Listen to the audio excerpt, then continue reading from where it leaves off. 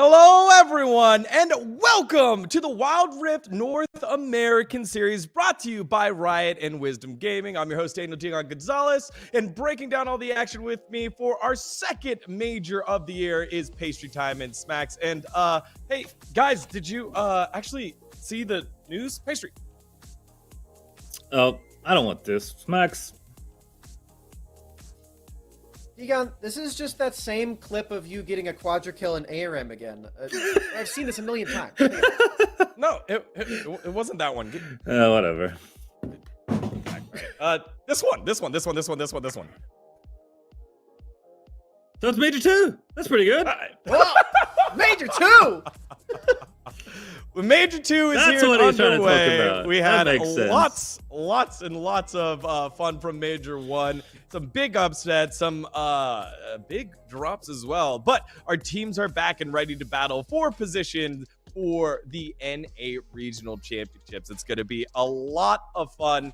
And again, all of the teams had to qualify in again through the qualifiers. And this is how our bracket will shake up here. It's a double elimination bracket for the day. You can see Immortals, Reflection, Tribe C9, Enemy against Suzuki, Sentinels, and 16-Bit. All our top 8 teams that are vying for the spots to the regional championships here, Pastry. Yep. Don't worry, just had a mild chair malfunction. We'll figure it out. Do a little hot swap. Never had that happen before. It's kind of exciting for me. That should have been our bit. That would have been so much better. Yeah, super excited to be back for some Wild Rift. I think the level of play is just kind of growing event on event, which has been really fun to see. Like watching teams qualify for this major. Yes, some of the big names are still around, but I feel like every time I watch the second qualifier and the kind of the top 4 teams that are out of the way, let's say, the level of play between those teams vying for those last few spots is really high. So I think this major should be even more competitive than the first one. And then obviously by the time we hit the third and then the eventual North American Championships, it's going to be a very exciting time for Wild Rift in North America. Smacks. Yeah, I'm super pumped. I really enjoyed the cast that we got to hear over the past few weekends. Special shout out to Michael Udall for stepping in for that one as well. That was a really fun time to get like a pro player perspective. And yeah, I agree with Pastry. The teams looked a lot stronger over the course of those few weekends, and we haven't even seen the top 4 teams that already qualify for this event in a while, so it's going to be a good day. Yeah, and we kick things off with a great match in our first round. It's Cloud9 versus Tribe Gaming, and this one, always a great one to watch here in North America, as these teams have started to carve out a place for themselves as some of the top contenders, with some teammates swapping around as well. But this is the same roster that we saw from Major number 1 with Chuck, T-Tigers, everyone's favorite streamer starting, D'Enzio, and Max Green here, Smacks. I'm really excited to see these guys on the Rift yet again. Like I said, it's been a few weekends since we've seen them in competitive play. They've been bouncing around the in-houses and, starting, he turns on his stream every now and again. But for Cloud9, they have really been super exciting from that first qualifier that we got to see leading up to Major 2. They won the entire thing, and I'm sure they're looking to break into that top 4 yet again.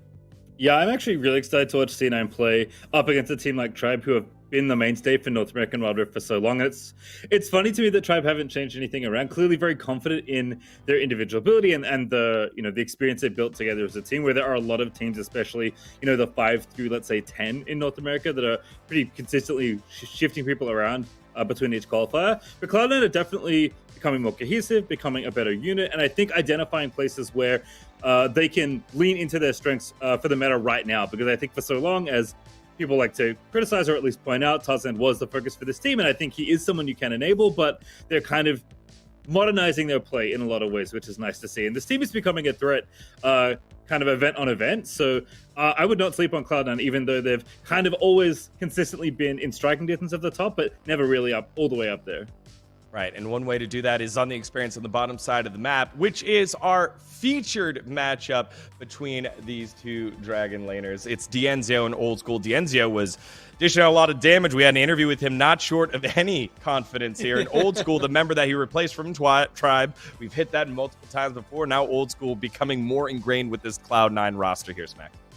This is always just a really fun matchup between these two players, considering the history that Old School has had against Tribe, and D'Enzio as well. These two previously to this year were considered the two best dragon laners in all of North America, and they've still shown that in this year as well, although it's just the lore matchup that makes this one extra spicy. They have not played against each other this entire year yet.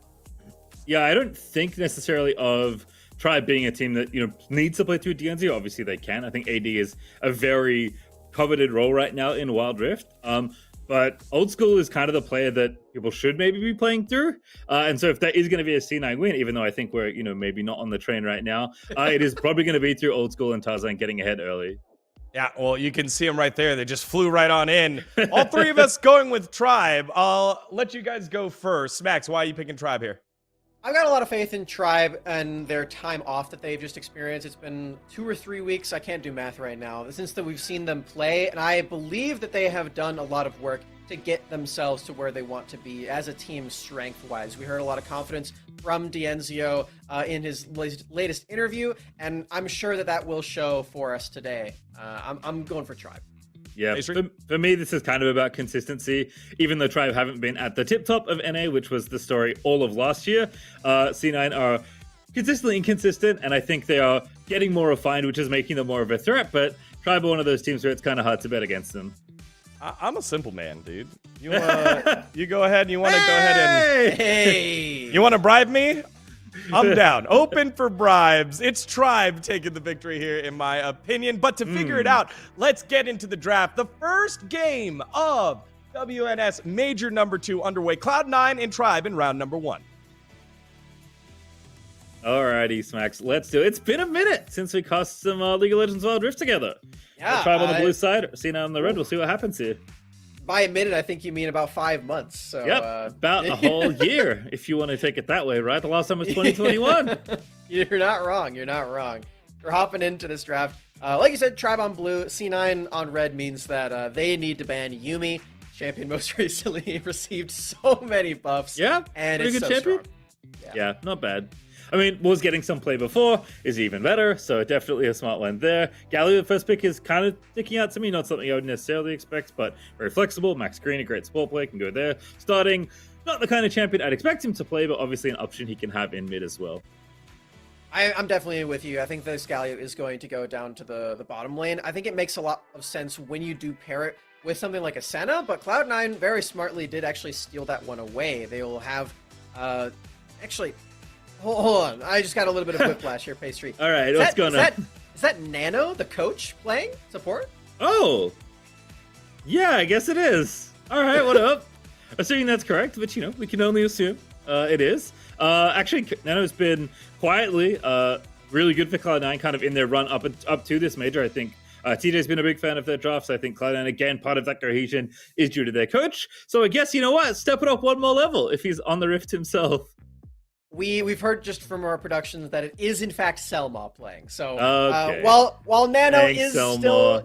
still in their corner, he's the coach presence on this squad. It will be Selma stepping in. I think that does bode well for Cloud9. Selma, one of the best supports in North America.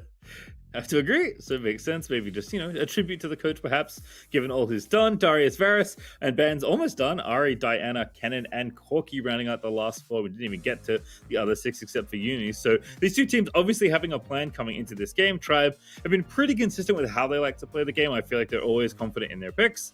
And C9, like you said, with Nano, who is on screen but not actually on the Rift, has also been doing a great job with this side of lining up some really good champ selects for them. Interestingly, for Tribe, they spent a lot of time in the last major just slamming set every single time for Chuck. Set every single game.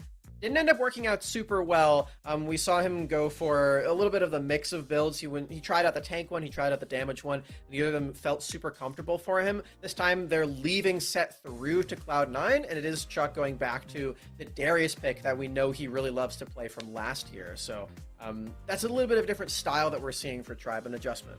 It's also kind of a fun mid lane matchup here, starting always fun to watch, but Meals no slouch. Akali, likely the matchup there with Fiora already picked up, and Orianna, a champion that surprisingly gets a lot of play in this matchup, and one that for any competent mid lane pilot is a treat to watch. So alongside that Camille there to pair with the Galio and the rest of the squad, this will be a very nice setup here for Tribe. You do always have to consider that for Cloud9, they have this Senna, so there could very well be a spicy champion in that support role, depending on what they want to do. This set could very well be the pick for Selma, so something that we have to look at. And you know what? That might actually be the case, or the Malphite. Something there is melee as a support here for Cloud9. Yeah, I mean, not an uncommon pairing in League of Legends PC, so it makes sense. A set very powerful, even though he did receive a couple light hits with the nerf bat. Still a champion that definitely gets the job done. Very versatile, very powerful, especially in the early stages when you're trying to get the fights going. So I like this from Cloud9. I think utilizing their counter pick well here, well, you know, Tribe kind of giving us a very standard drafts, which I think coming into any event like this, especially opening up a best of 3, this is a good way to start things off. You know, you're not taking too many risks, but Cloud9 trying to utilize some of their counter pick advantage here. Both teams really do have a stalwart front line, which I really appreciate. I wasn't quite sure if our teams would adjust to the multiple tank style that we're seeing around the world, but from this, it does look like that is the case. We have Darius Galio on one side, Set Malphite on the other. Tribe definitely more focused around the team fighting, as they do have one of those control mages in the Orianna mid, and Assassins on the other side make it less even in that department. But for Tribe, that's just another game for them. We know that these guys really love the team fight. Yeah, and we talked about them, of course. D'Angelo and Old School, kind of our featured players in this matchup. Certainly, always great players to watch.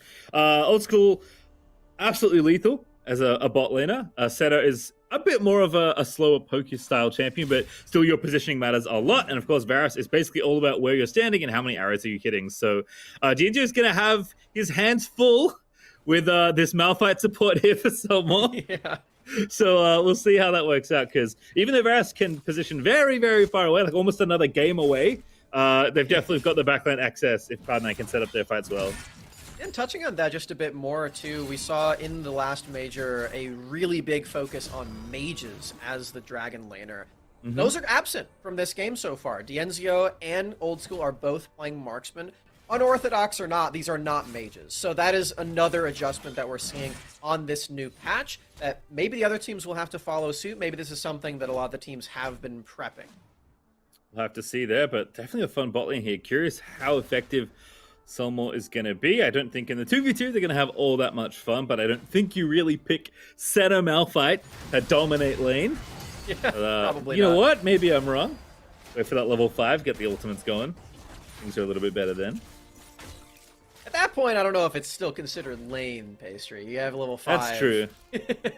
Especially in duo lane when happened. you're sharing experience. Yeah. Right. Well, we're usually going to see that happen around the time that the objectives spawn. And for those of you who watch the Wild Rift like preseason patch thing, it is just regular dragons. We don't have to worry about the Elemental Rift quite yet. That's still a few weeks in the future, so don't worry. I'm a little bit more straightforward, perhaps. This Tarzan, we didn't even touch on this hilariously, but it is a Tarzan carry in the jungle. Like I saw Fiora and I was like, oh, I guess that's a soul laner. That'll be fun. And then so many things happened with Malphite support and Set potentially being flexed to every role that it is actually somewhat Tarzan focused here on the Fiora. Not the best early game jungler, but definitely a potent threat when she gets going. So kind of a curious mix here of divers with Tarzan on a more scaling pick, and Old School and Selma maybe supporting a little bit more from the 2v2 rather than Old School unleashing on some of the more carry-oriented marksmen he's been playing in the qualifier. We are going to see T-Tigers hit level 5 first because Tarzan's early game is just a bit slower on Fiora. He has a very brief window where that is true. It has closed already, but T-Tiger's ultimate in a gank setting is still far more effective than the Fioras for Tarzan. So for T-Tigers, he could potentially see some really big game-opening starts here on this gank now that he has Hextech Ultimatum. Yeah, also seen top lane a few times. Chuck having a great time there in the 1v1, but Zello deflecting nicely here. Set pretty tough to bully out of lane, even though Chuck was getting things done early. Doesn't seem like too many issues there for Zello. And mid lane, a lot of back and forth. Starting actually roamed out to help T-Tigers take a Scuttle Crab about a minute ago. And T-Tigers now trying to pay it forward to the bottom lane, now sneaking into this bottom brush with the ultimate on Kumiel. But there are no takers. In fact, it's already a swap there into the mid lane for Cloud9's duo lane. Doesn't mean they can't kill Meals once he arrives, if Meals arrives, as he may be sniffing out that something is suspicious in this lane. Tribe probably would have already swapped if they didn't have their jungler here, as he's revealed himself. Meals going in, what are you doing all the way to the tower and just punished by Max Green? All right, he tried to get the Dawning Shadow from across the map from Old School, but even that shield was not enough. And yeah, 3v1 is not really what you want first blood for Tribe there. Yeah, he saw the E land. I'm like, oh, okay, I guess he's just like backing up, making some space, and then Meals clicked the button again, whether intentional or not, and Tribe, rapidly punished that player, starting having a bad time there in the 2v1, kind of as expected. Looks like to get some reinforcements, but not just yet, as Tribe will be on the board early. Niels is back onto the Rift in time for a Dragon. He did not use his ultimate, which is a pretty big deal. Perfect execution, very powerful at this stage of the game, and really the entire game, if I'm honest. You see Cloud9 move over to this objective. They feel confident in this. Someone that spammed Akali to get the Orianna skin this season. I can confirm. Perfect execution is very good. Crude shockwave there from starting. Finds two. Malphite ulti though. Back over the top. Infernal Dragon over to Cloud9. But what's going to be the rest of the fight? Tarzan going to find one on the back line. Galio back down. But Selmo dead for Tribe as Chuck just rampaging through the rest of the squad. Spinning and winning. But Zello and Old School alongside Meals can lock him up for so long. And Darius just can't find enough zones as Tarzan's dove for another kill. And Cloud9 looking so good in that team fight.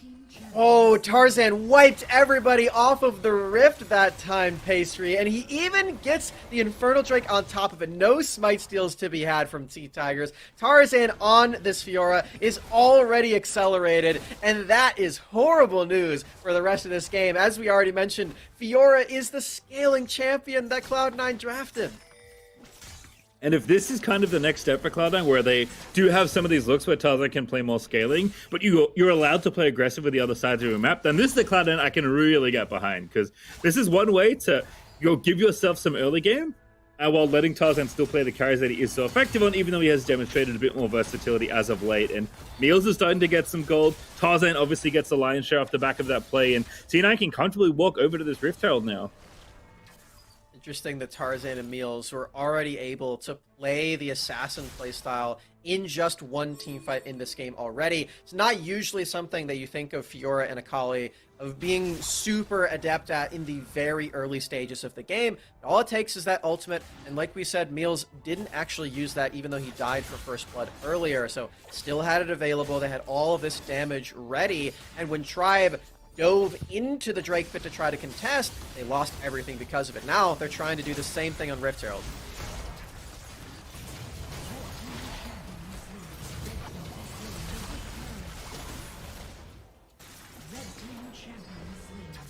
Yeah. May have lost Pastry. Are you there? Alright, I don't know if he's here, as we do see Tribe actually take a pretty solid fight around that Rift Herald. I didn't quite see if they got this this Rift Herald though. Tarzan has these double buffs. Moving up into this Baron lane. He's actually getting quite low. I still don't know who got this Rift Herald. We're gonna find out in just a little bit as Tarzan. Oh, there he is! He got the purple recall. Hi, Pastry!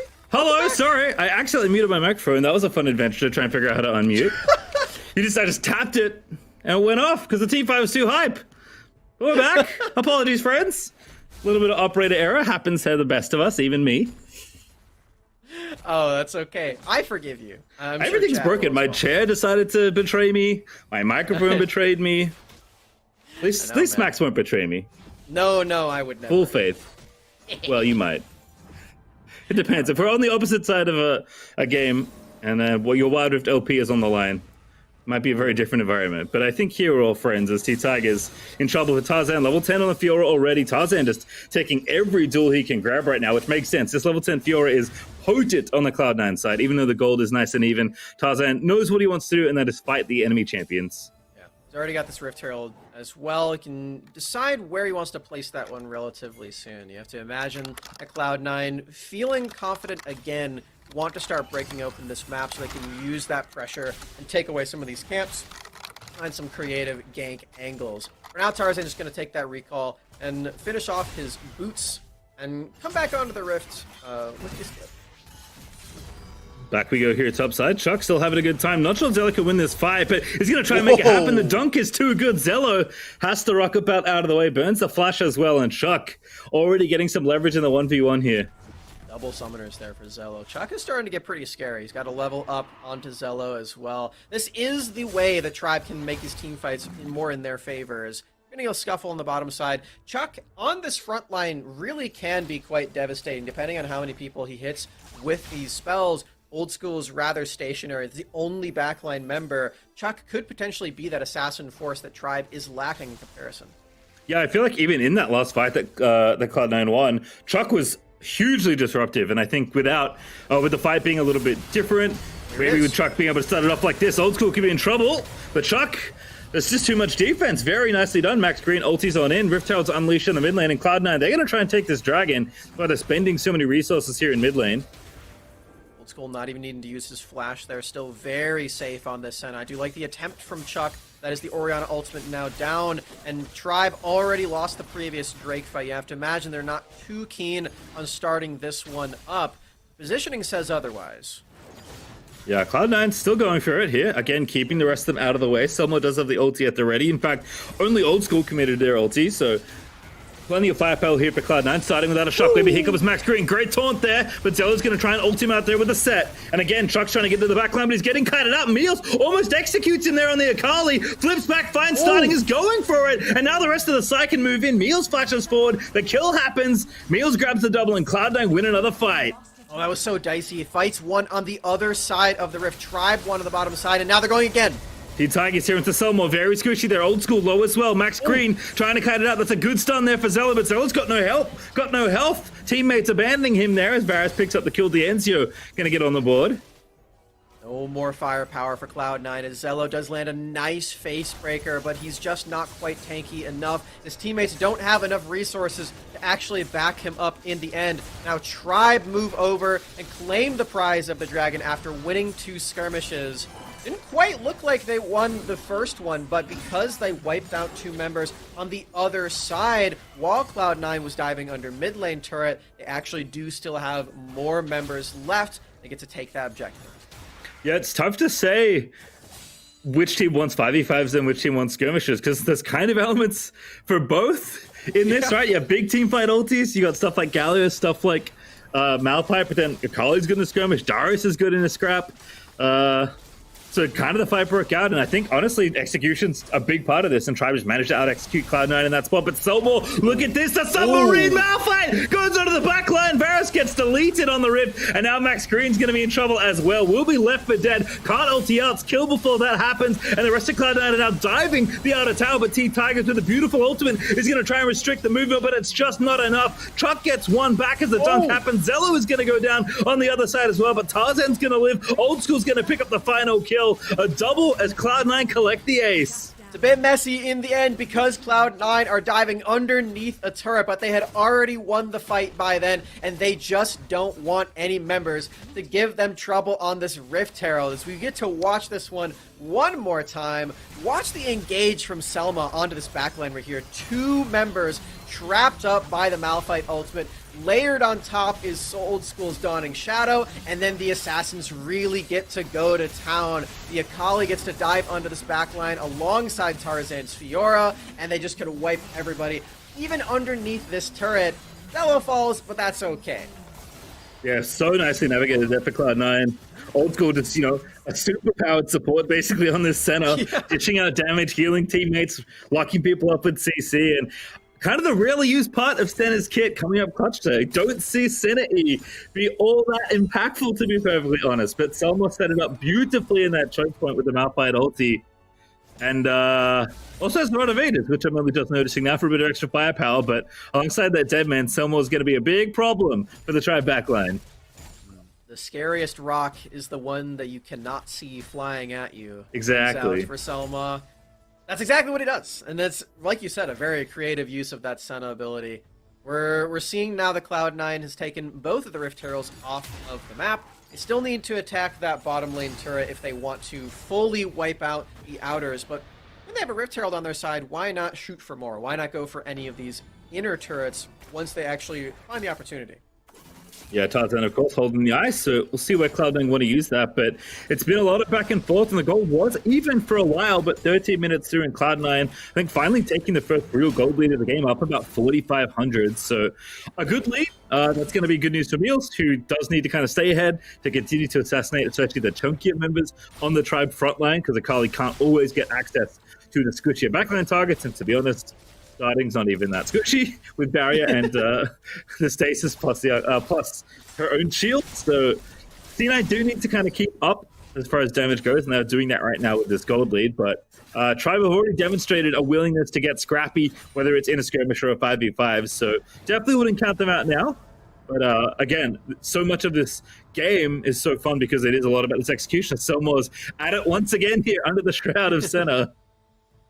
The scary rock once more. Ooh, there's a spell shield on Dienzio popped in. Not anymore. Yeah, they just don't care at all. Malphite's going to dive in. Stasis is going to be perfectly negated by Old School's W, and he's even going to get the kill to boot. Wow, clean stuff from Selma. I wasn't sure if he was in range of that seismic shard, but he proved me otherwise. Dienzio had no time to even use his summoner spells. As soon as he sees his Edge of Night popped, there's no way for him to win this anymore. Look at where Max Green is right now. Someone may be in trouble. Max Green's been in the bush for a long time, but the tower goes down. They pop the hell. Max Green dead. Tarzan just elites the support there with the Fiora, and now going to have to flash back over the other side. A good shockwave from Sally, but Team Tiger thrown in by Meals. Gets himself out over the wall. Mid-flip goes into stasis. Very fancy footwork for Meals with Chuck. Kicks it off at the end of the day, but still it's a Cloud9 victory as that cannon almost finished off that inhibitor. One more auto attack would have done that. Inhibitor remains alive for now, even through that Rift Herald, which I think got 3 charges off. Not too shabby for Cloud9 as they take yet another team fight. This lead for them growing even further, and this team fight execution continues to impress me. Even though it's on a basic champion like Malphite, you still have to give Selma a lot of credit for finding these angles. Oh, for sure. And Cloud9 following up so well. Like, this is not a normal team competition, I will say. Like, you don't usually have Malphite with dive buddies of Fiora and Akali, and then Set's kind of running interference, and Center is a marksman, but kind of a support at the same time. Like, there's a lot going on with how Cloud9's comp has to operate, and they are finding success in lots of different situations, which is either just some very good natural play or a lot of practice that we haven't seen playing something pretty unorthodox. Yeah, we mentioned the Tribe had a little bit of a break, but Cloud9, after winning that first qualifier to get to this major, did have a couple weeks to themselves as well, which I know they used playing a lot of the in-houses in their own server and doing a lot of scrims as well, hearing from their coach Nano, who we thought was going to be playing this game. But luckily for Selma, he is in and ready to game. And yeah, this Malphite performance looking really solid to boot. I've really enjoyed Cloud9's new look here, and like you said, unorthodox team fight. Not too weird for Cloud9 to be the team that has unorthodox team team compositions. This one, another layer to a team that's already so creative. Yeah, and again, like, this play here for Tribe still right. Yes, they're down, 7,500 gold. That is very significant, but you can see the combo. You can see Chuck running through the backline. You can see Galio Camille with Oriana and, Genzio just arrowing through. If Tribe find any sort of, front-to-back engagement, there is hope still for Tribe, even with this gold deficit. But Cloud9 are just not giving you any normal-looking teamfight angles. And it's been a problem. Even though Max Green is trying to find lots of different engages, someone's just kind of a problem. Or this is a good little maneuver, and now Camille's going to dive on in to try and take out the support, but not really anyone else there behind it. The empty. Oh, no! Got knocked up on the front side, and Meals is just going to make an absolute delight out of that one. The perfect execution's going to find it, too, as a triple's going to land. Meals looking for the quarter, does grab it at the end of it all, and now the pentacle's on the table. Chuck is going to try and disrupt it, but Meals with a perfect status is going to look for the penta. It's stolen by Old School as Cloud9 find the ace. How could you do this to him, Old School? He earned that pentakill. You last hit it. You're the support on this team. That's the setup. It's all right for Cloud9. They're going to be okay. They're going to take this first game if they have enough damage onto this Nexus. They have enough minions. Wait. Only champion executed. Tribe definitely shouting out the Nexus Tower right now. Doing a lot. Meals also face checking, but they've got enough there at the end of it all. Cloud9 win that one final fight, and they will take game number 1.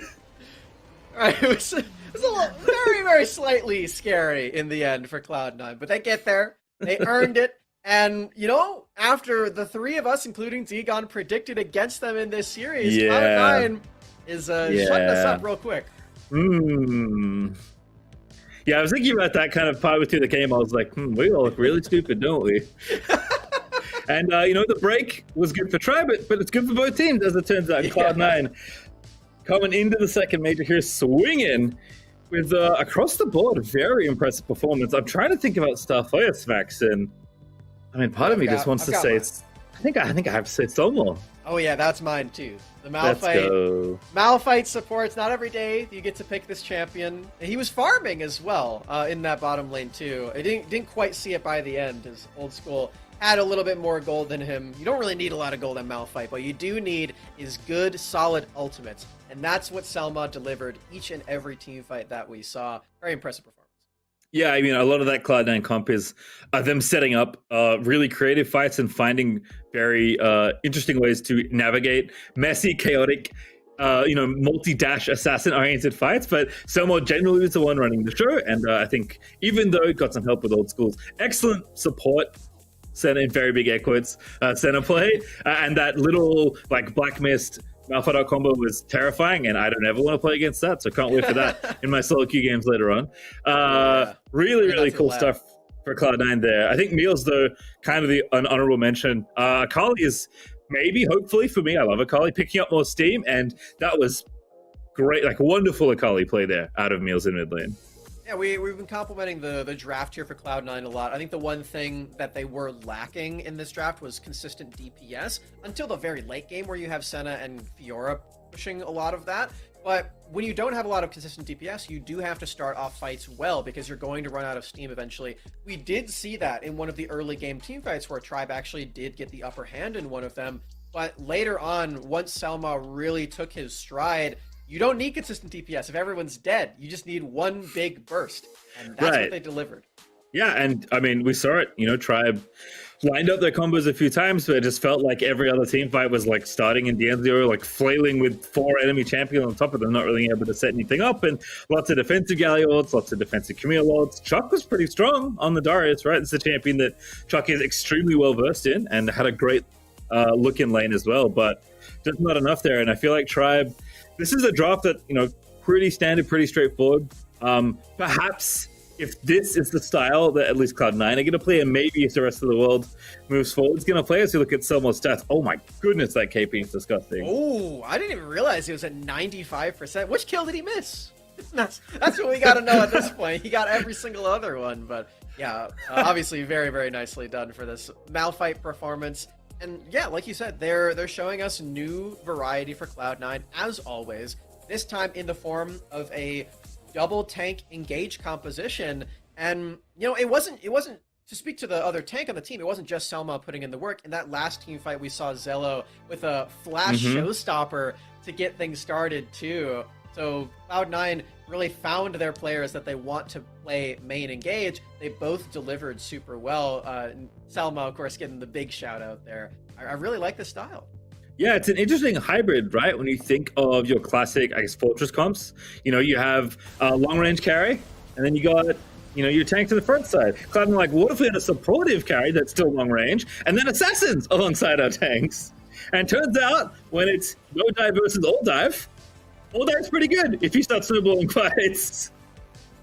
For Tribe, they really need to figure out how to fight on their own terms if they're going to draft in a similar way. Cloud9 clearly have done a lot of work and a lot of prep to make sure that they are well-versed in this style. We saw a very clean game from them. I say clean, they are diving this turret. They lose a couple of members. Clean. It is still clean. Yeah, you're right. Clean enough. Yes. It's like a bottle of hand sanitizer, it kills 99.9% of germs. Exactly, you miss one kill, 95%. Missed 0.1% of germs. People die under the tower, and it doesn't matter. Tarzan's flashing into the enemy base. The Rift Child's almost taking out an inhibitor. Also, stasis usage in this game was incredible by both sides. Look at this. Meals with a very fancy looking flip. Still died, unfortunately, but it looks pretty cool. I really like Old School's root timings, too. He was doing a great job with that. Here's that engage that I was mentioning before as well. I think we just saw the tail end of it, where Zello flashes underneath this turret, fully brings one member forward, and then, of course, it wraps up with Meals getting almost a pentakill. Yep. Again, that 99.9% of kills go to him. That last stasis, too, by the way, was so sick by Meals. I mean, didn't even have a shot at the penta without that one. So, unfortunately, got cut short by a teammate. So, I'm sure they'll be talking about that coming into the next draft. That'll be likely the most important thing. Is like, hey, like that was a really good game. Like I'm really happy with how we played, but like if you steal my Penta again, you're gonna have to find a sub. You know, like it's a very important conversation to have between games and within your team. And we're actually gonna have Zilla play. He's gonna have to sub Nano's actually in. Yeah, I really, despite Old School stealing that Penta at the end, I was impressed by his play as well. He's the only backline member, which is oftentimes very difficult when you have a full team that is ready to go in and dive. But I think his positioning in those fights, still being in the thick of it, it's very difficult to do because oftentimes you're putting yourself in harm's way. You're in that range of that shockwave, that chain of corruption. But when he has full faith in his team to keep going forward and keep the enemy's crowd controlled, it allows for that positioning to be a lot more aggressive, and Old School really capitalized on that. Yeah, I think in those kind of comps, you know, we often think of an AD carry like Ezreal, right? Very self-sufficient, lots of mobility, can kind of get himself out of lots of different problems if, you know, the front lines are running past each other and diving backline. So to navigate so well on a champion like Senna, which is very immobile, very like kind of like a sentry turret, right? Like it's just all about your positioning and all about using your range to get things going. Very impressive for Old School. Like not the role we always see Old School play. Can absolutely take over a game individually. So a lot of games in the qualifier where, you know, he was just collecting farm by himself and then kind of taking over from that point with all the extra gold, carrying games that they had no right being in because of Old School's play, but taking a step back seat in this game and still looking that good as we have a look here at what the teams are playing for. That's not bad. Yeah, a little bit of prize money there, 15k per major. So, of course, this is major 2. There are 3 total. And not only that, there are prizes for both MVP and most improved in each role, which is not bad for, you know, a burgeoning esports scene here for Wild Rift in North America. Certainly not. For this game in specific, I think these teams are really looking at that 1st through 4th prize, because if you do win this series, that puts you in the upper semis. Not quite in top 4 yet. It is double elimination after all. But it would put you into that conversation for being a top 4 team in North America. And as opposed to the last major that we had, the breaking into that top 4 qualifies you for the championship. Rather than just another major. You skip major 3 entirely. You go directly to the championship, the regional championship at the end. So that's also a very, very big deal on top of the prize. Yeah, for sure. I believe that's top 2, if my memory is serving correctly. Oh, is it top 2? I could have got it wrong. Could be top 4. You know what? We're going to find out together later on in the day. I'm sure it'll come up. Again, never ever ask me about format. If I'll do anything you want in esports except like run your tournament. Don't ask me to do that ever. I'm terrible. Trust me, you don't want that. Really impressive. Oh, go ahead. Or find a chair that works, or something. Yeah, or like operate technical equipment, or I don't know, like get myself places on time. Although today was a rarity, I actually got here on time. That's pretty rare for me. You were here before me. My hair was still wet. I had to blow dry it. All right, well, I do have a quick update here. So not only are Tribe down 0-1 in the best of 3, as a reminder, like Smack said, it is a double Alien tournament, so it is no one going home after just, you know, 1 round. It's good news here for a very stacked 8-team tournament. But Tribe were late to game number 2, so they will in fact lose all of their bans coming into this next game. So that is a pretty severe punishment, obviously, like me. Try and be on time. It's important, especially when we're running a tournament.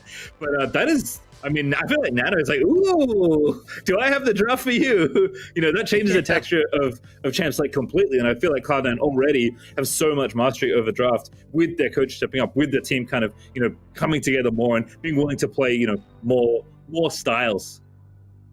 Does make things very interesting in that draft. Like you said, Cloud9 already very good at this. And on top of that, you know, Tribe are at match point. It is not the end of the line if they do lose because of this. There is the rest of the tournament afterward.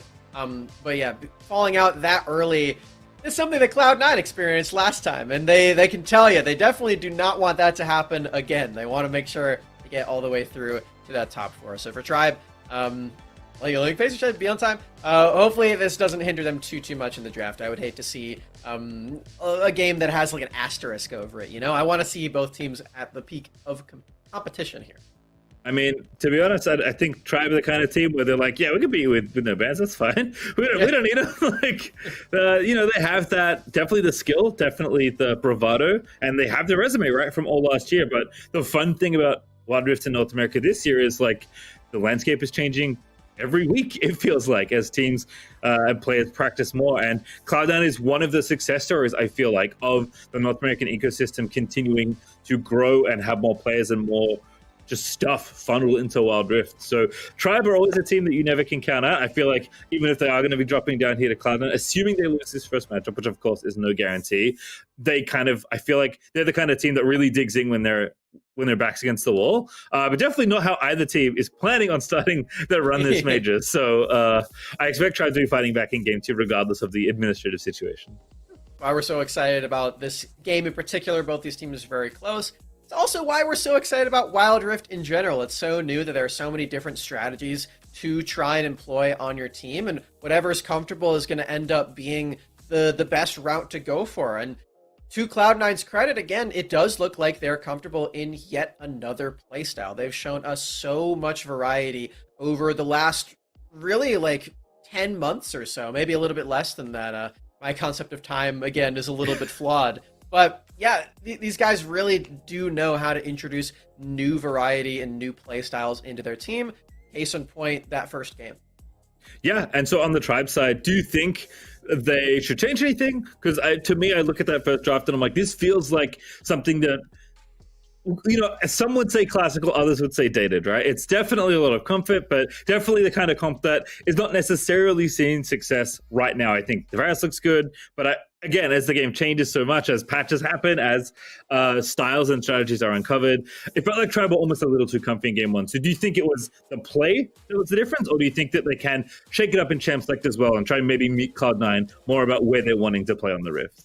I think your read on them being too comfortable is actually pretty solid. Like, it felt like they were a bit stagnant in that game, you know, just okay with it going late, but that composition that they had a lot of go buttons. They have the Camille ultimate, the Varus ultimate, the Orianna ultimate, everything to get a fight started on their terms. That is the thing that I felt like they were lacking in that last game. They sort of just let things come to them. At that point, you're facing off two big assassins in that Akali and the Fiora, and a lot of backline damage as well as the crowd control. So I think if we are to run back maybe even the same draft, if Tribe can actually get things started first, that game might actually look a lot different. So I think the mindset is really where Tribe does need to shift things around. And, you know, maybe that's why that pep talk is going a little long.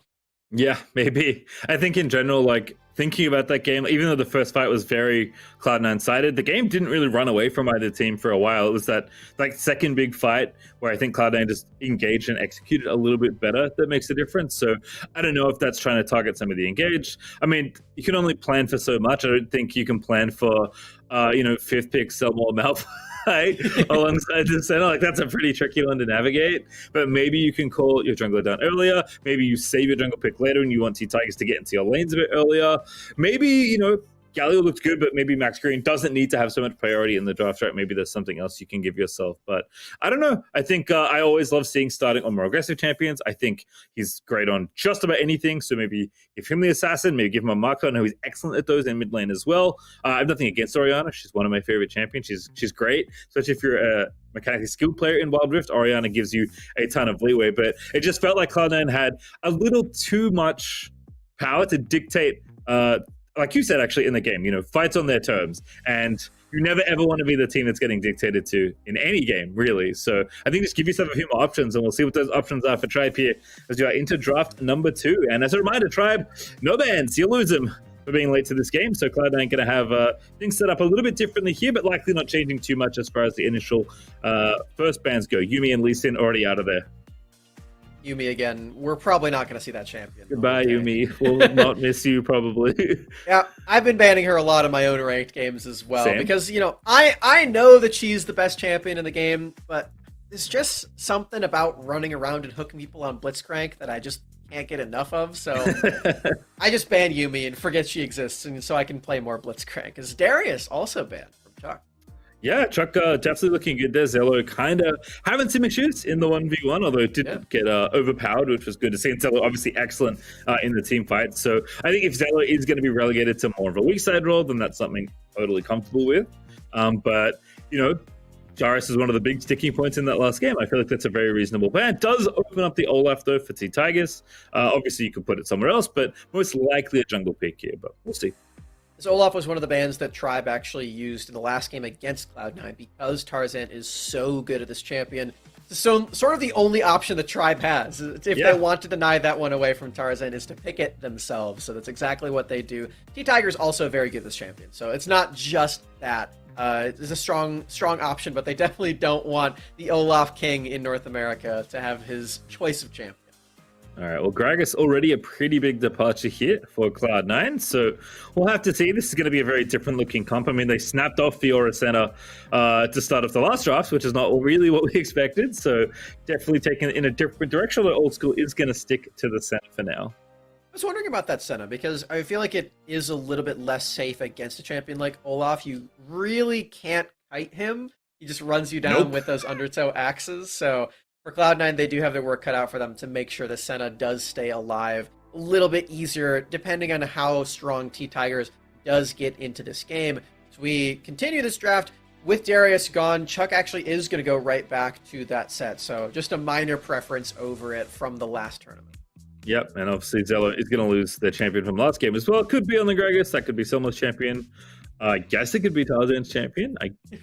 Yes, it could be Meal's champion. I feel like we're getting into the realms of not so likely, but Gragas pretty flexible is what I'm trying to say. So some options certainly for Cloud9, and Zig's going to be the pickup here for a Tribe, which may be a return to those majors in the bottom lane, as you were saying before. Something we saw a lot of in recent qualifiers, but haven't seen much already.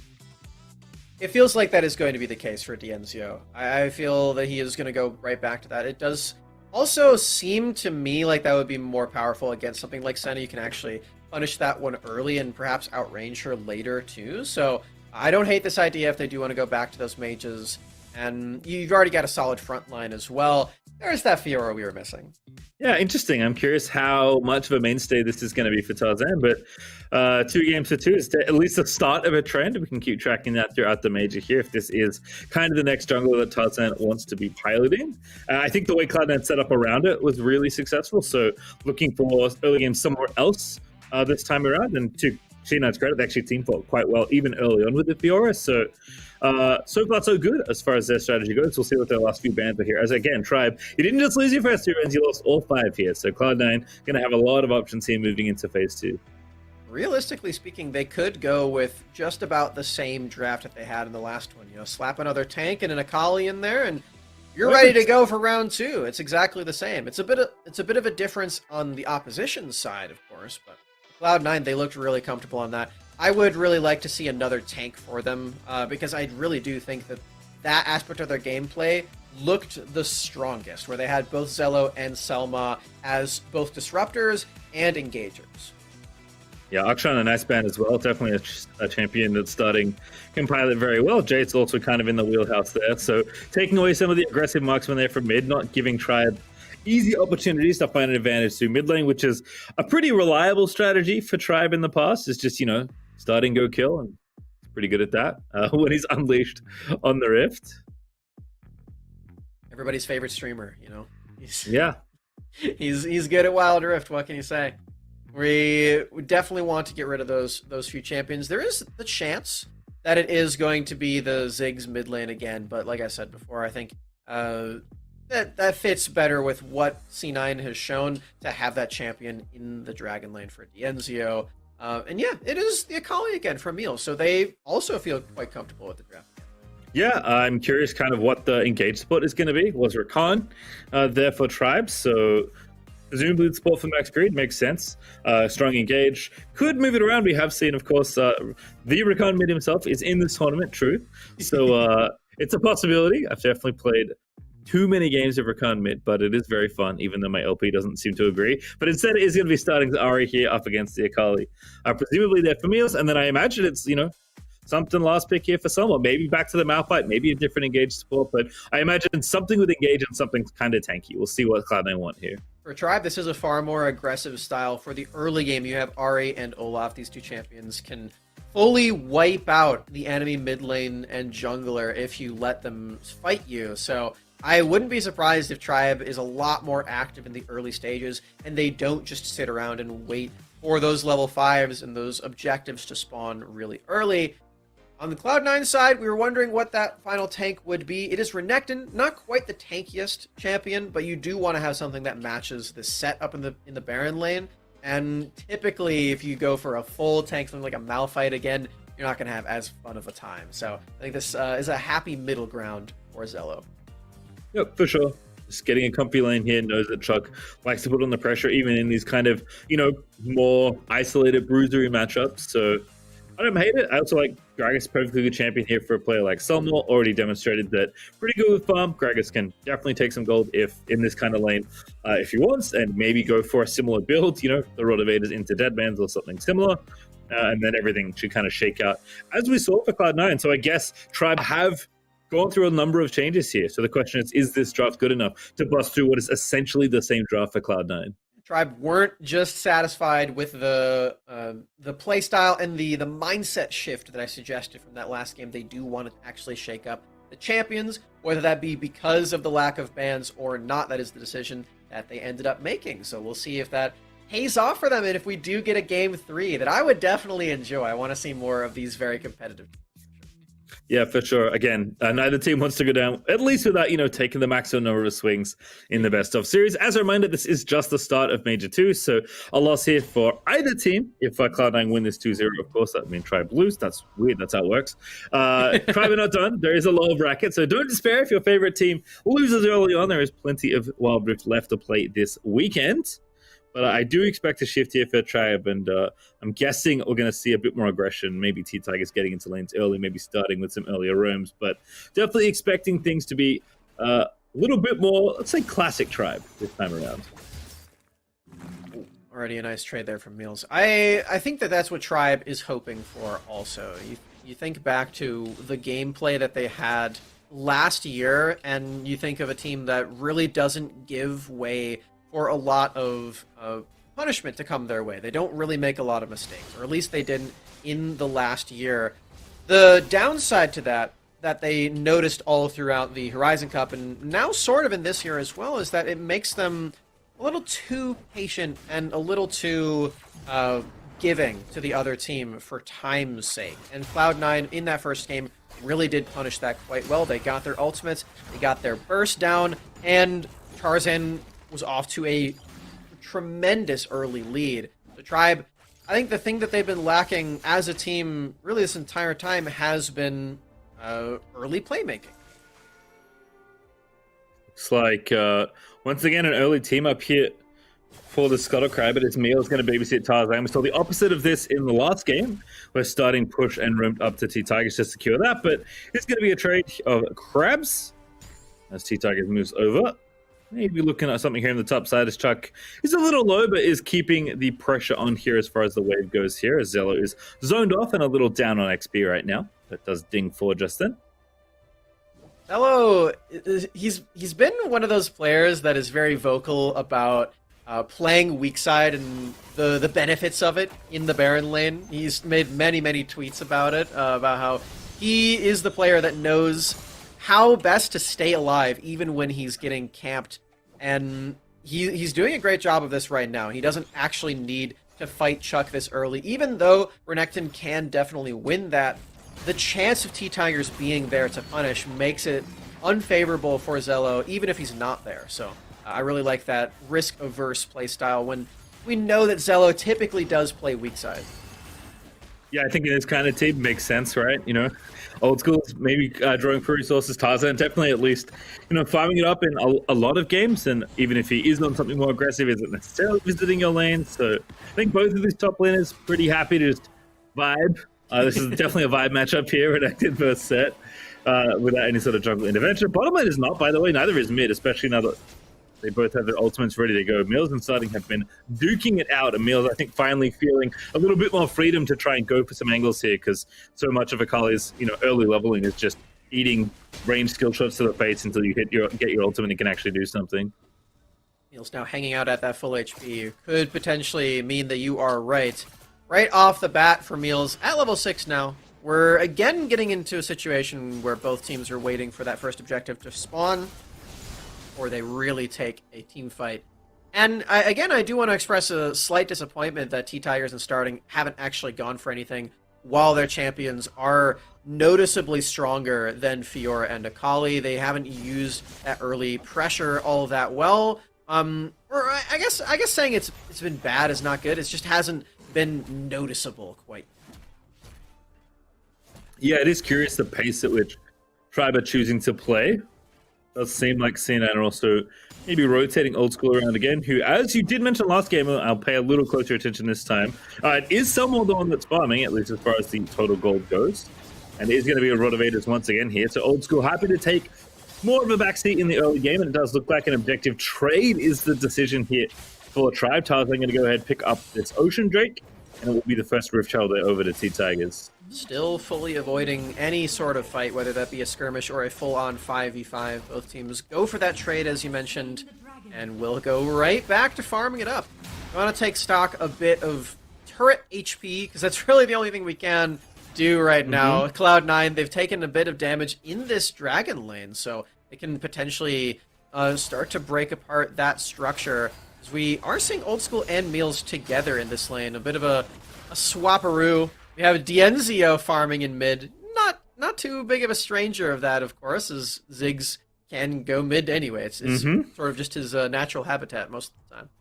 Yeah, Old School also got like the soul lottery there in bottom side, 3 in a row, just on center, scooped him up there. So I have to say, like, we'll see. Obviously, Tribe off to a slight early gold lead here, and that Rift Child could potentially make that leap significantly bigger here in this early game. But I feel like this pace of play feels pretty good for the center Fiora team.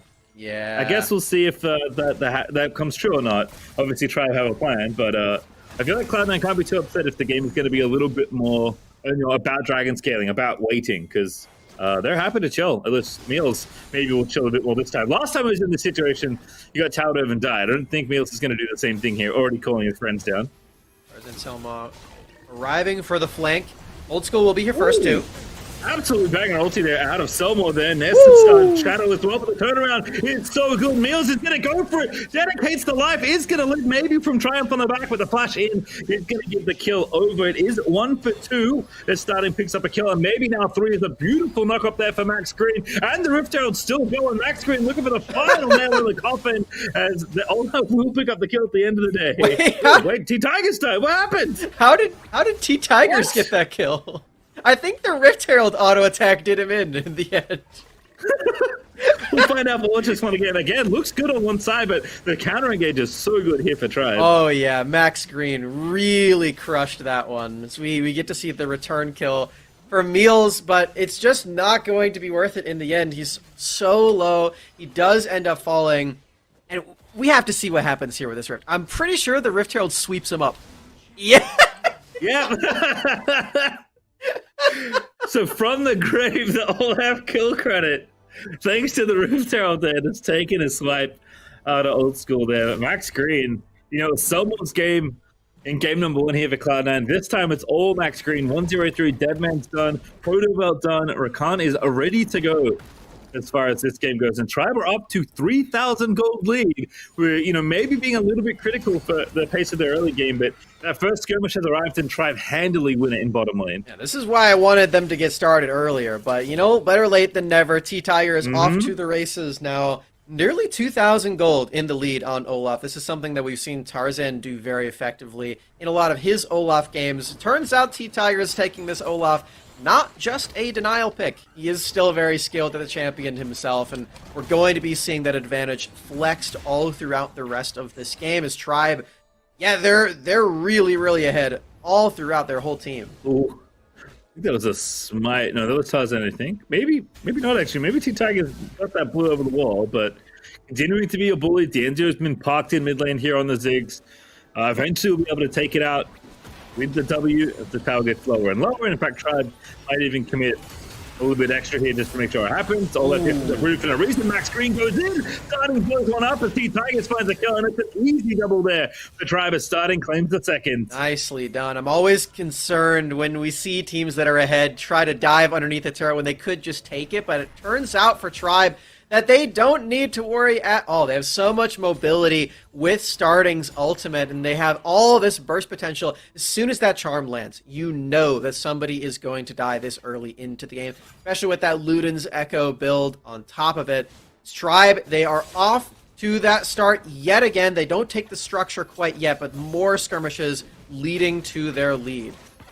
A very important Infernal Drake though. Cloud9 are going to try and take it off the board, but we'll see if Tribe can steal it. They're going to try for fight here. Zella already low pumps the ulti. Maxcrew diving in again. Building Shadow over the top of the damage. Looks like it's too much. Meals though. Ryan starting to the back of it over. Zella was so low somehow. It's going to live at the end of it as Meals dove on through. Maxcrew though with the lockup. It's going to get the kill over to DNZ. But Cloud9 on the other side are going to take it down the team. Barely eking it out. But Ziggs is going to find a shutdown on the other side as Ella gets picked off. And I think it's a wash at the end of the day, Smax. Yeah, even 3 for 3, but Tarzan secures the dragon in the end. It's going to be a trade of that dragon for this turret.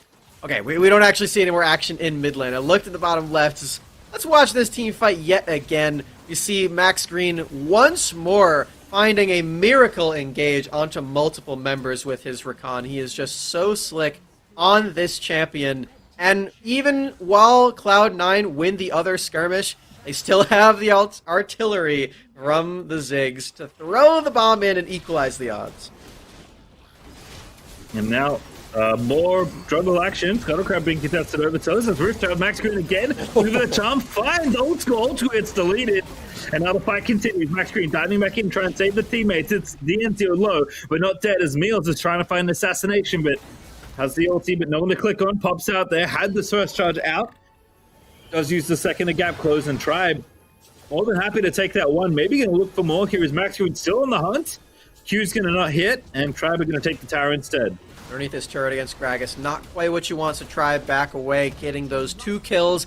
Again, it's Tarzan with the smite from the heavens, taking another objective from under their noses. This is a pretty nice little back pocket exchange that Cloud9 still have at their disposal. All these objectives are going their way. They do have those 2 Drakes that will remain for the rest of this game, but it's hard to deny that Tribe are still in this lead, and they are still finding a lot of these plays. Their engages have certainly come to fruition from the last game into this one. All right, Meals at least going to get some gold back here for the squad. Lichbane nice and early. Should be able to take out this tower. Starting going to meet Akali. Try and actually get the 1v1. It's Max Green here as well, though, so not a fair fight. But Starting does successfully defend the tower. 32 health left there on that one, but got to be a pain for Cloud9 who just need gold anywhere they can grab it right now. They are so far behind. 6k down here at under 12 minutes. Definitely not a bad denial. Taking away that chance for more of that gold. And as you said, that lead really in Tribe's favor. Cloud9 hurting for some items. Will maybe get there eventually. And hey, there's that turret. They finally do take that one down. All it took was another minion wave. Going to be seeing Cloud9 and their response to the position that Tribe has put them in. Tribe has a lot of power right now. They need to keep executing. They can't just sit back and wait again, because Cloud9, like we've highlighted many times, do still have quite a bit of scaling on their side, and they have ways to start off team fights with Selma and Zello. Yeah, I feel like even if Old School is going to be constantly in peril, which is pretty fair, it does actually get upgraded boots, and maybe more importantly in this game, stasis enchant now finished as well. But Tarzan is not afraid of his frontliners, right? Especially in some sort of isolated situation. Fiora will just delete the Olaf that's trying to run through the team at some point in this game if we go late enough. And Tarzan already been on top of the smites, has 2 items now, working towards number 3. It's going to be tough. So Tribe do need to keep their initiative here in this game. I want to see them get aggressive in about 25 seconds when either that Baron or that next dragon is up, because of course Cloud9 stacking those dragons is good for their scaling as well. So I expect Tribe to be pretty aggressive around this next objective. We'll see how it pans out, but Cloud9 kind of just have to wait. Not the most fun game plan to execute, but at least a simple one. They had fun last game, you know. They should get used to it. Exactly. Oh, here it is. Oh goodness. Here we go again with Tarzan going back in now, shooting around, joining each other, beautiful. Turnaround is so good for Cloud9 and Tarzan gets a kill. Into stasis goes the Fury, but now trying to dance away. But the set goes through, does get the recount on the other side, and Cloud9 fighting back. Meals is popping off in the back of the fight. It's only Chuck left. Zillow now is going to try and tank the rest of it. The Rico goes in, does get the charge down, doesn't quite get the tower, but Chuck can only walk away as Cloud9 somehow found a team fight win. Meals was close to dying to that structure right there, Pastry. But again, like you just said, Cloud9, they stay alive past the Olaf aggression. Olaf on T-Tigers. He's diving in to try to find Old School as we watch this again, but he can't get on top. There's a big old Gragas in the way, and yes, you can avoid all of the crowd control sent your way. But when Gragas is standing on top of Senna, it's really hard to actually get your attacks on top. You're going to get creep blocks. You can't get through this big old Gragas in your face. And now Old School gets to stay alive all throughout this team fight. This is a disaster for Tribe. Yeah, very nicely done. That gold lead, I said it was 6K about a minute or two ago. We cut down to 2 or 3. The Cloud9 pretty much cleaved it in half. They get the third dragon, so continuing to stack as their scaling is continuing to kick in. And even maybe Baron they can think about here, but you know, Tarzan's going to be at 3 items relatively soon at this point. Old School's going to keep on getting stronger. Not to mention, like, Neil, getting some gold in that fight's actually a problem for you too, right? Because your mages, and honestly, everyone, even the Olaf, right? Not all that tanky if this Akali has any decent amount of items here. So I'm starting to get a little worried here for Tribes Max. I am too. I'm getting anxious for them. They've got some ways to get these team fights started, but as shown by that last one, it can't just be T-Tigers. It can't be only him that's diving in. You do need Max Green there to make sure that everybody is charmed up and knocked up into the air. And, you know, on top of that, why not bring along Dienzio and starting to deal all the damage? And then, you know, while you're there, Chuck, he's a good frontliner too. So really, Tribe should probably be 5v5 fighting. I've come to that conclusion. Pinpoint analysis from Smacks there. Don't want to duel the field. It's got all the gold. Want a 5v5 instead. I mean, yeah, you know, they can kill somebody from pretty far away if you can lock them down. If Max Green finds the angle, got the front line, definitely got the long range damage between Ari's mobility and Zig's existence, especially his ultimate. So, Cloud9 holding on. Said they needed to be patient. They found their first fight. Can they find another one? Or a Tribe going to find their way back into a game that is slipping away in some ways here? I mean, especially as the MR comes in. Tarzan has very gold magic as this item is the third one completed. So if Yoro was hard enough to kill before, it's not going to be much easier now. Yeah, Void Staff's coming eventually, but they're not here yet, and this might be the fight that matters. Oh, T-Tigers caught out of position. Ragnarok not getting him out of the damage. He's just there. Still able to pick up the kill. Lives through the end of it all as well. Now Zello is diving in alongside Meals. Max Green in trouble. Big damage there, but his loss was beautiful on the side of Tribe, preventing Meals from fighting his assassination. But still, Old School's going to go in. Always finds Dienzio. Doesn't get the kill, but they're going to get the tower still on the C9 side as the gold is getting closer and closer to even. The skirmish trade definitely favored Tribe there. They did actually survive the onslaught of Cloud9 because it was Cloud9 were the ones that were diving onto Olaf. It actually feels a bit of a mirror from the last game where whoever is actually diving in kind of has a bit of a disadvantage. There's a lot of kiting tools here, and unless you have a fully clean 5-man engage onto all of these members, you might as well just wait. You might as well just look for a better opportunity, as shown here by that last one by Cloud9. Old School barely missed out on a couple kills there as well. Yeah, true. You know, RFC now done. I mean, the stalls consistently stacking here. Old School is a real threat in the late game as well, not just supported marksman or healing through the front line, poking people, hiding people in the shroud, or locking people up with the CC, although obviously Olaf pretty good at avoiding that, at least temporarily. But it's not just Meals and Tarzan that are going to be a problem. It is going to be Old School as well in the DPS department as well as the general supportive skirmish department. And Zello sneaks into this brush, but still advised. Meals in a 2v1 right now. Basically a 2v3 as the Elder Mountain has spawned, and Tribe do have control of the area. is where Tribe want to lay their claim and where they need to lay their claim, really. You can't give up a triple stacked Elder Dragon to Cloud9. You will lose all chances of winning, even if you win the fight afterward. There's no way to combat that at this point, with Cloud9 continuing to scale up, being more and more looming and threatening over it. Cloud9, regardless, aren't giving up some leeway around this. They have a ward on it, but they're giving up so much positioning, and they will eventually need to engage here. Yeah, look at Selmo. He's like, guys, am I just getting vision by myself? Like, what do I do? I'm pretty sure they're on the dragon. Now they're going to move in Meals and Old School here, but the dragon's taking so long to die. Zello also in a good flank spot here. The Tribe, I think they're committing to the objective. Oh, there's Zello.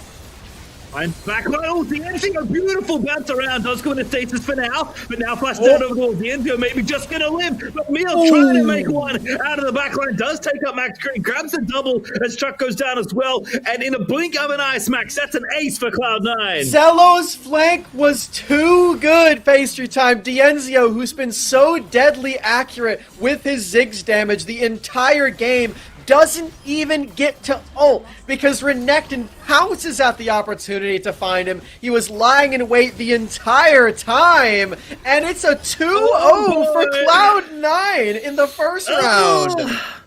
Oh, not the entire death predicting Tribe 3-0. Cloud9 gonna move on into the upper bracket. Tribe, of course, still alive here, but bumped down to the lower bracket. I guess it's an upset. I mean, as far as our terrible predictions were concerned, it's an upset. But well done to Cloud9. A much different game number 2 as Tribe played much more aggressively in that first team fight, get themselves a good lead, and look at the comeback that Cloud9 made. They did not have a gold lead for very long in this game. They really didn't. You could see it steadily moving over into their fight, but into their pockets. But that last fight was really the kicker. And I know we got to talk about star player. I'm giving it to Zello. Just because of that last team fight on Renekton. That flank was way too clean. And we talked about him playing weak side early game as well, surviving all potential ganks that were coming his way if he was positioning worse. But he wasn't. He was staying underneath his turret. He wasn't going for anything too crazy up until he had the confidence and he knew that he could make that flank work. And again, Dienzio, the main damage dealer, completely mitigated by one positioning move from Zello. Yeah, I agree with you. Zello, an excellent game there. Even though Cloud9, definitely a team effort to get this game over the line. But I'm going to have to say Zello as well. Meals with a very big damage jump. But Zello being in second is actually really impressive. So kind of tells you how much that Renekton did. So I'll give it to Zello there. So I agree with you, Smacks. What a game from Cloud9. My goodness, just that gold grab. The roller coaster kind of telling the story, it feels like. My goodness. Diego, what do you think? Yeah. It's a banger. Absolutely. And it was a very cool thing to see this Cloud9 roster who fell flat on their face in the last major deal with adversity, a gold lead like that with an Olaf who wants to snowball early and just kind of bide their time and just matador the gold lead around. It was a very, very great thing. And you called it there at the very end. Selma just kind of hovering around, making it look like Cloud9 was panicked, making it look like, hey, Tribe, go ahead and do it. We're out of sorts. We don't have a plan. Not the case. Elo with the flank and just immediately canceling out Dienzio. And Dienzio almost got out of it too, right? He was able to blast over into the pit, then from the pit, flash over, but Old School immediately finding his former counterpart that replaced him on that Tribe team. And not so fast, my friend, as the rest of the squad just fell apart there. So a great showing by Cloud9, not only in just when things are going right, but when things are going wrong and showing some resilience here. Love that there by them. It was really, really impressive for Cloud9. I'm thrilled that they are not just completely petering out like the last major where they did lose both of the series that they played. They're coming in with a lot more ferocity, and I think the double tank playstyle actually does suit them very well. I've really enjoyed the combination plays from Zello and Selma. And to your point there, Degon, I didn't even notice just how much Selma's body language really helped them in that last fight. It's not something you think about a whole lot when you're seeing like the overhead positioning as well. But yeah, Selma just like moving back and forth really made it seem like Cloud9 wasn't going to have the advantage, but you're just waiting for Zello to pounce. It was pretty smart. Yeah, that's definitely a fight that's worth rewatching at some point, because I'm obviously watching Zelo's flank and Danzio like trying to get out and eventually dying. And then as soon as I died, I look up to try and check the rest of the team fight, and everyone is dead. Yeah, 5 so like, I don't know what happened on the other side of that team fight, but Cloud9 played it spectacularly. That was a full-on clean 5-0 ace, as I'm sure we'll get at the end of this roll, that ended the game on the spot. They didn't even need the Elder Track, and they just went and killed the Nexus. Yeah. And just this start here by Tribe, you just saw how quick, efficient, Dienzio on the roam, just blowing people up. You're like, okay, here's the Tribe that we wanted to see. Here's the Tribe getting the early lead. But then slowly, Cloud9 started clawing their way back on in. Fights like this that get scrappy and all the way around. Look how close it was to closing out. And how much worse it would have been if Dienzio didn't land this bomb here and almost possibly get even 2 there. That would have been a 4 for 5 instead of that was a 3 for 3. And just again, just the scrappy nature that Cloud9 show here is worlds different than what we saw in Major number 1. Their team fighting just got so much better. It really did. And it feels like they're all acknowledging what role they're playing in drafts like this super well. Which, you know, we've talked a lot about their creativity in drafts. That hasn't always been true with everything they tried. There's always been, not always, but there's often been times where 1 or 2 of the members on the team don't really know exactly what they need to do on every single draft that they try, but this is the exception. Every single member was really honed in on where they need to be in the team fight, when they come online, and how they need to accomplish this as a squad. And here we do get to see, let's look at the top side of this. Yeah, that's what I'm watching right now. Look at Selma go. Yeah, someone's literally like 1v1ing starting. Yeah, that's it. Someone just carries the back end of that fight after Zelo's flank. And the game ends. I mean, like, I think you said the one thing that was repeating in my mind watching back this, Cloud9 team fighting looks so good. Like, in regular 5v5s, they look good. In super skirmishy moments, they look good. In, like, very scattered, you know, 1v1s and 2v2s that are technically 5v5s, but just, you know, across the entire screen. Even though Zelo does pick up star play, which I think, as Max and I said, definitely deserved in this game. It's a team effort for Cloud9 to claw a game like that back, and their team play is very impressive. And what once felt like a team that kind of played to one player who wanted to play a style that didn't necessarily work in Wild Rift, who finding ways to make that style and other styles work where everyone feels like they know their role. I mean, yes, Old School's a great player, but all of Cloud9 are having kind of a breakout season, I suppose, at this point in the Major 2 qualifier, and now here in Major 2, taking out Tribe at the top of this tournament. So lots of love here for Cloud9. Tribe still not out of its smacks. What do you want to see from the squad that was 6K up as they didn't have any bans and basically ran it back against the team comp that they just played against? I think they need to show us more confidence in each other. I think that's really the biggest thing, because we're seeing that when they're all engaging at the same time and they're all making team fights happen together, it looks astounding. That's why they got the lead to begin with.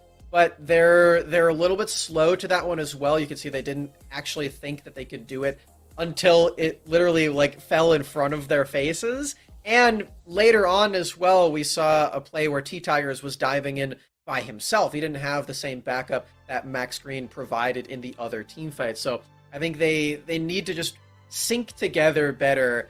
And it's a bit late into the year, honestly. I hope that they can do this in time for regionals, because we're at Major 2. This is a bit worrisome, honestly.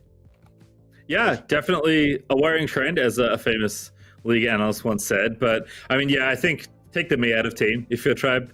You just have to be a little bit more on the same page, and whether that's individuals reaching a little too far because they have so much confidence in their individual skill, or I don't know, just not everyone being on the same page today for whatever reason, whatever it takes to focus and play as a unit is going to be the difference. Because that entire game for me felt like a team of 5 great players versus an actual team. And Cloud9 managed to claw that game back because their team play was just that much better. And we know Tribe can play very well as a team. So you have to find that part of your team that makes it work, because every other team is catching up to you, right? You are not the single force in North American Wild Rift anymore. There are many, many competitors around you now. All right, and here are some of those competitors. So we take a look at the scoreboard from matches earlier today. They go expected. Enemy taking care of Suzuki, and Sentinels taking care of 16-bit. Both 2-0s. Cloud9 defeat Tribe in our closest seeded matchup, the 4 versus 5 matchup, with 5 beating the number 4. So Tribe moving down to the lower bracket with Suzuki and 16-bit. And then Immortals versus Reflection later on in a little bit. So again, not quite done yet. You got to see some of the scores that we've had as we take a look at the bracket. We'll wait to see who will be playing Cloud9. But our next match, Enemy versus Sentinels, that's going to be a huge one here because the winner basically booking a spot to the regionals. I have been very impressed with the teams leading up to this major, but it seems like our top 4 hasn't quite missed a beat, apart from maybe Tribe. Maybe that's too soon to say, but I'm really looking forward to seeing Enemy versus Sentinels. Like I said, with Cloud9 and Tribe, we haven't seen them in quite a while. We've been watching the other teams fight their way to get to this major, but with both of them 2-0ing some of the promising stars leading up to this series is sure to deliver, I'm sure. Yeah, this is a banger.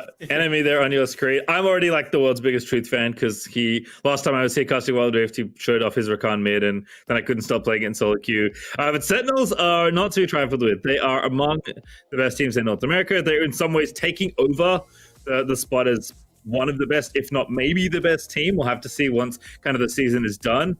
Obviously, MTS, the big highlight there, but this whole team is just so good across the board here. And Enemy, despite their talents, is going to have quite the battle here up against Sense. All right, and we take a look at the key matchup that we want to watch here. It's going to be in the Baron lane. MTS and Luan DJ. And we were saying earlier, Luan has looked very, very good here, Smack. Yeah, Luan is the big breakout performer on Enemy.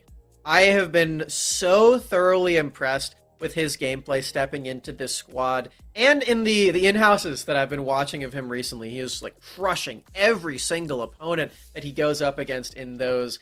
And the thing that makes this most impressive to me, apart from just his mechanical skill, is the person that he's subbing in for. Because I thought very, very highly of Alui. I thought Alui was one of the best mechanical players in all of North America. So to see Luan DJ come into that role and still deliver great performances, stepping in for some really big shoes to fill, I'm very impressed by Luan, and I think this could be one of the best players in our whole region. Yeah, and if you're going to prove that, this is a great opponent to try and test again, because MTS is like a legend in mobile gaming, right? He's so good. And it's weird in such a new game to have a player with a storied history, but those players do exist. There are veterans of these types of games in the mobile scene, and MTS is one of those players from North America that has that mantle. So anytime it's a well-established big name versus a breakout star, it should be an absolute banger there in the Baron lane. So very excited for our next matchup. Well, the upper bracket semifinals currently set. We'll get to that action after we take a short break. You're watching the Wild Rift North American Series.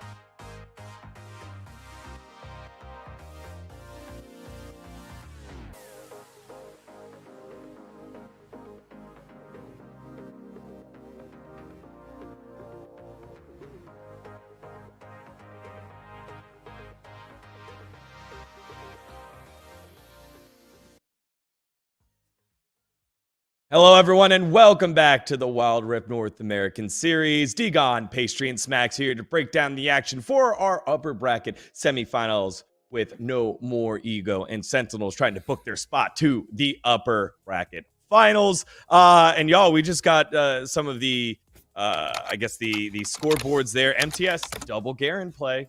He was just Garening it up, just rolling around. Graves picked twice as well. It just looks like this team on the side for Sentinels just kind of knows where their bread's buttered, Smacks. I think for this, the most interesting thing is that Graves that you mentioned. Graves in the jungle is not something that's super popular because you usually do have melee champions in that position. You typically want to pick melee champions because they have the cleave auto attacks against the camp. So the fact that they're playing Graves is really fun for me. I hope that they pull that out in this series. Pastry, what are you looking forward to here at all of us again? We all picked a team. Yeah. I guess I'm looking forward to an enemy 2-0 because that's apparently the trend whenever this desk is unanimous. So congratulations, enemy, for making it one round further than the upper part of the tournament. No. It's funny that we just saw Cloud9 and there's still Graves in this tournament. So I guess North America's got a lot going on, but maybe that's just the way things are now. Maybe there is a lot more flexibility in compositions you can run. So always excited to see teams, showing the style they want to play, showing some diversity as far as strategies go. But this should be very close. I think even if this desk is unanimous, whether that's Jinx or not for Sentinels, I think it should be a very close best. I'd be quite surprised if it was a clean 2-0 or even a 2-0 in general. I think we are going to go the distance here, given how strong enemy have looked, despite not quite cracking top 4 for NA just yet. Yeah, well, I can't wait to see what Yikes and the boys pulls out in the draft, which is ready right now. Upper bracket semi-finals. Let's get to it. It's Sentinels and No More Ego. Look at that, just rolling right on in. I love that. We're getting ready. These gamers on time, ready to go. I love that. We have a few bands underway. There's it's a Fiora band. Yeah. There's you. I was wondering, I saw Rakan Lee Sin, I was like, but it's them. We're good. We're all fine. It's all good. Everything's under control. So like Degon was actually saying, the Garen and the Graves were consistent in both of these drafts that Sentinels played earlier today against 16-bit, and I for one think that Garen is very, very good. I think that if Sentinels are going to pull that out again, they will have a very good time. He's just so strong at so many different things, and he's impossible to kill. We'll see. Thresh Corky to start there after Gragas, who is apparently pretty popular. Tanky, top laner, and or support. We obviously saw pretty good Gragas support play last time with Darius in the mix. That's almost assuredly going to be Yax's champion. Alongside Lucian there for Jackie. Should be pretty fun there, 2v2. Camille picked up there for Sheesh. So not Graves this time around, but still plenty of options here for both these teams, depending on where they want to put these champions exactly. They're saving that potential Garen pick for later as they do lock in the Camille and the Thresh as well. So for beginnings, he's got the Hook champion underway. This is a bit of a departure from the tank style. You'd usually, from PC Lilo, just be like, oh yeah, Thresh, he's like kind of a tank. You can be a frontliner a little bit. It's mostly because of the crowd control, though. And there are a lot of champions that are a lot tankier than he is. The Mundo, the Garen, that you can put into that support position. Even something like a Braum is going to do that a little bit better. So for beginnings, he's not that frontliner that we've seen from the support role many times already today, and with Yikes on Gragas, he's going to be the only one in this game. Yeah, I mean, we could, I guess Garen's still an option. We'll see. Oh, never mind, it's banned. Yeah. I'll take it back. No Garen. Not allowed. MTS not going to get their hands on that one this time around. Kha'Zix's the other ban alongside Wukong. There for Sentinels, and then Brand, those majors, both Morgana and Brand, banned away on the enemy side. So obviously somewhere that Sentinels feels comfortable with. I wonder if Rest is still playing AD Twisted Fate. Because that is on the board, and he does about that one. He does make it look pretty solid. I wouldn't be surprised if he pulls that out again today. The point click stun, the global pressure with the ultimate, the very heavy attack speed, all things that are very solid. So there's still a possibility for that. We're also expecting that it could just be a Corki for him. We get the junglers locked in now. You were mentioning that this Camille could potentially be in that jungle for Sheesh. With the way that we've seen Jax piloted, I would expect that that's the actual champion for Sheesh, even though it has recently been nerfed just a tad. Yep, Mastermind getting nerfed and Jax himself, I believe, taking some hits. So not quite the potent threat he was when we were casting for the last time, all the way back in Horizon Cup, but still pretty good and a champion that quite a few junglers still want to go to. And I was going to say it's Max. If you want 80 Twists of Fate, why not just pick bloody Ashe as Ashe for Rest? You know, I guess you're right. Rest was the original Ashe player in North America as well. So this is just kind of fitting for him. They saved that flex pick for Corki. Could have been Dragon Lane, could have been mid lane up until the very end. It does go to Molly. And yeah, as you said, this Ashe does provide so much extra crowd control on this team. The pick potential is off the charts.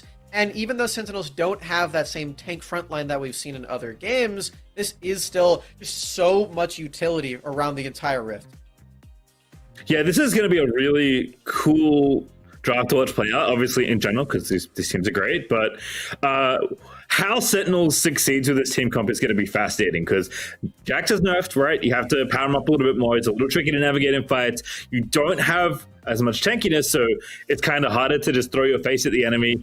And you get punished a lot harder if you miss position. But if you line up your crowd control well, you have so much CC to utilize in a team fight. So to me, like, this is the kind of comp where you're saying, like, oh, it's like pretty even, but we get an edge with this kind of comp by outskilling you, which is quite a bold claim to make at this level of play. But Sentinels, if anyone is going to do that, they're definitely a team that can make that claim. Enemy is a tough team to outskill, though, Pastry. Yeah. And I saw a little bit of a glimmer in the last second of that draft, and I want to see if it actually ends up being true, because Truth was the one who had Lucian, meaning that Jackie was playing the Ahri, and wouldn't you know it, Jackie is taking Ahri to the Dragon Lane. Huh. Well, I guess if you need some CC from the bot lane, Ahri's pretty good. If you hit the charm, of course. This is so interesting. So we've seen a lot of mages in this role, and for all of them, it's basically just been, does your champion have a lot of wave clear? Does your champion provide AoE damage later? And perhaps some sort of utility. Ahri doesn't really do any of that. She's mainly just a damage dealer and an assassin at that. It's going to be single target for the most part. But it is still that mage. It's just not the same flavor that we're used to. Well, we'll see how this pans out, but very curious here for enemy. I mean, I think this matchup is one you want.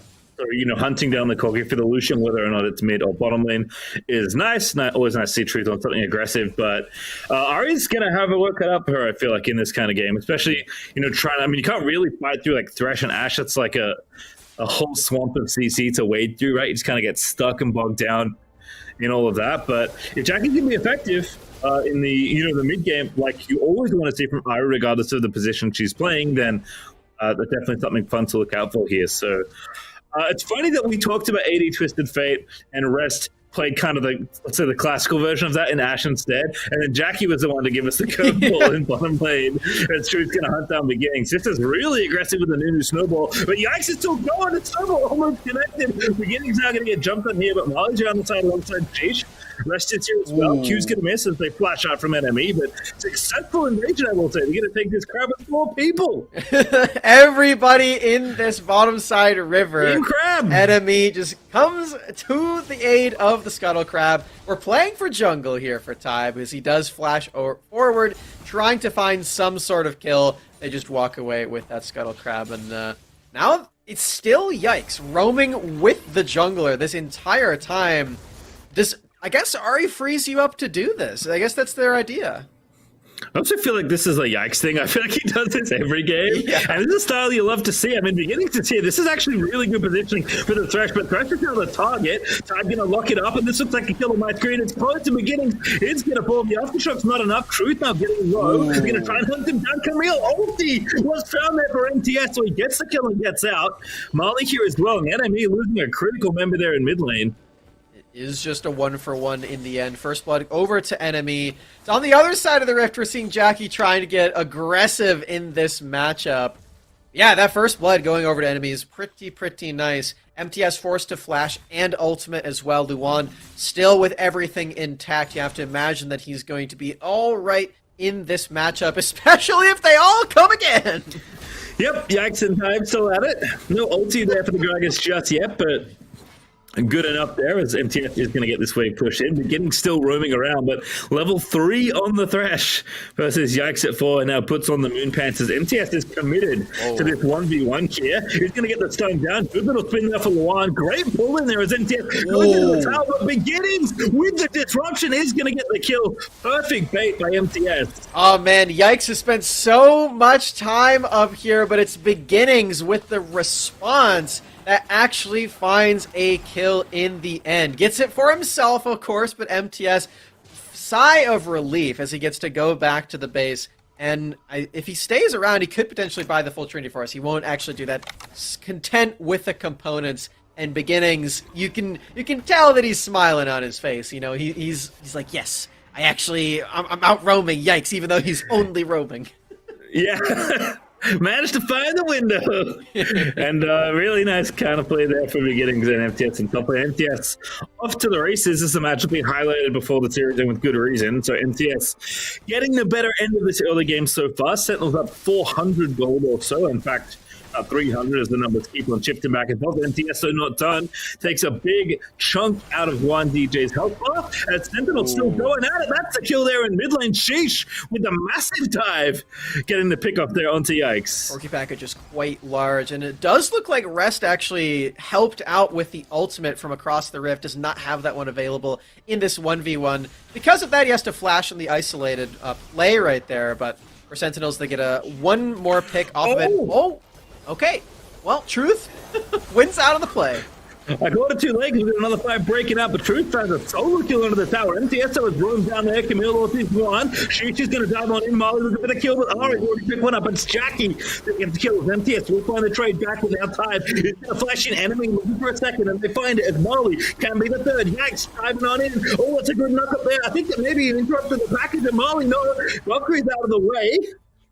And we'll live to tell the tale, but Truth is going to take the tower. Ash ulti very late, but still a fun stun there from across the rift. Just gives him a bonk from all the way down in Dragon Lane yet again. Dragon Lane, speaking of, going very poorly for Rest in the isolation. Truth gets the solo kill, he has a Solari Charge Blade, and he did end up cracking first turret up there as well. Huge gold swing for the mid laner of Enemy, and even though Molly has been a part of a lot of these plays, he's now down about 900 because Truth just got some alone time with the enemy bot.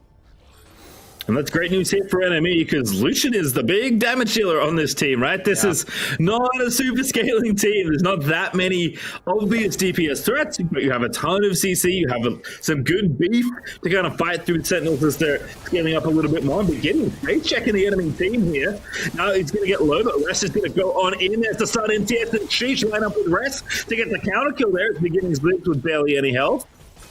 Seeing that Luan DJ is not quite here yet, but he will arrive shortly, and the fight for the Rift Herald continues. This time, trying to smite it. Sheik gets in, steals it, gets into the time on the way through. Jackie navigating, but Sentinel still going. MTS finds a ton onto Luan. It's the target they won. Gonna try and take it, does get the kill there as Corky. He's gonna find the final auto now. Tied low, gets the smite, runs away from the rest of the team. He's gonna live to tell the tale, but Sentinel's fighting back, even up the gold. And fighting in these team fights is so obnoxious as Yikes is diving in with the Ignite.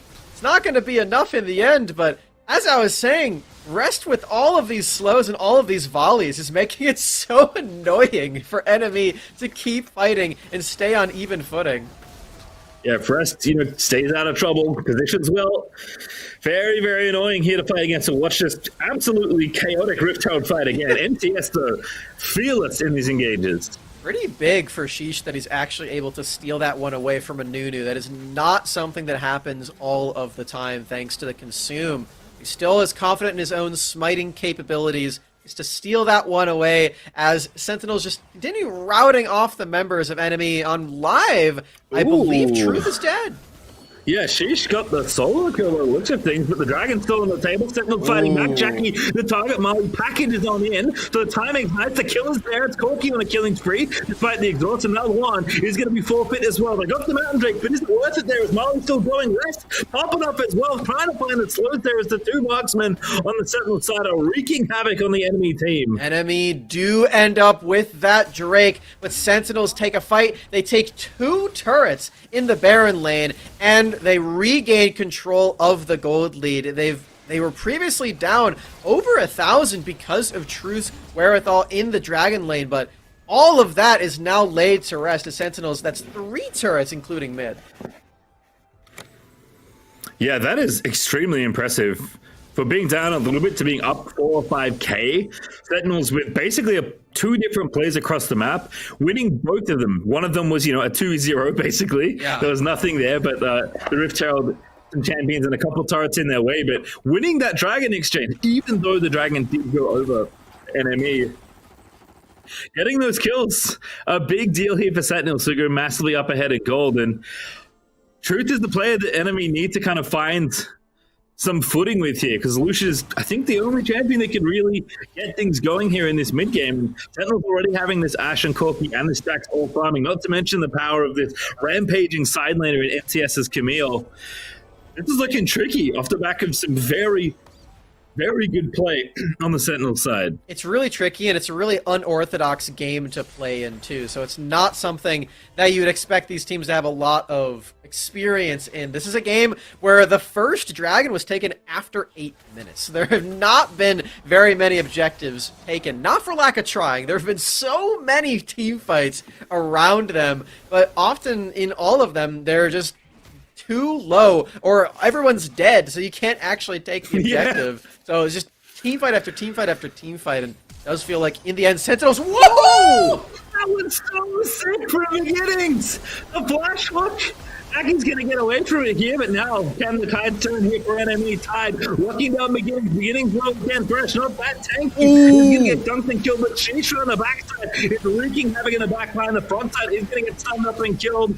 Molly has the damage here. Now Truth is going to get locked up. She's with a massive 2-man counter-strike. He's going to tie up 2 as the 3rd kill streams on him for Sentinels, and they'll take a tower to boot. It was just a pick attempt in the end, but with how this game is going, Sentinels had to know that a team fight was going to follow if they tried to throw even one skill shot at the opposition. That's exactly what ended up happening. They take another 3 kills, make it 4. What's going on? Yeah, all right. A little bit of a face check there for Ty, but didn't work out as Molly just ate the snowball and then was managing to get it going from there. Sheesh on the other side is going to go ahead and take this Rift Herald. So Sentinels continuing to get further and further ahead in this game. They are really making these skirmishes and team fights work for them, and truthfully, Pastry, that is really all this game has had in it. Apart from a couple of turrets that Sentinels have taken in that previous play up in the Baron lane, everything else has just been fighting. Sentinels are pulling ahead thanks to their stronger mechanics. And that's really impressive because for enemy, that's really the biggest thing that they have as a team. They are just 5 players who want to play the game. They don't have an org backing them. They don't have the coaching staff that Sentinels does. They're just really, really good players, and they like playing together. That's what got them to the finals of the last major, and that's what got them to this match as well. They just 2-0'd their last opponent. They have so much skill as 5 members. Sentinels, they're showing that even though they are a team that has that org behind them, they've got the mechanics to boot too. Going at it again. Ashar is going to find the front side. Yags looks dead on my screen. There's a package again from Molly. Is going to make sure it happens. One now in trouble. Spinning around, living for a little while longer. But she finds the stun onto Truth, and that's an easy 2nd kill. Make it 3 there for Sentinels. Get clean house on the back of that fight. Easy picks. Leads them over to that Cloud Dragon as well. And oh no, Jack, you can't Spirit Rush out of this. Yeah, going for it again and again. There's just so much engage here for the rest of Sentinels here. MTS dives on in. Jackie is going to live just barely as she's just soloing the Dragon. Will do so successfully. But Sentinels just pushing their lead now against NME. They are so far ahead in gold. I would like to apologize to our audience and say that Jackie can indeed Spirit Rush out of this. That's my mistake. Yes. I was wrong. I will be better in the future. Good job, Jackie, for escaping. Not so good for enemy is the game state as Sentinels now over 10k in the lead with that dragon. They can very easily move over to this Baron and just completely give so much threat over to enemy to still try to do something to stay in. Yeah, going for it again here, but that arrow looking good. Yikes barely dodges it. But now Tybe is in trouble there. Sheesh and Mali are going to dive in once again. Absolute zero. Not enough damage there. It's beginning to get the kill. And Sentinels just hitting them with the wallet right now. Smacks. Tybe dead means no smite, no consume. This should be so easy for Sentinels to take. And they even have Rift Herald to throw in another element of panic for enemy. Charm lands on the beginning. They're trying. Ooh, good electrocute, but not enough damage now. MTS dives on in. Jackie going to be dead. Stasis, it's just going to buy a little bit of time. But one, maybe the kill they want instead. They will take that one. As now Jackie is going to be chased down. And Marley flashing so aggressive, trying to make it happen. And Truth gets stunned on the other side. MTS with the perfect counter for his Truth was trying to get a cheeky kill, but it's just a cheeky death instead. There's a very real chance that the game ends right now with this Baroned up minion wave and the Rift Herald that they dropped earlier. I don't think they're going to need the Rift Herald to charge onto this turret if they can attack it. Nice defense from enemy means the Rift Herald does take a majority of its HP. They do save their game right there. That would have been the end. Yeah, instead, Justy and him goes down. It's not good news, obviously, for enemy, but definitely some necessary damage control there, keeping that tower and the Herald away from the Nexus. But Sentinels just getting further and further ahead. MTS gliding through these team fights. Molly, no fear, alongside the rest of Sentinels, just flashing into every play alongside Sheesh. And enemy, we know they've got the skill, but it's going to be tough to weasel your way out of these encounters. Sen, just not only a great team with all that infrastructure, like you mentioned, but obviously so a lot of individual talent there as well. And I think we said, this is a comp where we have to flex a lot of the individual skill, and certainly done so here is Sheesh. The arrow. Oh, that stun's brutal. But no follow-up. Here's Molly, though. Sheesh now going to go back in. Tybe, maybe the one to have to forfeit, but Protobot's out of there. Nice little maneuver there for Tybe. And Sen's going to just take the tower instead. Knocking off some of those health bars in that lane means more structure devastation in the lane. As, oh my word, on the other side of the rift, MTS is finding kills onto Luan DJ without even any help. That's not what you want to see. Zara is typically a fairly tanky person in these situations, but MTS just too strong at this point. And they're going to take all three in hits. They've still got Baron for a little while longer, so this Nexus looking a little bit vulnerable. They delete Truth, evaporates off the rift, and now Jackie's in the spot of bother. It's a Nexus will be found Sentinels. Despite the missteps, perhaps all the good play, honestly, from enemy at the start of it, it's Sentinels that take game number one. Pastry time, we've known that Sentinels is going to win that game for about 5 to 7 minutes, as you can see from the gold chart. And in that entire time, I've been thinking to myself, who even gets star player if everyone's in every single fight? And I still don't really have an answer, because all of Sentinels put in the work. I love that. Yeah. Do you have an answer either? I'm a little bit lost. I'm waiting for the stats screen to give me a little bit of a boost. Goodness. I mean, MTS individually played very well, but I don't know if he's responsible for the way the game played out. They played very well. Don't get me wrong. MTS is a great player. Had a great game. He didn't die either. It's pretty good in this kind of game to not die. That's a pretty difficult challenge. I mean, Beginnings had that nice little, basically counter room, but, and that cool flash play, but, yeah. I mean, Sheesh played pretty well. Molly was, I don't know. I need more stats. See, this is the problem. They all did so well in this game. Yeah. I feel like it's between MTS and Molly. That's what my gut is telling me. Okay. I think I'm going to lean more towards MTS, just considering what he did to Luan in this game. Luan did less damage than Beginnings because MTS put him in the dirt. And we just saw at the last moment in the game as well, MTS found a solo kill in a 1v2 on top of him as well. I think MTS deserves it for that. Yep, I can get behind that. I think MTS MTS definitely with a strong performance, and it's fun because that was a matchup we highlighted, right? That's something we were looking forward to seeing. One, obviously, a very talented up-and-coming player, but MTS, an established name for a reason, and at least in this game, granted with some help, because there was a lot of roaming for both supports in this game, like Beginnings was privy to here very early on into this one. And this this highlight reel already feels like a walk down memory lane because that was so many team fights back to back to back. Just a constant highlight reel for you, Pastry Time. All your casting in one go for that. Still got more games, so don't completely peter out on me. Oh no, I got plenty left in the tank here, and apparently so both these teams, because they don't stop brawling. I mean, Enemy, to that credit, did not let go of the gas pedal despite being down, and it's always exciting Wild Rift. And did have Sen kind of on the ropes a little, and then I don't know, just then they didn't, and MTS managed to nab a kill here and there, and just very solid overall play. I mean, like we said, it's hard to pick a star player, even though we did have to pick one. But just the execution in these, especially this spot, right, where they're basically one on two different fronts of the map, that's never something you want to see if you're enemy, right? Because you're not supposed to lose the uneven fight in bottom side while the enemy's, getting advantages in the top lane as well. It was just really nice moves from Sentinels to help bolster the constant team fighting as well. Like, you do need to have a lead as a team to make sure that these team fights are not thrown away leads. And I really appreciated that for Sentinels. To enemy's credit, though, I wanna say it's really hard to convince somebody that Ahri bot lane is good.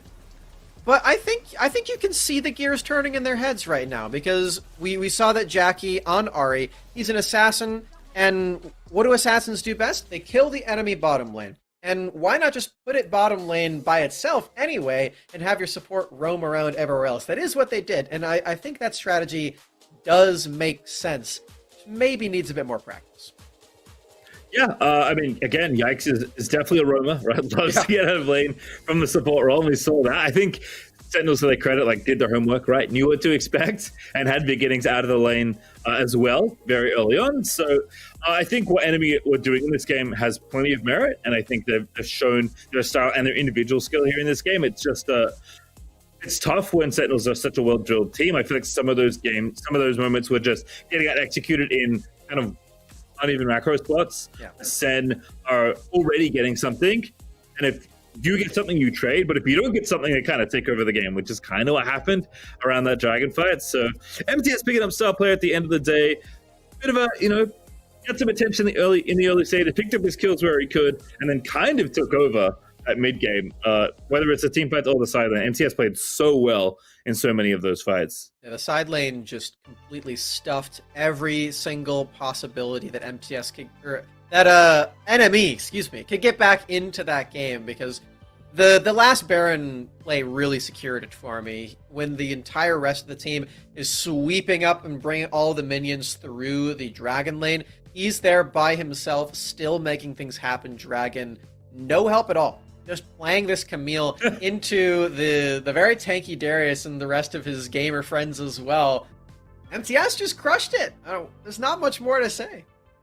Yeah, it's one thing to avoid the shenanigans of 4 people in your lane and somehow not die in a very chaotic game. It's another to then take over said game once they leave your lane and you're isolated from the line. I didn't realize how bad it was until you pointed out the damage, and it didn't seem that bad at the time, but MTS was completely running the top side and then kind of the rest of the rift from that point. So the constant point of power from Sentinels continues to prove that he's an excellent player, and we'll keep our eyes on him as always. Definitely some time to catch up and get some revenge here for Luan in this upcoming matchup. I imagine maybe he wants to be on the aggressive side of the counter pick if the draft allows it, because definitely MTS getting the counter pick there felt pretty brutal once the dust settled and Yikes left the top lane.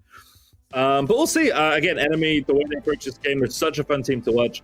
There is play they can have in the early stages of the game. I think it definitely felt more like execution here than draft here. So I think cleaning up some of the early to mid game is going to make your life a little bit easier, and perhaps being, I wouldn't say a little less predictable, because I don't think you expect Jax to leave as often as he did, but Sentinels really did read very early on what was happening after the initial roam and then corrected really quickly. So if you can spread out your aggression more, perhaps you can continue to, push Sentinels off kilter and snowball the game. Because I think that's how enemy want to approach the game, and I think that's how they're going to win this game. I don't think you're going to win, a quieter early game where you're trying to play more even and 5v5 later. I think Sentinels a little too good for that. You might want to ban Ashe as well. I feel like Ashe I agree. is so good into that play style at just staying Dragon Lane and still affecting the rest of the Rift when you do land those Enchanted Crystal Arrows and provide vision as well. Like, that's not too shabby either. So maybe you do want to get rest off of one of those big map influential champions like the Ashe. So we do get into this draft. We're noticing Sentinels did not swap over, or I guess enemy, because it's their decision to swap over as they did take the L. Still same sides. Yep, same bans as well, I believe, for Sentinels here. Rakan, Lucin, and Yuumi, so sticking with that. In fact, same on the other side as well. Fiora and Ola continuing to get attention here, and then Morgana once again.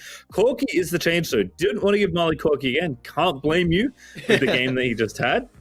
But Beginning's back on Thresh very happily here in this game. Yeah, more Thresh. Really liked that last game from him. The flash hook. That play already was enough to sell me on this Thresh pick for him, but the rest of the game was also very solid. Camille speaks for itself with MTS. I mean, we just went on for a while about MTS's accolades on Camille, so makes sense. Yeah, back we go. We'll see if there's a different pick perhaps here for NME. So we'll see what Luan wants to take into that matchup. Of course, it could be flexed, but I think after that last game, you're expecting MTS to run the pick again. So at least you get a little bit more info, perhaps. Gragas also continuing to get taken away. Actually, Gragas perfectly good. He's a great playmaker on these, tanky engaged style supports. So with Rakan being off the board, I like this revisit. I'm curious kind of how the rest of the comp's going to fall out here. And is this mid lane Corki? Is this bottom lane Corki for Jackie? Are we going back to majors? Do we want Brand, right? Because that was banned as well in the last game by Sen. Actually, it was banned by enemies, so maybe it's Sentinels that have their eyes on it. But taking away the Jax instead. Interesting. That is interesting. So this champion was just recently nerfed pretty hard. If teams are still thinking that this is good, maybe you want to nerf it a little bit more, because Jax has been very influential in a lot of Wild Rift's runtime so far as an esport. I mean, Horizon Cup speaks for itself on that. So, yeah, enemy snagging that one away from Sentinels. Sheesh did look quite good. Yeah, I think when Jax is additive to fights, it's quite a bit better than Kha'Zix, which was also banned in the last game. Sheesh gonna really be unleashed here in this game.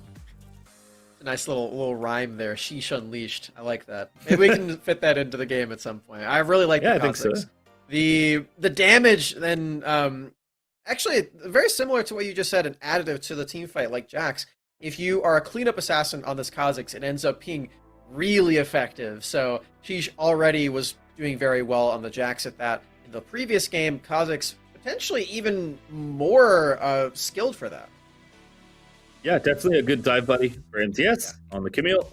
So we'll see what happens here. Wukong banned again, Brand banned again. So kind of these picks, apparently neither team wants to play against them. We'll give them over to the enemy team. So homework has been done. We'll see what the last ban here for Sentinels is as clock's running down. And very curious to see how this draft completes here, because it does feel pretty similar for both sides, but they kind of took like pieces of each other's draft. And kept some of the stuff they had before. In fact, Sentinels decided they don't need it. They don't want the last ban. It's so interesting for Sentinels. This team is very, very unique in terms of the way that they order their draft, because a lot of teams just slam a marksman very early on, or like some sort of mage that goes into the dragon. And the point of that is like a lot of the dragon laners do a very similar thing, and a lot of the players that play that role can fill into that very easily, but Sentinels save their Dragon Lane for later in the draft so consistently. They use it as a flex pick. They give a lot of options because they know that Rest has a lot that he can bring to the team, like that Ashe, like the Twisted Fate, some other mages as well. And now with the Ziggs locked in, that's another flex. Like, we still don't know what Rest is playing. Yeah, and it's going to be tricky for wherever Ziggs ends up, because Zed is hungry for squishy backline champions there. That is the pick for Truth, who did have a great game in the last one on the Lucian. Going to have a different aggressive AD champion in this game. Luan going to go to Renekton, trying to challenge the Camille a bit more directly. And the final pick is Diana here for, I assume, Mali in the mid lane. So a very different look here for Sentinels. But again, they're so creative with how they're able to kind of stitch together these comps and execute with them. So excited to see how this one works, because we know enemy is just going to try and run at you, which, you know what? That's a tried and tested plan in any game. Diana is pretty much the exact reason that you usually don't want to blind Zed, funny enough. Because Zed is one of the best champions in all of Wild Rift when he doesn't have to deal with Diana. Diana really does a lot to shut him down in the early lane, and even in teamfights later, when he's landing his ultimate onto a backline target, that gives Diana a lot of time to charge up her ultimate and just land it on him as soon as he comes out of the death mark. So this champion is very, very effective against Zed. Not to mention, it can't really die in the isolated 1v1. It does have a lot of damage to boot. So this is a really nice and creative way to tackle a surprise Zed in the late part of the draft and make sure that the Ziggs isn't in a really uncomfortable spot. Yeah, seems like Sentinels using their general flexibility as players with their champion pools very nicely here in this draft. They must have been happy to get red side again in this game, although enemy aren't wrong. Certainly if you're going blue, I think you're just trying to take your power picks and play your game in this kind of matchup, it feels like. So you do run into some, some draft feel bads every now and then when you're trying to run that style. But you know what? If you get ahead, stay ahead. It doesn't really matter what happened in Champ Select here. Enemy definitely have the tools to run away with this game here as Truth can get ahead. Zed is so good at doing that. And Truth is so good, period. We know this guy can fully take over games. We've seen it on the craziest champions as well, and it's given Pastry Time a lot of an elo boost with the Rakan mid, I've heard. A lot of games on the Rakan mid. Definitely a lot of reps. I'll put it that way. I'm really good at returning back to the start of my LP. Okay. That's my Rakan mid experience, and I had to get some more Akali games in to climb a little. But yes. We're back where we want to be. We got the Orianna skin, so maybe Rakan mid can be unleashed on the world again. Gold one as beginnings and rest. Getting aggressive here in the 2v2 nice and early. I'm at this point just waiting for Yak to leave, but obviously it's level 1. You don't want to get out too early. Well, you never know. See if there is as much roaming. I mean, if Yikes wants to start body slam, then level 1 is the perfect time to roam. You just have that ability. That's true. You just get at it. It's not quite as good as like maybe Blitzcrank. Blitzcrank is the peak level 1.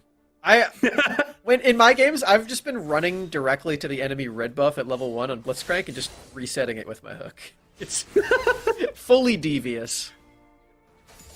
I like how you've taken the somewhat scaled down, simpler approach to League that Wild Rift kind of is for a lot of longtime PC players, and just do the Season 1 PC thing by hooking enemy buff with Blitzcrank, reliving all your favorite memories. It's amazing.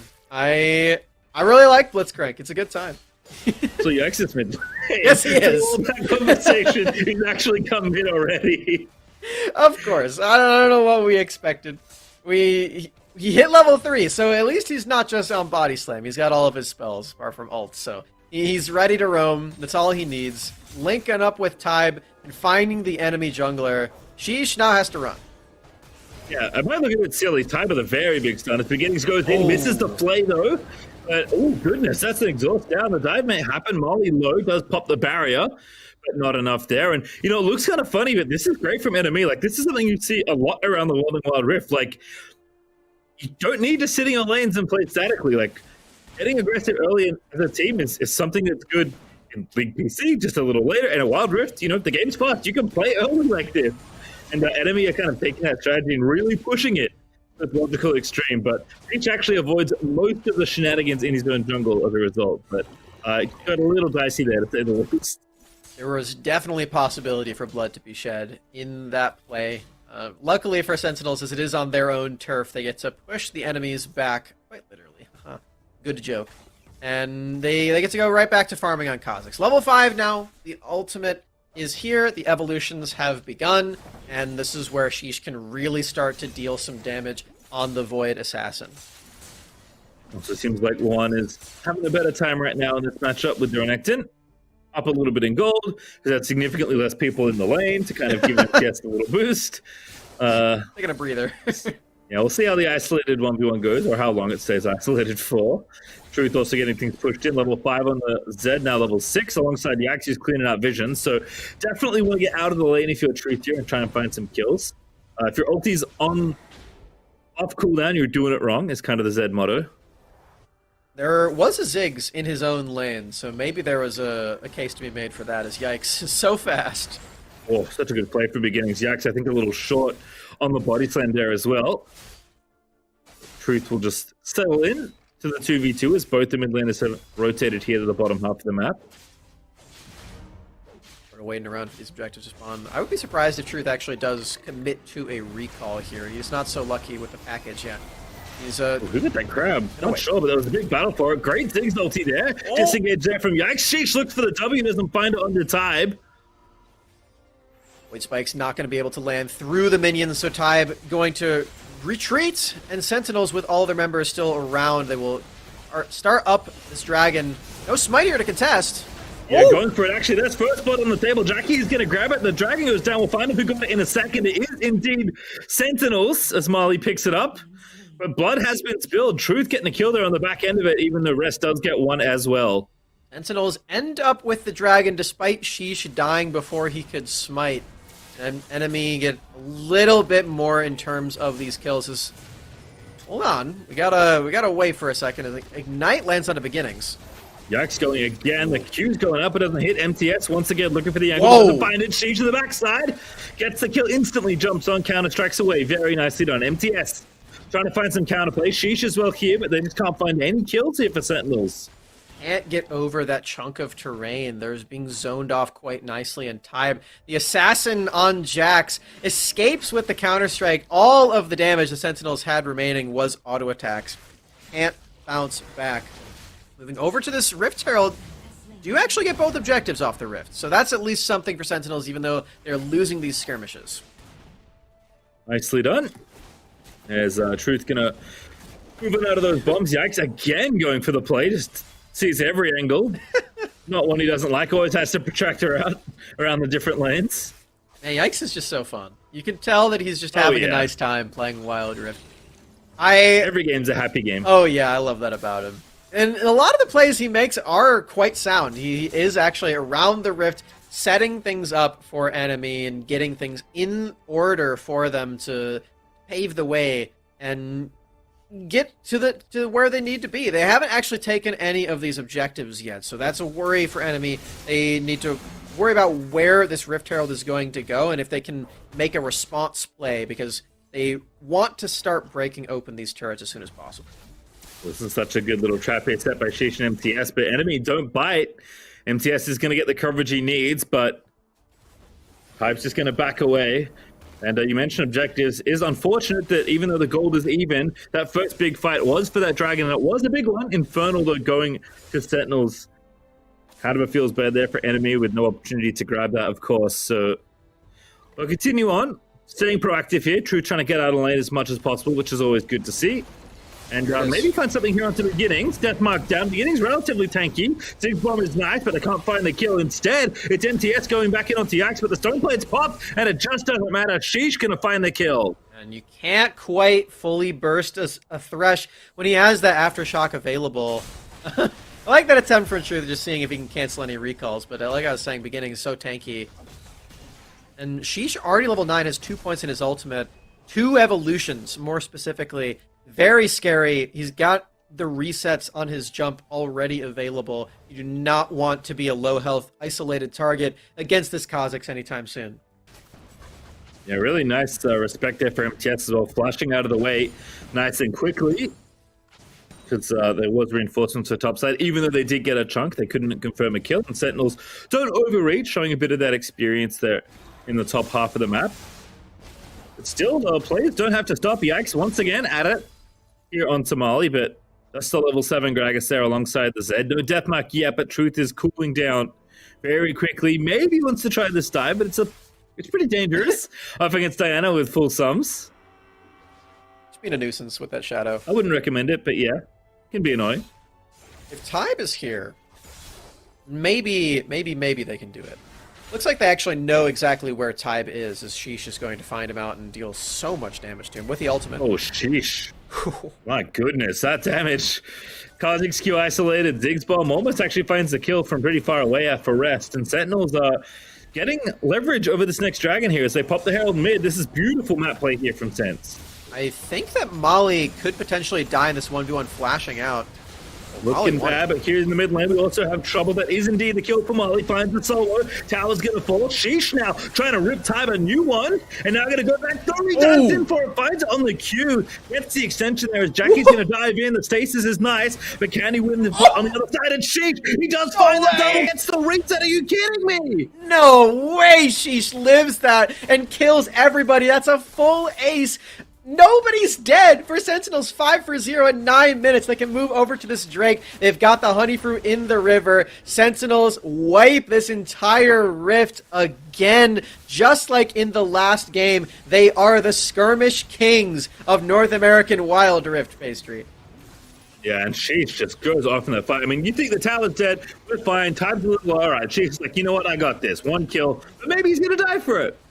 But maybe not, Max. Wow. And he saves his jump, interestingly enough, too. He chooses to flash out so that he still has that cooldown in case he can get the extra damage onto Jackie. So smart for Sheesh, as he's now level 11. That is a scary, scary Kha'Zix. Luan, you better run. There's a Kha'Zix coming. Yeah, highest level on the Rift for anyone here, clear of his whole team and the enemy team here, as once again Rest is adding in, and Sheesh has found the kill once more for the Kha'Zix. Yeah, that's going to be a Rift Herald. Tybe wants to contest it a little bit. Let's see if he can. MTS going on through, diving, trying to find it there. Deathlock already popped at his bed. MTS literally does get out of there. Tybe trying to make it happen. Looks with the kill. But Sheesh, can he find the reset that he needs? Now going to go in with the truth, finds one. Dances back in towards Jax, looking for another there. Jax finds a double kill there for Tybe. But Sheesh, ready to rip everyone else apart. Does trade back there with Molly guys to the tower. But Tybe is going to die again. And there's another ace, Max. Oh, more aces for Sentinels. That's 2 of a kind right now. They're getting towards some more poker references. I shouldn't have started that as we got Sheesh. He's so strong on this Kha'Zix. Luan, I don't really know if you want to fight this Scuttle Crab. You're not isolated when you're next to it. Alright, yeah, you gotta leave. Can you tell I don't play poker, Pastry? Alrighty. The rough stuff there. We'll see if they can move back. Sorry, I think I accidentally muted my headphone. I'm really running it today. I'm having a good time. You missed my failed reference, so don't worry about it. It's true. It was a reference. Let's run it again. God. You said that they got 2 aces, so I said that it was a 2 of a kind. But then I realized that I love that. Then I realized that I didn't know card games like poker very well, so I stopped. And now I've explained that joke 3 times. Well, thank you for making sure we get the revisit there. MTS in top side. Looking here for Luan. No flippy though. Luan's gonna get away, but it's not good news here. Sentinels once again up to a roaring lead here. 7,000 gold ahead. Sheesh is running the rift as this Kha'Zix. Yeah. He's almost level 13 too. That's 3 evolutions. Oh boy. That. I think he's killing Truth bot lane. He's alive. But he was. Truth's having a bad time here.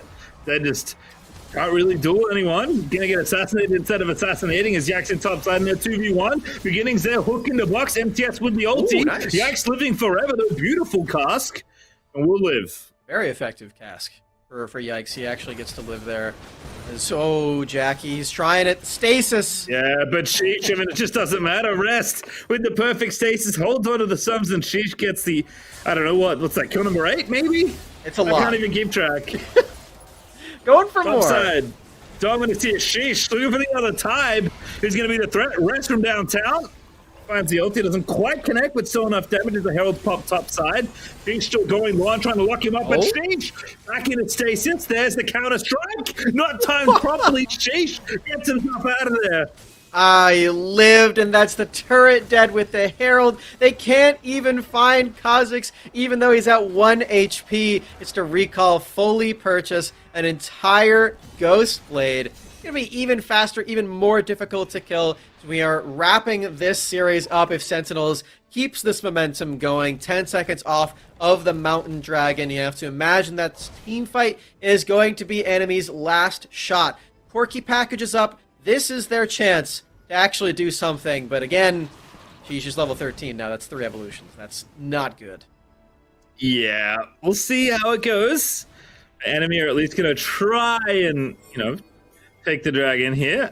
She's hunting, though, just straight on the truth. Over to lead to the deathmatch, gonna call it. That last Q is actually enough to get the kill. Now MTS is gonna dive on through. Double Q comes in there for the Karthik. Sheesh on the triple. Going actually off the Quadra on the table. And he's gonna hold Sheesh for the Quadra. Here's the Penta up for the Karthik. Give it to him. He just does it this game. One DJ, they're gonna kill it. There it is. There's the Penta kill tracks.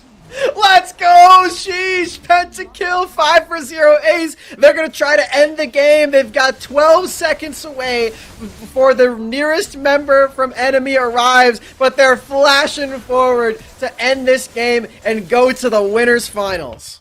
Sentinels with the sweep, looking so good here in Major 2 as Sheesh completely takes over that game on Kha'Zix. My goodness, at least the star player job is going to be easy this time. You can say that again, Paystream. We know. We know. You know at home. Sheesh knows. That's a pentakill for Kha'Zix there. Nicely done for Sentinels. It's good to know as well that us on the desk aren't just cursing whoever team that we predict. We were right this time. The curse has been lifted. Thank goodness.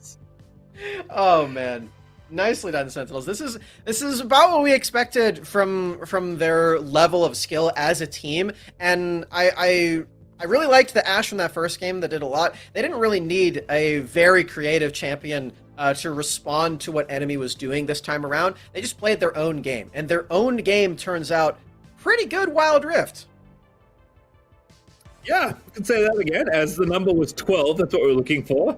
Sheesh ends the game with 12 kills. That's more than everyone. The damage numbers, of course, more than everyone. Yeah. Star player Sheesh, they're obviously here. Yeah, do you have any dissenting opinions here, Deacon? I mean, I think when you get the Penta compared to what we saw last game where it got stolen away, you deserve that star player. She's just run in the jungle, run in the rift, doing exactly what he wanted to do. And I think we said it in the pre-draft, or in the draft of game number 2, Sheesh unleashed. He definitely was in that one. We didn't find a way to put it in the game. When your team we called it out. Your team builds you a convoy to give you the pentakill. You know, that's true team play. They're setting you up to win star player, so yeah. Good work, Sheesh. I will say that in this matchup in general, just is fascinating the varying early games that we got to see, just the chaotic fighting in game number 1. And in game number 2, although there were no kills, it was still very active in this early game. And you'll love the fact that you're seeing the support leave the dragon lane and just create chaos across the map and try to get those advantages. And I think that's what bit enemy in the first game, and they got away from it a little bit more in the second game, but that's their calling card. It's being able to hone that in and allowing Yikes to just create Yikes across the map, but not so much this time when she's just doing whatever he wants. I think for enemy, it's a good sign that they're making that happen, and I think that early moves from support are the correct way to play Wild Rift. You don't really need to stay in that lane for the entire game, and I think Yikes has the right idea. And moving forward, enemy, like you said, Dion, if they can hone this, if they can really make this their own, then it's going to work really well. You just maybe have to worry if you're giving over Sheesh so many kills on this Kha'Zix, and then he just takes over the game, and all of those early game moves don't end up working later. Yeah, I agree. Enemy obviously still in the tournament. They'll drop down to the low bracket here. I would never want them to shy away from this style. I think given especially how Wild Rift kind of runs as a game, it's just one of those things that they'll refine as they play more and more games, and they've already done very well in the majors. So losing the Sentinels is not a bad thing. In fact, to Max's point, you kind of got yourself here by playing so well, so you're only going to get better playing a team as good as Sentinels here in North America. And even though it's a 2-0, enemy definitely should be respected and feared moving forward in this tournament as well. But Sentinels just completely on form today. So classy in this 2-0. Yeah, even just the outplay here on a couple of these ganks, just the timing is correct. The Hextech ultimatum. Yikes getting good engages, but where's the follow-up damage for the rest of the squad? Jackie not in position, time still coming. So a mixture of Sentinels playing well and enemy now forcing it a little bit after the early game shenanigans of game number 1 didn't work out. In this play, what a beauty. And you called it earlier, using the flash so that the jump reset would be available. That is a very fun and creative mechanic.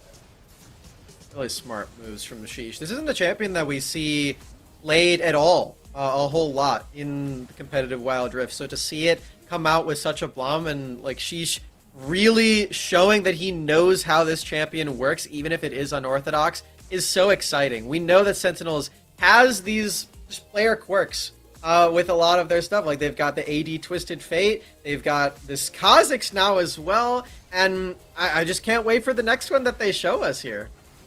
Yeah, and on, AD Twisted Fate, Rest gets a lot of credit this series for, being willing to take a bit more of a backseat, Ash in game number 1, Ziggs, definitely more of a facilitator, like, you kind of just wave clear and hit towers and then throw your bomb when your team yells at you to, like, ulti someone, right? It's not it's kind of a thankless job when you play these kind of more supportive AD carries, but one that Rest played very well, so, Sheesh, obviously, needed the team to be around him for this Kha'Zix to really work. The team rose to the occasion, and then Sheesh gets all the glory. That's how it works. Pastry, perfect segue to our interview that we have with Sentinels bot laner. It's Rest joining us here on the WNS. Rest, congratulations on the win, man. And let's just go to the point that Pastry just made. Playing a little bit more of the backseat, less of the flashy champions down in the duo lane with the Ashe, with the Ziggs. How do you feel about playing that? Personally, I really like it. I have a background playing support in other MOBAs, not where I was professional, so I really like playing the utility type thing, as well as my team has a lot of carries, like Mally and Sheesh and MTS. So yeah, I don't mind it at all. When it came to this matchup and this major, right? Last major didn't quite get where you wanted to be. What was the biggest change over the qualifiers into today's game? Putting a focus on our communication as well as just playing it slow. So make the plays when they're there instead of trying to force too hard when things aren't there. Yeah, I like that. What specifically in the communication did you guys fix? Do you have one specific example? Because a lot of people say comms are important, but what did you fix? Just communicating almost everything that we can. So what we're trying to do in that moment, if we're needing help, if we're about to be dove, that kind of stuff. Well, you definitely have now punched your ticket into Major 3 no matter what, and you are waiting in the upper bracket finals. You win this one, you're in the regional championships. How's that feel for you and the team? Feels really good, especially since last season we placed 8th in the regionals. So all the improvement that our team's made so far it feels really good. When it comes to who you want to play here in this final bracket, who do you want to play? We're always down to play whoever. I think it's always fun to play against Immortals because the games are always close, and it'd be nice to get revenge on them. When you think about other duo laners in North America, who are the other ones that you think are on par with you? A lot of different teams have their bot laners doing different things right now. A bot lane that's always fun to play against is Gume and Charm on Immortals. Sweet, man. All right. Hey, thank you for the chat. Congrats on the win, dude, and best of luck in the upper bracket finals, man. Thank you. Enjoy the rest of your day. We will. We get to hang out with these guys. I know. Rest so well spoken. Not normally used to that. Not normally used to that, but that was pretty cool. Again, there it is, Pastry. Some insight there on Rest background. Makes sense. He doesn't care. And he looked good at it too, right? I mean, that looked like some top tier gameplay setting up the rest of the team. So it'll be interesting to see if teams adjust, possibly put him off of that and make him be the carry as we take a look at the full bracket after we've played several different rounds here in Major number 2. Again, the top 6 teams, or I guess the top 2 teams will make it to the regional championships, the North America regional championships. And then 3 through 6 will make it to the major. And so by them winning that game specifically, no matter what, they will get at least 3rd place. So in the upper bracket. So we'll have that bracket up in just a second. But again, goal is to make it to the regional championships so that you can represent North America in at Worlds this year. As we take a look at it, Immortals and Reflection, we got that score a little bit late. That was a 2-1 Immortals beating Reflection. So Reflection still putting in work, even though they had a tough seed. C9 Immortals, I'm sure that's a great game. And then Enemy and Sentinels, we just got to see that one right there. So this is our bracket so far. What do you think here, Smacks? Well, for Sentinels, it's nice for them because now they just get to sit back and watch the rest of the games. So that's pretty good. They get a little bit of an early day. They get to wait and see what lies in store for them tomorrow, as they did already book their ticket to the upper final. And they're going to be seeing their next opponent after this next series, too. For Cloud9 Immortals, like, this is a matchup that we've seen a lot of times. So that's going to be a good one in a second. Yeah, and obviously, like, IMT have kind of better of them for the most part, but I don't know.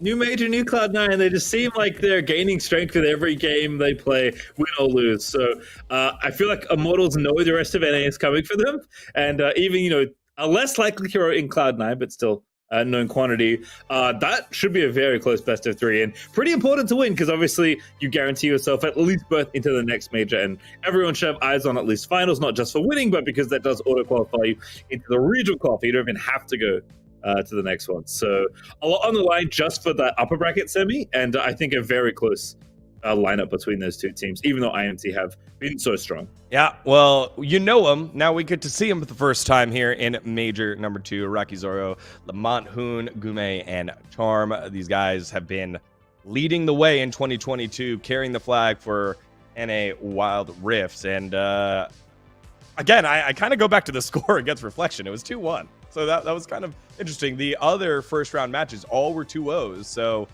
definitely getting that extra game of practice here as Immortals. As we take a look at Cloud9 one more time, we saw them earlier in the day. They looked like a team change, a team reform almost in their match against Tribe. You like that one? You like that one, I like that. Right. Yeah.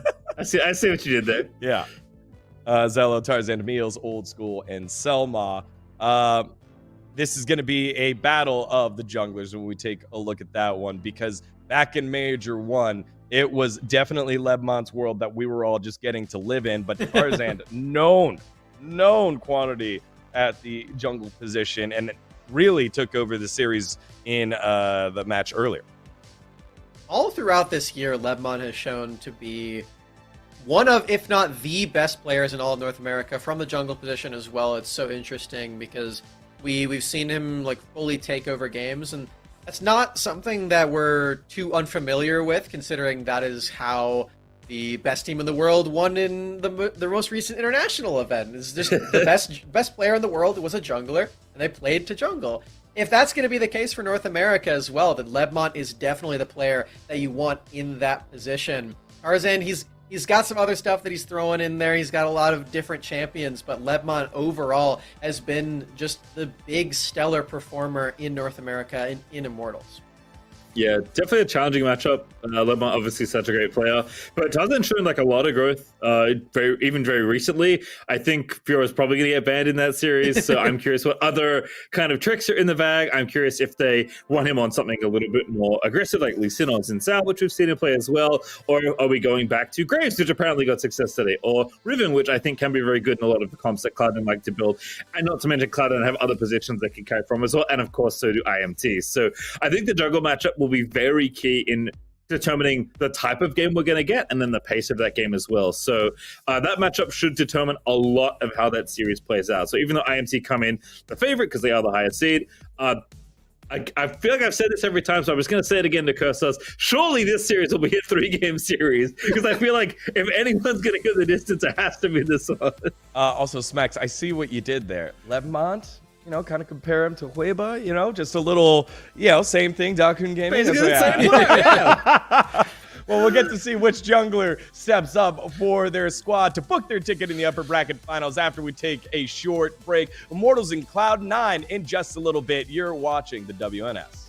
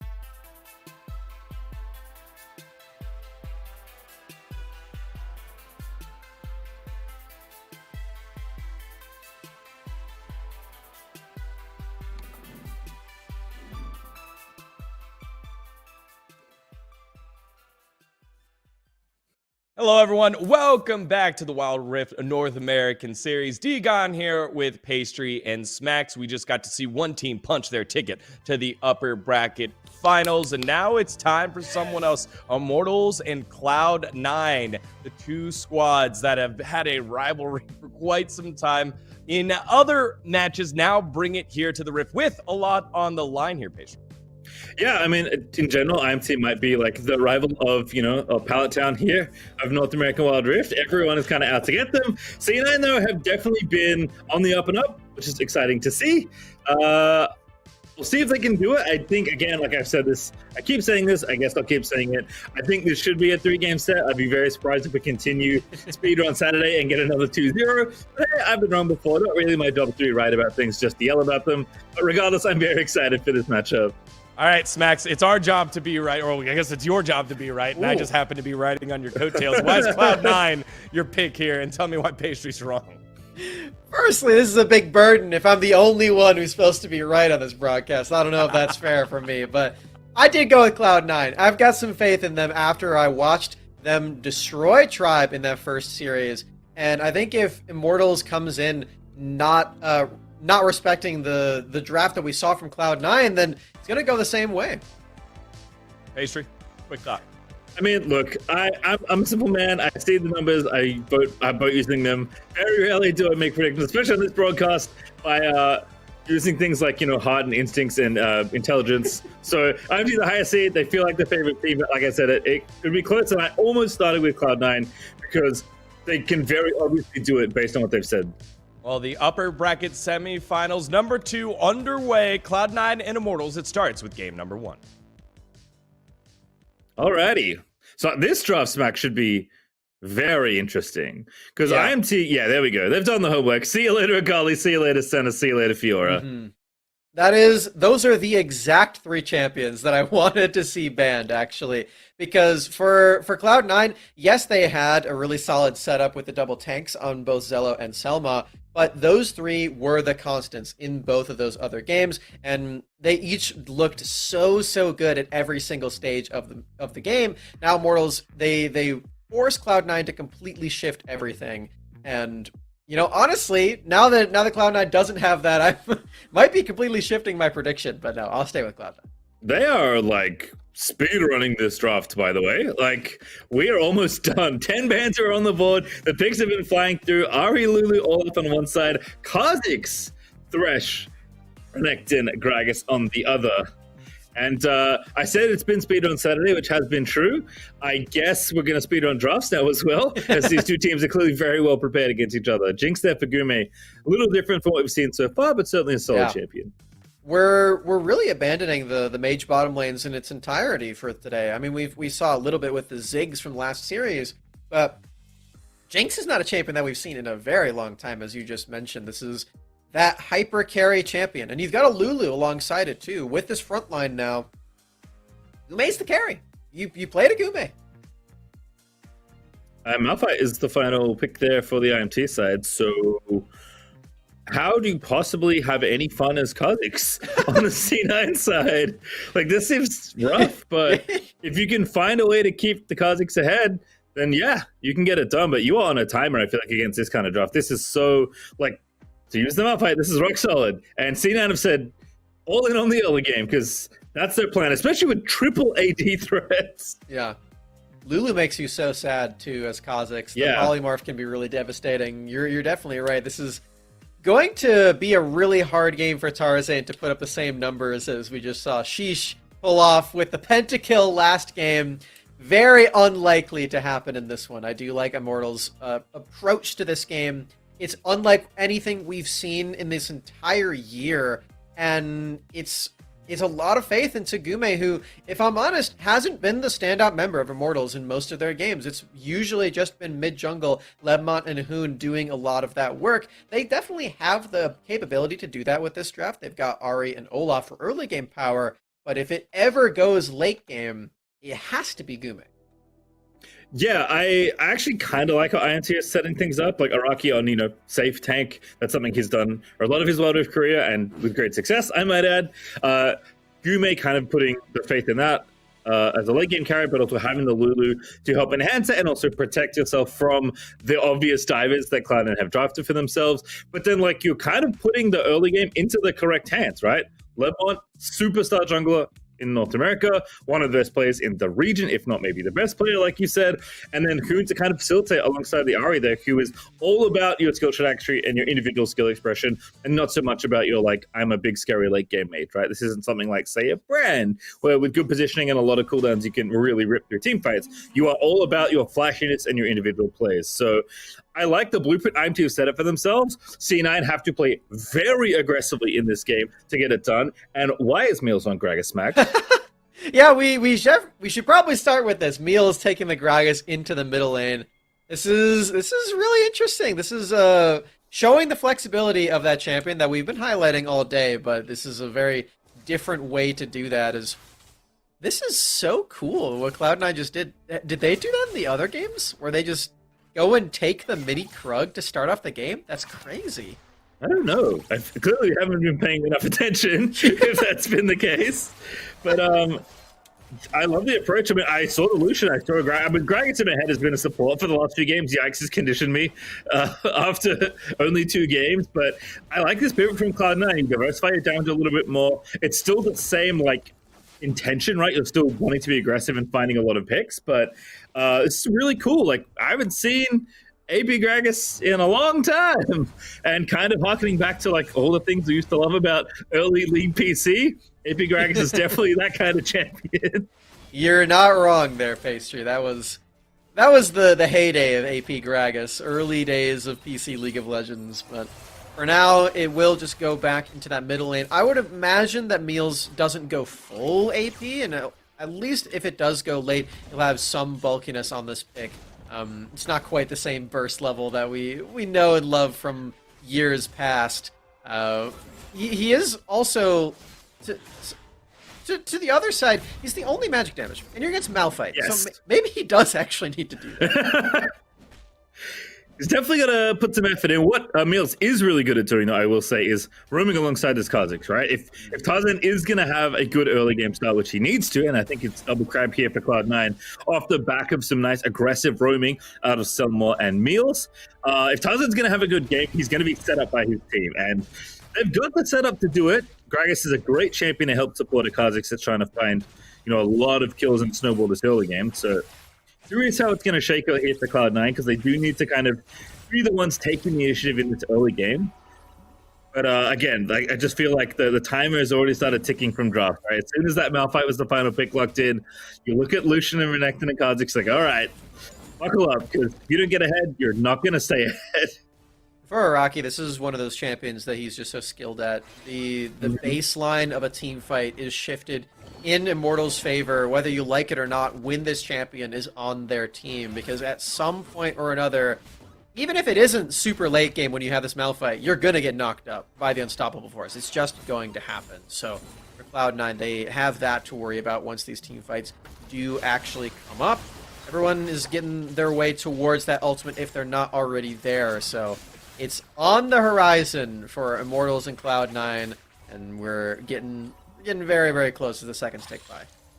Yeah, and I will say that watching Cloud9's games today, like, even though, they had spots where they could maybe use their early game a little bit more, though I think against Tribe, they were the ones more in, like, defending Tribe's early games than necessarily making it their own. This isn't a team that's, like, trying to get you, level a minute 2, minute 3 with, like, a roaming Thresh or Gragas, let's say. They are, more willing to take fights around objectives and then utilize their skirmishing ability and their individual skill to get a lead. So I would expect that if the fight, say, around this, 4 or 5 minutes around this first objective breaks out, that's what Cloud9 can maybe look to start the early game. In fact, they're already up 700 gold just based on farming, which is quite impressive. But Cloud9 aren't a team that, like, are giga ganking you, especially with the champion like Kha'Zix, right? Tarzan's going to do his farming, and then we'll see what happens. So the first fight's going to tell us a lot about how this game is going to go, I think. But I don't think it's a disaster that Cloud9 aren't already really far ahead from their early game, right? Because that's not how Cloud9 have gotten their early leads when they've got them. Great setup for Cloud9. They're continuing the pacifist approach to the game, not trying any skirmishes quite yet. And yeah, I think you're right for the Kha'Zix thing too. Like, in this early game, you don't really need to fight the Olaf, right? You're getting all these levels. If this continues further, then you're just going to have. Oh wait, hold on. This is so nice. Here, Rift Herald dropped, and Lemmon's just gone in for it, but Zelo's defended very nicely. Barrier and Dominus both used, but the Rift Herald's here. Unfortunately, Zelo's got no help, so that's how it's going to go down. So despite Lemmon's aggression, that's very successful with Tarzan looking for Hoon in the bottom side. Wild growth extremely good there for Charm to try and turn it back around. Now they go back in Mills. Oh, he just flat past him at Hoon. Now going to have to get his way up, but he can't quite find it. Tarzan jumps on him, but the first blood goes over, and it's disaster. C9 IMT find 2 kills on their own tower. Oh no, Meals, he threaded the needle with his body slam flash. He was so close to hitting both of them with it, but the belly just not quite big enough. And then with Gume arriving to the scene, Tarzan can't finish off the kill because the heal is there. Oh no, Cloud9, they lose everything underneath that turret. We were waiting for them to find that skirmish. We were going to see if it even was coming soon. They pull the trigger, and it's just still too early for them. They needed to wait even longer. Yeah, I mean, I don't mind the attempt, but a rough dive to misstep on there for Cloud9 with the team comp they have here. They were so close to getting those kills, and a little bit of misexecution. You know, normally I had full faith in the hands of Cloud9, but it was a very rare flop in that flash play, and Cloud9 get maximally punished as a result.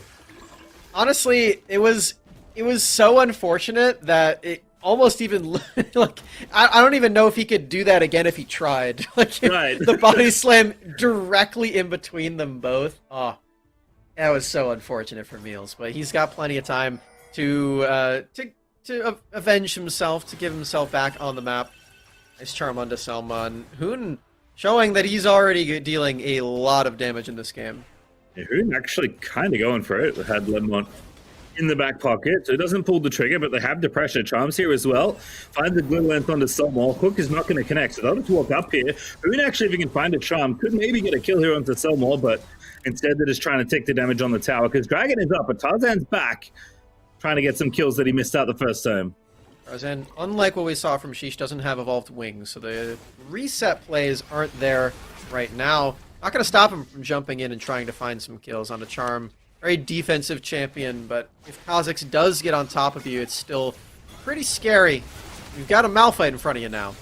Little bit of aggression positioning, with Tarzan does click the lantern. Araki Zoro, though. We all know about the Araki Malphite ultimates, but it doesn't go for it. Oh, man. You're bringing up some bad memories. That one game where he missed like 4 of them in a row. It was so close. Every That's single what I was one. Going for.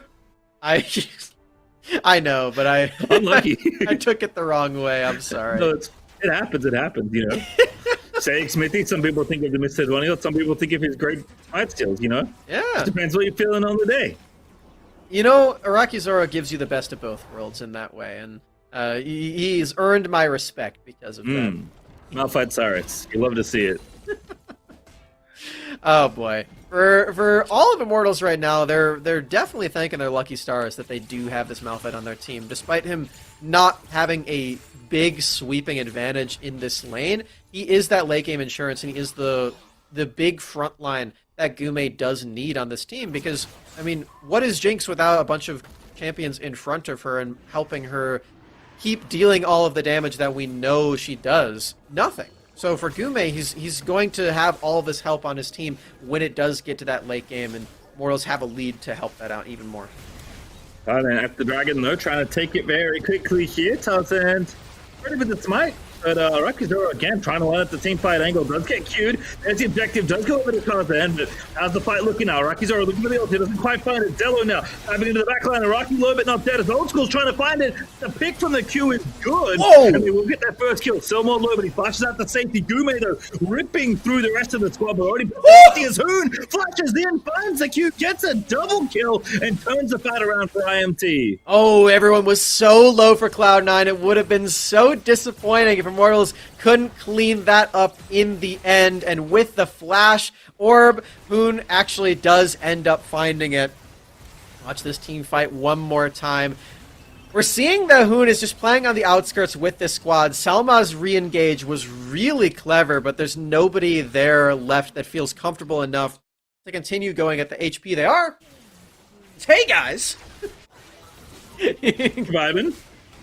All right, on to the Rift Herald we go. Lebmont getting inside here alongside Hoon. IMT now starting to push the advantage a little bit. Again, you look at this comp, you think, oh, it's a little slow, maybe going to be a bit more patient, but now that they've got the lead, they're looking to try and extend it. 5k up, Rift Herald in hand, and plenty of team fights to be had from this point onward. Immortals, they've got a lot going for them at this point in the game. That lead is going to help tremendously. Again, I wanna highlight Gume. This composition is really built for him to shine. He will get to that point eventually. I believe he's at 2 items right now at 10 minutes, which is not too shabby. On his way toward a full set of them for Jinx, where you want to be. Yep, he's got the rapid fire cannon. Yeah, good. 50% crit as well. Old school also, 2 items done. Actually pretty close as far as gold goes. So still some bite left in the Cloud9 comp. 2 items for Tarzan as well. So kind of the early to mid game threats still here for Cloud9, but need to maybe find some gold back into it. Rakizora trying to make it happen, gets Meals down, and Lemon runs in for an easy kill. Very easy right there. Leals can't even use his ultimate to get out of that one. No flash available, and Salmon not in position to make the lantern stick. Rocky Zoro finds the ultimate that time. There we go. We get some redemption right there. We're still in the farming phase for Immortals. They're just sort of stumbling on these kills whenever they're offered. Yeah, Hoon actually busy running Cell off this top lane. Again, happy to lean into this Jinx and just wait for the next dragon. I mean, Cloud9 have done a good job of stacking these first 2 Drakes, but Infernal's going to be a big one to try and win. I imagine IMT are not going to want to give that one over, especially given that they're up about 5,500 gold. But C9 have been pretty good at being on time to the objective and just committing to it. Tarzan has a lot of faith in his individual smiting ability, which I can't blame him, given how long he's used that summon spell across 2 different games for however many years. The hockey's may be different. Should be running him. Exactly. He's still got the timing down for sure. I think Meal's in a 1v1 with Iraqi Zoro, and even though he is magic damage dealing champion, Iraqi sort of just shrugs off that damage, and it's sort of going to show that he's going to be unkillable in this game on that Malphite. There's not really a single champion that can take him down, and having that on your team is so scary for the opposition. There's always just an inevitability. Like, what does Cloud9 do to actually combat this Malphite? And I think the unfortunate thing is, like, not really, you don't have another choice, as we can see right now. Hood already on a rampage, ripping through the first kill. Second kill goes over to Ledmont, and he's looking for a third. Finds a double. Zello trying to dive on him, but that is a one-way trip, my friend, as Zello is not going to get anything. Charm barely lives out of the Gragas ulti, and IMT find 4 kills. This is going to be an inhibitor as well, unless Meals can actually kill this Rift Herald. No ultimate there means that's very unlikely, and honestly, they might not even need the Rift Herald to take this inhibitor. Still alive. Can they end? Oh, they're going for it. The Nexus, it's open. They're just going to go for it. The Rift Herald should have the charge. Who with a beautiful charm to end the game at IMT. In one fell swoop, they're going to take game 1. Wow. That was so fast. 13 minutes. Closing it out, Pastry. Nicely done for Immortals. It really just took that one last fight to end the game, but they had the lead the entire time before that as well. These team fights were really solid all throughout for IMT. And as I said, they kind of just played their own game and took any team fight that Cloud9 offered up to them. Very similar to how Cloud9 beat Tribe, funny enough. Yeah, I feel like that's... I mean, when I look at those drafts, I felt like that was going to be the case. Like, Cloud9 aren't a super fast team unless Tarzan has a really aggressive early game jungler, right? And I think that's fine. You can wait for, the first dragon and have your fight then. But as soon as that didn't go well, it's like, okay, like, you already had the timer against you. Doesn't feel much better after IMT get a hold of that first dive that goes just barely wrong. And then the game from there completely opens up. And IMT do a very good job of snowballing this game. Kind of thinking about star player smacks, it is a little tricky. I know we highlighted Gume as, the obvious threat. I think was well protected by the team, but I think it might be Hoon, to be honest with you. Oh yeah, I agree. I think it would have been Gume if that game went long, but it was over in 13 Yeah. minutes, so he didn't really need to be the star player of that game. It was just he was there in case they needed him, but Hoon showed that that wasn't necessary. He could take it from there, and that they did. I agree with you. I'm going to give it over to Hoon. All right. Yeah, and I did say, like, yeah, with this kind of late game comp, you have, your mid jungle as the pathways forward into the early game, and it's kind of what happened. Yeah. Ledmont played great because he's Ledmont, and Toon was like right there, flashing in for the double kill with the Q, took over the game as Ari, and looks very straightforward. That is honestly really impressive from IMT to not just get a lead, because they made the right play defensively, got the kills, and then kind of snowballed, but how quickly they snowballed that game with a team that doesn't need to play like that, right? But very clean from start to finish, basically, for IMT. Like, the game was even, and then it wasn't, and then the gold graph just kept going. IMT stonks all the way up top. It's just one of those drafts where you can see that they have power at every single milestone in a game of Wild Rift, and in a draft like that, as long as you're playing solidly and you're not giving over a lot of mistakes and a lot of time for your opposition to punish you, you're just going to close out a game. Really, really simple as that. And they don't even need their late game tools in the end. Not that they didn't do anything, because I think that would definitely be a farce. Charm and I'm distracted because of this play again. I feel so bad for Meals, but anyway, Charm and Gume were still doing their job, right? I think that's definitely still admirable from these two players, but their time just didn't end up coming, and Hoon and Lebma made sure of it. They just took everything over. Oh, this play from Hoon was so good. I mean, navigating the first part of that fight and then seeing the angle for the nice quick double, and then from then it just kind of felt like the game was out of hands. Even this from Rocky's already just punishing Meals, who was getting too aggressive at C9, setting up that dive maybe a little too early, and then kind of every play from this point onwards just felt like the Hoon show, to be honest. Fun fact on that one: the Iraqi Zoro Malphite play was the only kill that Hoon didn't participate in. He was there for every single other one, as I believe we're going to be seeing that stat 90% KP for him. A lot of KP. Yes, pretty good on the Ari. And yeah, I'm feeling like I might be wrong about my predictions again, if that's going to be how Immortals play. This is definitely a good look. Well, your math is still excellent, despite doing it on S Max. It is 90% KP for Hoon. A clean 405 for the KDA. 31% damage share. Woof. What? Oh wow, yeah, that is a very high number. Not bad, Hoon. You said it when we were seeing the aftermath of the draft. You were like, "Yep, Hoon playing Ari. He's got player mechanics. He's got pop-off potential. Those two things are what I think of when I see Hoon." And Yep. Wouldn't you know it? He did that. Hey, look at that. I do know things. That's good. That's that my brain has realigned itself back into my skull after so many games of Wild Rift. And we are unfortunately in danger of another 2-0. Yeah. I don't know what Cloud9 changed. I don't mind Kha'Zix at all. I think that's a champion you can build around. But, I mean, I felt like IMT just completely had the download, at least in game number one. And that dropped was very fast. So I imagine we're going to see quite a number of changes coming into the second one. And I'm curious how Cloud9 want to approach this game, because I think IMT have said that if you let us play comfy, cozy, solid League of Legends Wild Rift, we're going to do that. So I don't think IMT are going to change much at all. In fact, I don't think they'll change throughout the tournament. I think they're happy to play completely solid and just basically force their opponents to try and find weaknesses in their gameplay, because they don't have that many.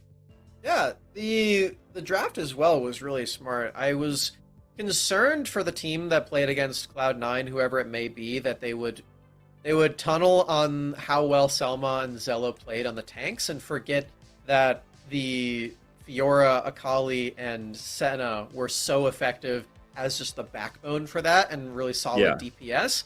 And Immortals come in and they're like, yeah, we saw those three champions. We're going to ban all of them. Just clean sweep. We don't want any of those to come through. And I think when you get rid of that whole structure, the solid draft plan that we highlighted and praised for Cloud9 in the first series completely crumbles. They have to go to a different strategy. And when Cloud9 looks so comfortable on all of those champions and that whole composition falls apart, they look a little bit less organized. And that's what we saw. Yeah, and I think if I'm Cloud9, I'm probably swapping sides, right? Like, just give yourself some more options. You know, there's at least one must ban, and Cloud9 have indeed done what I expected and gone over to blue. So, Corki, Gragas, Chase banned away. Yuumi, Olaf, Senna. IMT don't have to change too much here. At least getting one kind of targeted ban there of the Senna, but obviously have to show respect to the Olaf that they played and also to Yuumi. But it does free up the Fiora, and that is apparently the first pick for Cloud9. I think Senna is the best call of those three that they wanted to ban. Obviously, you need to take away Yuumi, and if Olaf is that good, then Olaf is that good. You got to remove it. Yeah. So I think removing Senna of those options is the smartest move. It lets Old School do too much, and it lets Selma have too many champions at his disposal, as we saw some really creative ones. Also interesting to see the response here from IMT. It is pretty quick connect in here, presumably for Arakizora in the Baron lane, but Morgana, often seen in the Dragon lane in North America, I think especially. This is kind of those mages you were mentioning, Smax, that we haven't actually seen that much of today. In fact, Gume played Jinx last game to continue to move away from the mages. Also, Thresh here for Selmore, apparently not wanting to give that one back to Charm. Yeah, just wanting to play it again because played it last game. So when you first pick this Morgana and you leave open Thresh, it kind of puts the enemy in a really uncomfortable position because when you pick Thresh into Morgana, you're a little sad. You don't have to. You don't get to land all your skill shots because there's a black shield. But at the same time, if you're playing against both Morgana and Thresh, that just feels like too much. So Cloud9, lesser of two evils, they decide is to take the Thresh for themselves. They still have some playmaking potential there for Selma, and they deny that away from Immortals, who pulled the wool over our eyes, Pastry. It is not Morgana for Gume. He's back to a marksman. Yeah, sure, mid or support. I assume support, more likely there for Charm with the Morgana. So we'll see. Obviously, lines up nicely in the 2v2 against the Thresh. Also set notably for Zello, back at it again. Well, it's Darius available, but I think Zello has shown a preference for set. So happy to take the champion they're a bit more comfortable with, especially after seeing you enacted already. And Akali is going to have to make it all the way to phase 2, but still banned there by IMT. In fact, they have room to ban the rest of the champions. Unfortunately, they couldn't snag Fiora before it was too late, but IMT going to get most of the job done as far as banning away those key Cloud9 champions they got to take away on blue side in game number 1 of this series. There is a very real chance that Morgana goes into the jungle. She does clear very fast, even despite being a ranged champion. So that is something that if Lebmont has a lot of practice on it, Immortals have as an option. Wukong makes that a lot less likely, though. That's probably going to be the jungler there for Lebmont. Lee Sin off the table as well. He goes through a different playmaker. And, I get to wait and see if Morgana's jungle ever comes. All right, well, last 2 picks out for Cloud9. I'm curious, what do you replace your assassin with? To me, that felt like the big thing missing from the last game. It just didn't have enough other DPS to help burst people down. Brand kind of fits the mold there. It's going to be Old School's champion, I have to assume. But could be the mid laner here for Meals instead. But again, still need something more. So you got your magic damage, you have your Fiora. Kind of need to set these picks up, right? Because these are not the early game you're looking for. Could be Zed. With the brand lock-in for Old School, you actually do have magic damage. Ooh. Okay! That's Yasuo. That's definitely not Zed, but it does do some pretty similar stuff. You have a lot of physical damage, playmaking.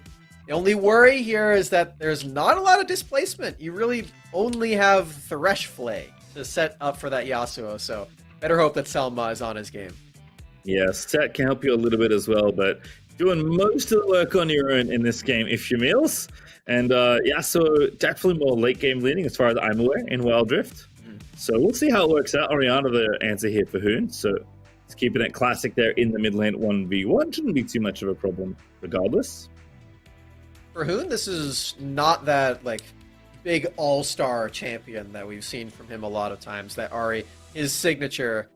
Moving over to that Orianna, you still can make a lot of plays, but it's more facilitating in that way, which makes sense because you have a big bruiser frontline with the Wukong and the Renekton getting in there and causing havoc. So I like this draft again for Immortals. I haven't seen Morgana support be very effective in the past, so that's my only worry for this team. Hopefully Charm can prove me otherwise, because I do like this champion, and if it is good in my role, then I'm going to play it. Yeah. Well, we'll have to see. Definitely not a common spot we see Morgana. Like we said, it's usually the bot lane Majors. We do have one of those in this game with Old School on the brand alongside the Thresh here. But very curious to see how this one shakes out. C9 definitely have a little bit more, mid to late game that they can lean on. They've got the Fiora, they've got the Yasuo, both champions that scale well. Actually, Brand scales pretty well as well. I guess maybe in some ways the tables will be turned. IMT don't have quite the same timer that Cloud9 put on themselves in the last game, but they're likely going to be the team that's going to be playing on the front foot earlier in this game. But I'm guessing based on game one, we are going to see a pretty patient early game. And then at that point, if you're in some ways handshaking to those first objectives, how do you execute in team fights? Because IMT are kind of out executing everyone in a lot of cases. Yeah. But Cloud9 have the skill to do it. And this is a very fun comp for them to run here with their upper bracket lives on the line. Immortals have won every tournament that they have entered so far in 2022. Not bad. Yeah, that's stats right there for you. Immortals undefeated in that way. So they can keep that one going, then it wouldn't be too shocking, as they have shown a whole lot of power in their gameplay. And I talked a bit about Hoon's champion choice. I do, now that I'm thinking about it more, like it even more in this draft. You do have a pretty solid front line, but you want to be able to protect the back line a little bit as well. And if you're playing one of these high-octane assassins, then Gume oftentimes ends up on an island by himself, and that is not really something you want when you're facing off against the double assassin of Meals and Tarzan. Still more finds a hook. No, Black Shield. Actually on the Gume instead. I think Sean predicted the other one, but someone's going to take a little bit of trade damage, and C9 are going to be A-okay. IMT not taking too much damage either here in the bot lane 2v2. Oh goodness, there's a lot of people in this lane. Tarzan just come mid. Yeah, it's only 4, it's not quite 5, because of the Wukong clone made it a little cluttered in there, but Immortals gonna walk away from this one. Getting the push, because Tarzan bailed a little early, moving to the Scuttle Crab is gonna be a trade there. Immortals, they bring a lot of power up to this top side of the Rift. It's interesting that Lebmont decided to go for Krugs instead of the Raptors that we usually see, but it lets that camp respawn earlier, and he's actually going for a cross to deny Tarzan the invade right now. I like this play a lot. All right, well, actually, yeah, as you mentioned, trying to stop it here, and now the Q's going to land, and that looks like good damage on Ice Q, and it is, in fact, first blood to Cloud9, and what a player to get it. It is Tarzan that scoops it up. Turns out Tarzan was invading for a reason. His team was ready to respond, and he's going to continue. But now Araki Zoro is here. Oh, wow. Goodness, what a roam down there as Morgana's going to get that kill. Now Hoon, no mana, so a little bit low on resources there, but Cloud9 do have to leave the area. This is interesting. So Araki commits so much to be here for this play. It's actually going to be a wave and a half, I believe, maybe even 2 waves if Zello can push this fast enough on this set. Rocky not quite level 5 yet, just playing for the team. And that's something that Rocky does quite often, but in this case it is slightly more extreme and a lot earlier than we usually see. Certainly so, and it is nice to see the team scrapping a little bit more. See how it shakes out, because I think Cloud9 maybe wanting to speed the game up just a little bit. Again, don't need to go too loosey-goosey with it, but nice to get on the board early here and try and start the snowball here. Next first Drake, of course. First objective's going to be up in 50 seconds. And it looks like teams are going to be lining up to try and scoop those up. It is an Infernal Dragon, which always brings attention, always brings the party to the bottom half of the map. We'll probably be seeing both teams over there, which would give even less time for Rocky up in that Baron lane, but I'm sure for Immortals, the Infernal Dragon is worth it. Rocky Zoro clearing out this wave. He's going to give the first move to Zello, who agrees. Please, let's have this fight over on this side of the Rift. Getting some fighting and pressure for this mid lane push as well. Immortals are here solidly, and it favors red side anyway, because that's the side that Drake Pit opens up to. All right, well, Dragon spawning. Everyone's not here just yet. In fact, someone's trying to find a kill on the other side first, because we actually did catch Zello in transition. Zello low, but not dead just yet. Gume line up the long arrow, but they do get the kill. So IMT are going to get it, but can they get down to the objective? I think they're going Maybe to they don't decide care. no. Yeah, they're going to trade this for the Rift Herald. Turns out a kill makes it more enticing to stay up on the Baron side of the Rift. Not usually what you'd see when it's Infernal, but I guess for Rocky Zoro and Lebmont, they saw the whites in Zello's eyes and they fired all their guns. Yeah, nice punish actually. Like if you expect the enemy top laner to roam down because of the Infernal, like it's kind of a nice bait. So they do get the trade back. They should get a lot of gold here. In fact, Rift Herald already summoned. So they're going to try and knock down some towers early, get at least the plate money cashed in. But Cloud9 never been unhappy to stack dragons. They do indeed get the first brick. That is a ton of extra gold over to IMT. Libmont is going to be very rich right now. It's really the best position to be in is Wukong. Wukong is one of those champions where you want to fully all in, but if you don't have enough damage and you're falling behind, then you kind of just end up sitting around and waiting to use your ultimate maybe. This is a good pick. Ooh, very nice there. Chomba the ulti as well. Great flash throw from Meals. And now Snow goes in. They get the scoop with the flay. And Meals is going to collect it. In fact, it's Selma, a well-earned kill for the Thresh. Good moves there for Meals and Selma. And mid lane as well. Cloud9 punish a flash being down. Ooh, okay. Cloud9, they're really turning it on right now. They're even going to get an invade onto the blue buff unless they get killed by Lebmont and Gume, that is. Tarzan going in though. Flash in already punished by Gume. The rest of INT reinforced. And now here comes the Rockies. Or a dominance pop. Gets a stun. That's going to be a kill. Can they find the next? It's still more. So low and so much trouble as Meals just can't do anything. And INT with the maximum punish on that invade. Oh, Cloud9, they go too far. Blue buff takes way too long to clear out. And 3 kills over to Immortals keeps the gold lead in their favor. Oh, pastry time. I'm sad. The hubris. The hubris. You can see my tears there on the camera for a second there. Man, yeah, the Grand Challenge does deal a lot of damage, but the crowd control there for Lebmont went overlooked, and Tarzan could not land all of the vital pops on top of Gume. Gets to survive so many kills for Immortals. This is a nice look for them as they regroup back onto this rift. Yeah, and INT now up 2,000 gold. And if it's anything like the last game, Smacks should see a very clean snowball from this point for Cloud9. We'll see if they can keep battling back here. Despite all the the nice back and forth, they were still pretty even on gold and pushing their advantage a little too much there. I mean, Tarzan is brazenly flashing it on that play, which, if there's no one else there, it could be good. But of course, IMT are running to the play, so he gets punished and looks a bit silly, perhaps, but call it a calculated risk.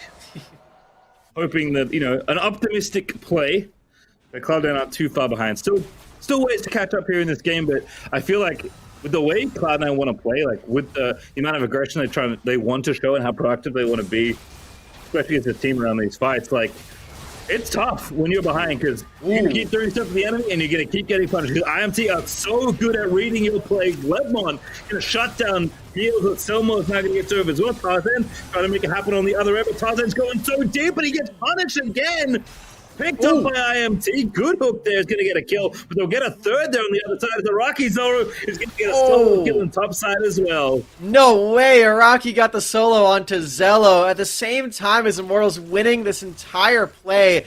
One return there as Old School. Oh no, Old School, you got a flash. All right, he does flash. Good moves. Immortals, they're winning out on every single play at the same time. Again, 2 turrets to their names. And with the Drake spawning in 10 seconds, this is Immortals favored once more. It almost feels like frustration from Cloud9, like where it's like they know they're behind, they want to keep pushing, but you can't throw good money after bad. Cloud9 getting deeper into the hole now, deeper in debt to IMT's excellent reactive play. And if last game is the indicator, IMT will flip the switch at some point and be like, oh, we're far enough ahead that we can just enforce our will upon you. In fact, this dragon looks very risky. Yeah. Lebmont looking to dive in. Araki's over there frontlining as well. Dragon goes down. Tarzan gets it, but he does cost himself a kill. Lebon over the top finds Old School. Selmore also in trouble, and now they're going to flash in. Old School is going to die at the back end of this play. Gume flashes in to ensure it. Now a third kill there. They get 4 actually as C9 lose so many people for that dragon fight. Oh, that's a 5 for 0 ace in the end. They get all of them, Pastry, and that means that they get to go over to the Rift Herald, get to take this mid lane turret, and Immortals likely going to be the foes of Sentinels in the upper finals if all things go to plan for them from here on out.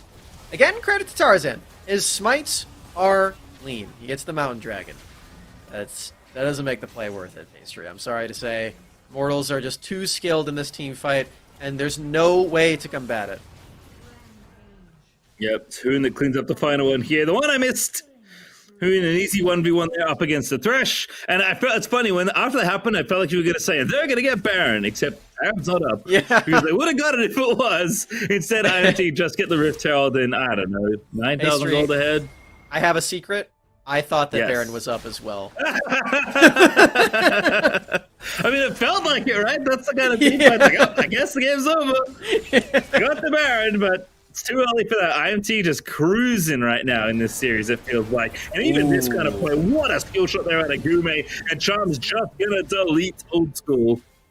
Randall doing a lot of damage, but a 1v2 is not the setting that you really want for that one. Flash for Zello. I don't even know if you win this. 1v2s, okay, never mind. Yeah. I thought Hoon was going to try the 1v2. Instead, Zillow goes in and it's his own 1v2 that Ledmont quickly shuts down. Oh no. Oh no, Tarzan spotted. Ledmont dives in. There's the scoop. There's the whoop. Tarzan flashes. Gonna be okay. Ledmont still going though. Wants to make it happen. He's now diving back through, but Ledmont not really the target you can go for. Hoon just going on. Doesn't have ulti. Just QWing people. Now Hoon dancing around, dodging skill shots so more low, and IMT is bouncing on out after that kill. Immortals can't be hit by any of those skill shots. Meals didn't even have an opportunity to use the last breath. No crowd control landed at all, and that's in part thanks to the black shield for Charm, but the movement also just so clean. Speaking of, nice job, Old School. He dodges it this time around. Yeah, definitely got the hands here. But IMT, look, they're just starting to like push this lead further and further. Rocky Zoro is like 1v3ing right now. He's got the dominance. He's got the team behind him. Yeah, Old School's getting cheeky, poking onto Charm, but just not enough gold to finish off the kill. And now Hoon's just going to force a flash.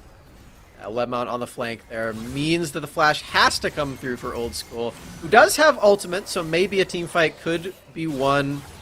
The long shot, even saying it out loud. I'm not convinced myself. They're going for it nonetheless. Ooh, good black shield there for Charm. Very quick, flashes out. As though, in fact, didn't even need the flash. Just walks on out of there. Ulti lands. Someone's getting poked by Varus ulti. Feels kind of bad, man. Next Q's gonna miss, but Cloud9 trying to make it happen. Tarzan looking at Typhoon, but Hoon is just so much poise. You know, just doesn't worry. You have 4 people near me, maybe trying to dive me in the tower. No problem. Little bit of a problem. He did flash. But yeah, you're right. He's just staying there. He's got his barrier. He's got his ultimate ready for anything that comes his way. And things have been known to do that. As Cloud9, they've got 2 Drakes. That's really their big win condition. Even if they're down 10,000 gold, if they can get the next 2 dragons in this game, they still do have a chance. The first thing they need to do is get through the next 4 minutes of the game without losing their Nexus. That's probably the hardest part, if I'm honest. Okay. After that, if they do that, then they can maybe smite away this Elder if it spawns later, because Tarzan has been doing a pretty good job of that. Certainly has. IMT, though, no Tarzan in the area. So a nice, easy Drake for them to scoop up here. And Baron is actually officially on the Rift this time, Smack, so IMT can look to play to that now as well. And you know that they want to. You know that they were moving over to that side. Old School, completely isolated. Bold move against Araki Zora, considering what has been going on to him in the past few minutes. Doesn't have flash either, but he's not the play. Nice ulti there for Gume to disengage. Charm over the top, looking for the Q ulti. Doesn't quite get it, but the ulti's good. Tarzan is going to get locked up and killed by the Morgana. And now over the top goes Zello, but Charm goes into Stasis. Stasis will for Akizoro. So well played for IMT. They're smacking him with the ball at Cloud9. Just can't do anything right. Unfortunately, it's IMT all the way. As Charm going to get picked up. Old School with the fadeaway, but the Baron's going to be IMT's. And Old School just needs to be in these fights. He's landing these skill shots. He's dealing the damage, but the rest of the team not so lucky. Immortals is just so strong on these plays. And Old School, I like the attempt, man. I like that he's trying, but there's just no way to get in. And still an ace at the end of it all. Had enough time with the death timers for Hoon to set up that final kill for Gume as the ace and the Baron goes over to watch this one again out of Immortals. And these chains of corruption are so powerful in these exchanges. Gume is deadly accurate with them. You know, he may not have been the star player on the Jinx, even though he had a lot of means to do that, but the game went too short. This game, he's on a bigger carry early game, and he's really delivering. You got to give Gume a lot of credit. He's usually not the big carry on this team, but he is definitely delivering in this one. Well, Cloud9 still battling back, but IMT up 11,000 gold. They've got the Baron. They've probably got the Elder locked and loaded whenever it spawns, because I don't think Cloud9 can get anywhere close. And you said, you know, keep your necks alive until about 17 minutes. That was 2 minutes ago. You said 4 minutes then. Someone with a beautiful flash Q. Rocky's Zoro is pretty tanky. He's not tanky enough. He's going to go down to Tarzan. It's a great pick there for Cloud9, but is that enough? Because you're losing your base. Man, that was actually so close. Tarzan almost even died in that play, but it seems enough right now. As long as they keep their inhibitors alive, it's going to be okay.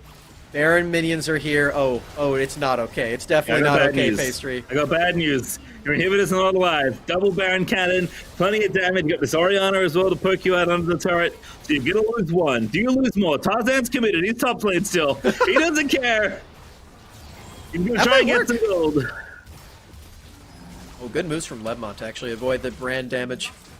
On to everybody as we see Tarzan get a kill. Oh my god, that shockwave from Hoon, massive. You get the mid as well. No exits just yet. But even though, you know, they might keep that X alive for the next minutes max, I don't think this is what you had in mind when you said you got to, you know, buy some time in this game. Yeah, maybe not. But Tarzan, you know, if they stay in it for another minute and he gets into that Drake pit, he could steal the Elder. And they have 2 Elder stacks if they get that as well. So I'm sticking with my guns, Pastry. Cloud9 could still do it. They're down so much. But Elder is just that powerful, and Tarzan smites have been good. So I feel like if that's the case, IMT should just not go near the dragon. Probably not. Probably just not. Just go try and end the game through top lane before you have to worry about that at all. It can't be a 50-50 if they never get close. Kill the Nexus. You're right. Immortals have a way to 100% win this game. Okay, well, they're not taking it. They're going for it. They're confident. I don't blame them. Like, you're supposed to win this team fight around the dragon. That's true. And they have the pick tools to actually kill Tarzan before he gets into the pit. But I'm scared. Immortals could just go win the game right now. I'm scared. I was getting hooked. It's okay. Meals is very late as well. I like this. I like this version. This is good. Oh, there we go. Lebmont with a flank. Gets Tarzan. It's a good target to try and get. They go for it again. Rocky's always flashing in on top of the enemy. Getting a little on the other side there for Charm, but the good ulti is nice. Tarzan just finish off the kill. IMT, oh no! They're now kind of melting here as CNN reinforced, but I think they've got enough. The GAs are up. Tarzan trying to make it happen. Doesn't have enough gold. He's going to go down. And Meals is the only one left alive. IMT have won the team fight. That's probably Games Max as Hoon flashes in onto Meals. He's going to finish off this final kill. And IMT are going to take a victory lap as Gume goes legendary to finish off the series. Good job, Immortals. They don't take that 50-50. They just close it out clean as can be. They make their way to that upper final. They'll play against Sentinels tomorrow. And the Kings of North America regain their crowns. Looking good for IMT. Felt like 2 somewhat similar games with IMT. Nice and chill. in the early stages, and then as soon as they got a lead, they just didn't let it go. Always the mark of a strong team, regardless of the region or the game, to be perfectly honest with you. IMT looking squeaky clean here as they do move on to play Sentinels for a spot in the finals. Or even more than that, for an auto berth into the championships, Max, the regional championship, not even the major. You already locked that up. You're good there. But you definitely want to win the next one. That's a really important one to get through. Having to make that run back into the finals, you can do it, but you'd rather be sitting waiting. Put it that way. Shooting for more. Gume is going to win star player. Congratulations. Yep. I alluded to it in that game, but that scoreline definitely locks it in. 10-0-10. Not bad for this guy. Oh, and like I said, like, Gume usually is a secondary carry at best on this team, not because he's bad, but because Hoon and Lebmon are just so flashy on this squad. So the fact that he is putting up these huge numbers and facilitating and starting these fights on the right terms for this team is so impressive. I really like this look for Gume. And honestly, if he's looking this good, then who on Immortals do even attack? This team looks so unstoppable.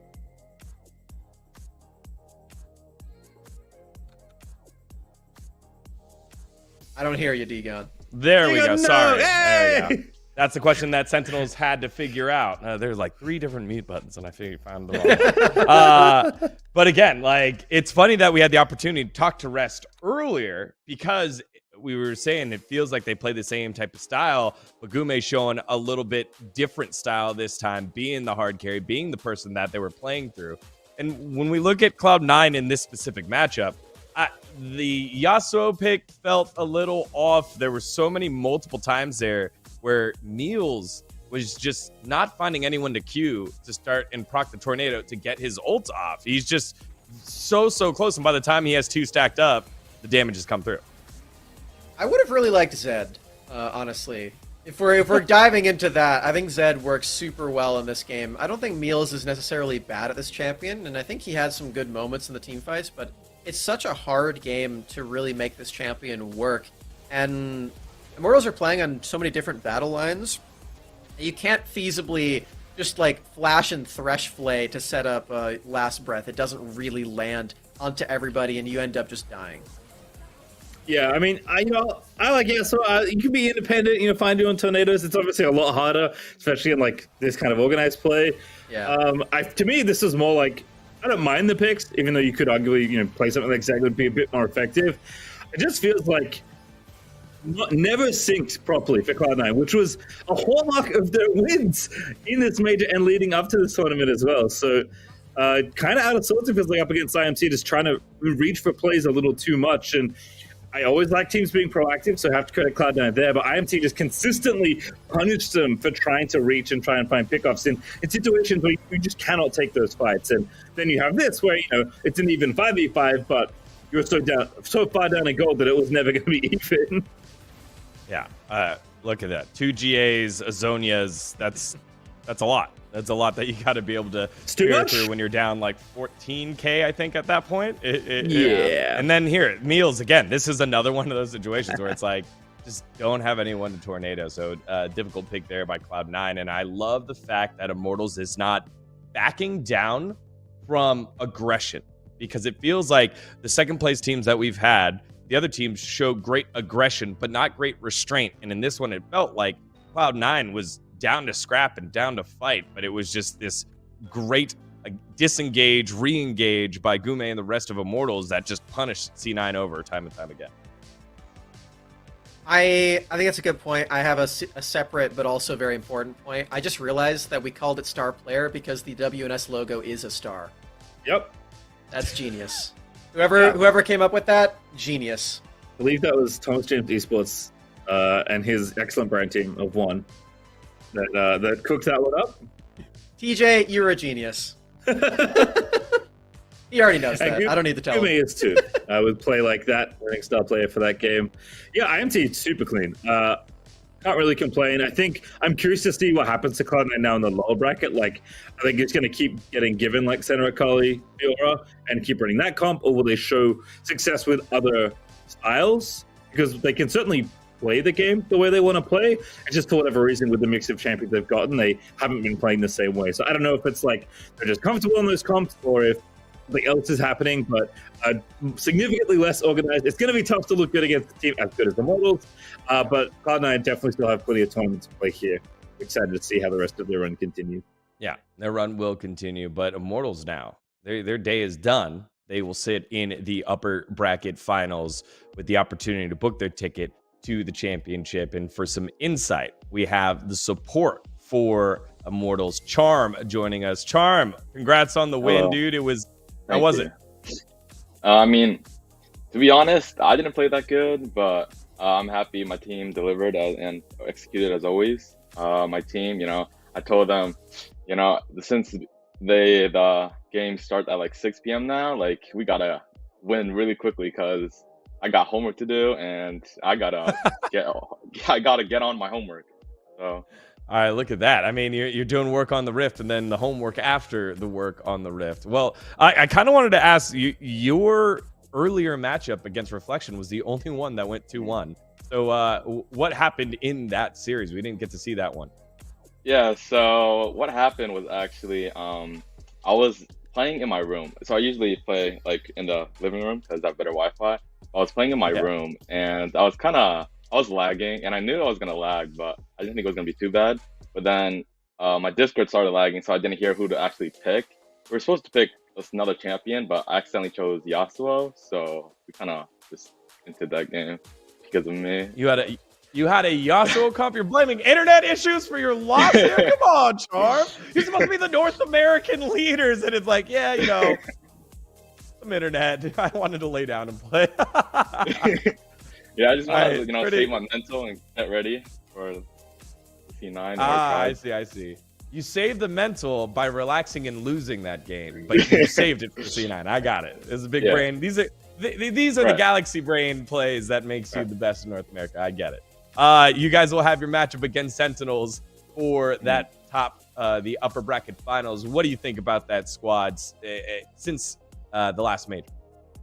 So I think Sentinels, they're obviously, I feel like they're still a really good team, and I think that they're doing great right now, and they're doing really good, but it's not good enough to beat us yet. Hope I don't buy my words, but what I heard around, I've been hearing that Sentinels think it's going to be a Tribe and Sentinels Grand Finals, so we're here to show them that we're going to be the one that's going to take this.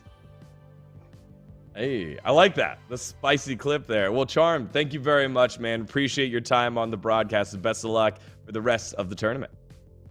Thank you.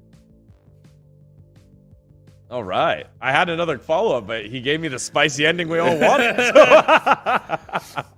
I love that. I mean, the first question especially is one of those things where it's like, yeah, as a reminder, like, this is a young esport, and a lot of these players have more to do than just play video games. They certainly play a lot of video games, but, like, man's got homework, he's got stuff to do. So nice to see the team respecting his time there, but, like, again, it's cool that this is a burgeoning thing in North America, and that was a nice reminder of, like, oh yeah, this isn't a full-time esports pro, and yet they're this good.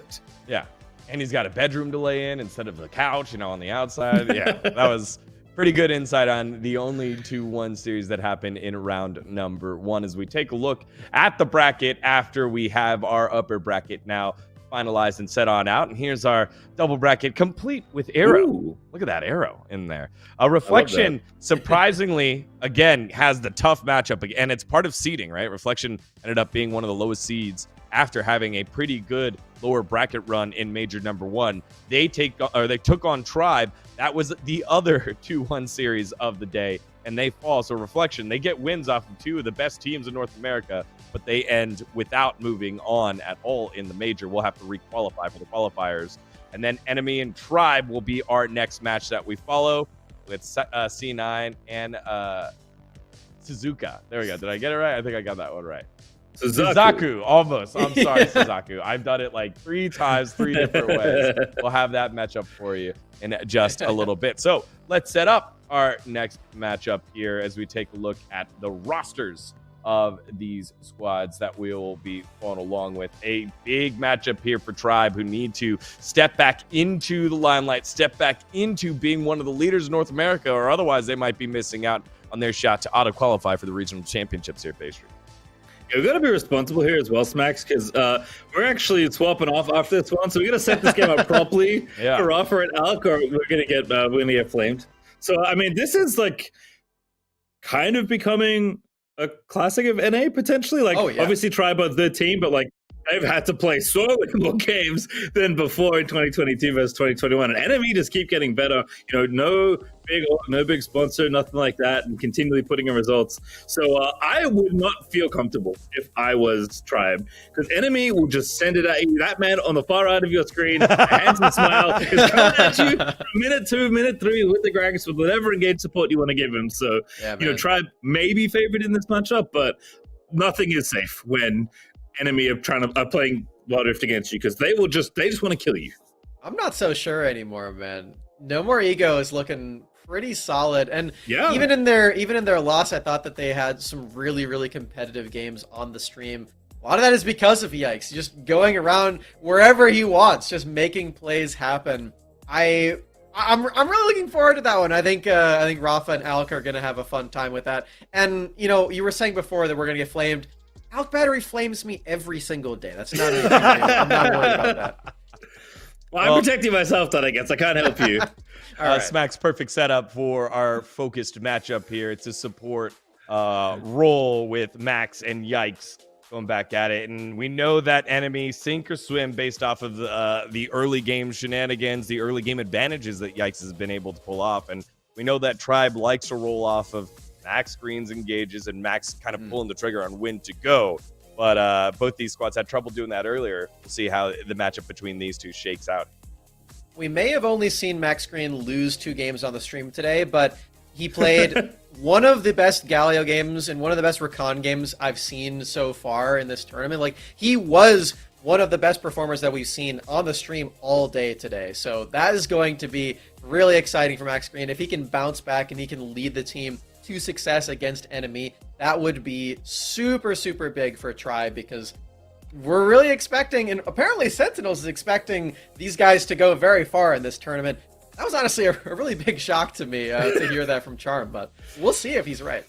We'll see. To me, my big takeaway is like the stats look pretty similar except KDA, and to me that just means that like Yikes and his team plays way faster than Max Green and his team. Like, Enemy just going at you no matter what, and Yikes is just racking up the KDA as a result. So I expect like Enemy to go at Tribe a little bit more, and Tribe's gonna have to hold it off, because like you said, Enemy are looking very good, and Tribe, even though they have all this experience, all this talent, all this success both domestically and international, you are not safe. And when you're in the lower bracket, you have to show that you are good enough to make this final that you and Sentinels are apparently destined for. Well, gentlemen, that was the last game. Thank you for setting up our next game. We appreciate everything that you've done here today. Final thoughts on Major number 2 upper bracket here, Smack.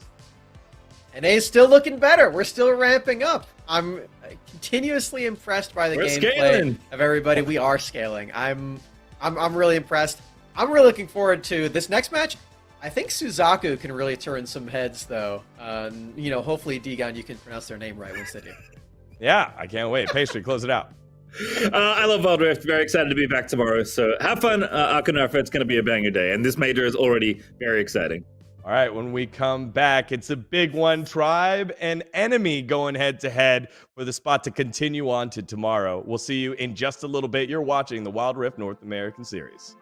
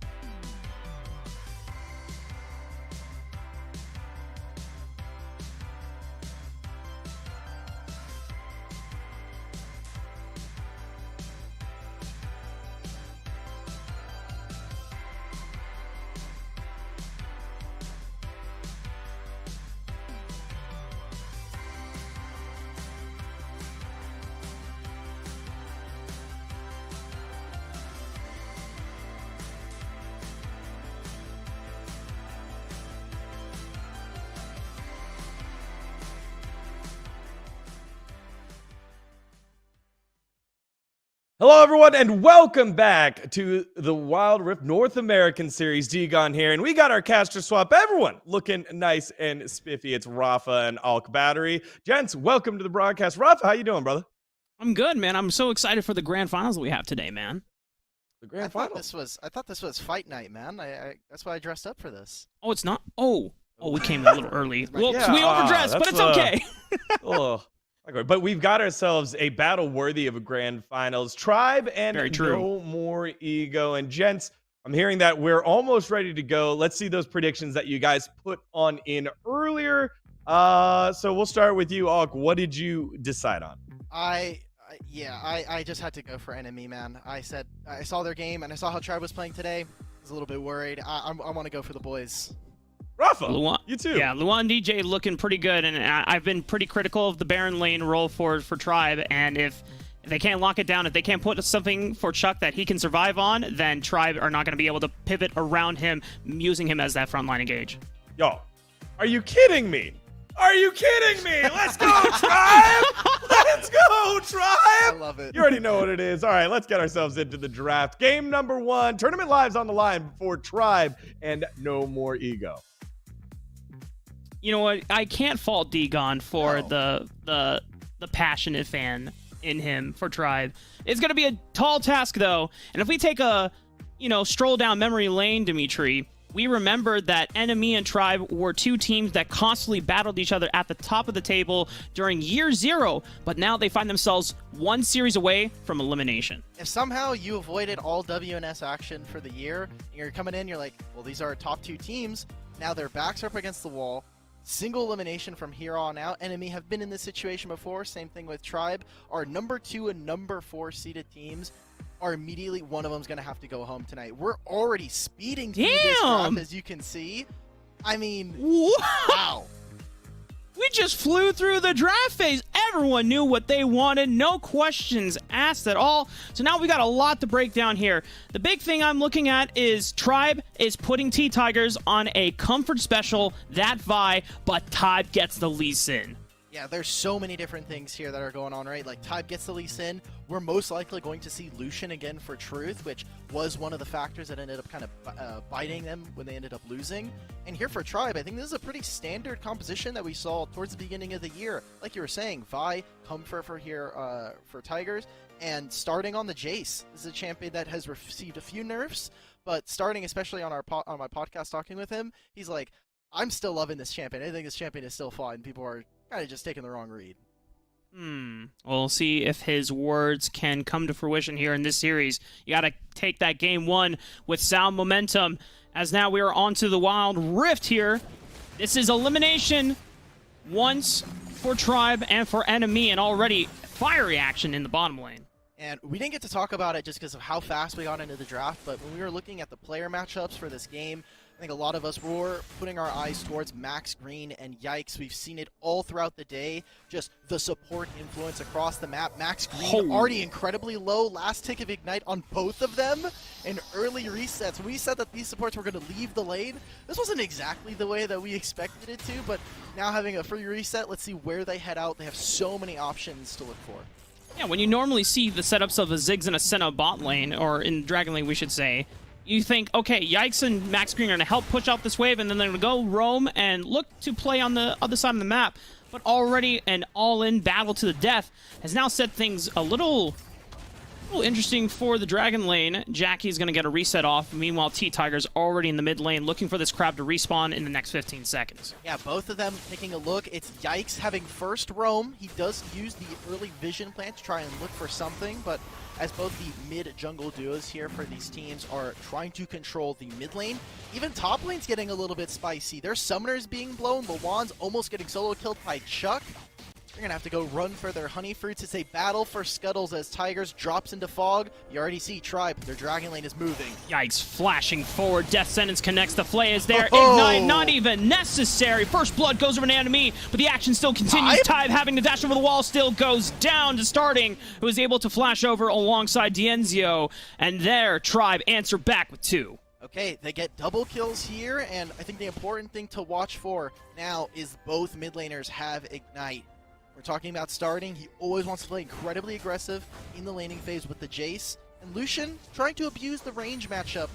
I like what we saw there. There's a ton of summoners down as well here for the side of Tribe. So if enemy, they can play a little bit safer. They don't have to worry about a Vi engage or anything. This is cheeky, boys. T-Tigers. Yeah, they're going to catch him right on rotation back towards that blue buff. They know that all of his camps on the top side of the map are gone. Great awareness from enemy. They saw all of these camps, like you said, and now they just get everything. They get the Scuttle Crab. If they want, they can look for an invade. They don't know where Senna is, so I think it would be pretty risky. So enemy instead say, hey, we're just going to take the kill. I'm going to take my quadrant and just say, you know, kind of cut our losses there. This is a way faster game than we anticipated. It's just like the draft. They sped through the draft. They sped through the game. I think they're trying to answer back for the 45-minute banger we had last time around when it was me and Smacks casting back over on the first major. I think it was day 2. Yes. And Enemy and Tribe took us to our longest game, I think, ever of Wild Rift. It was a nice 42-minute game.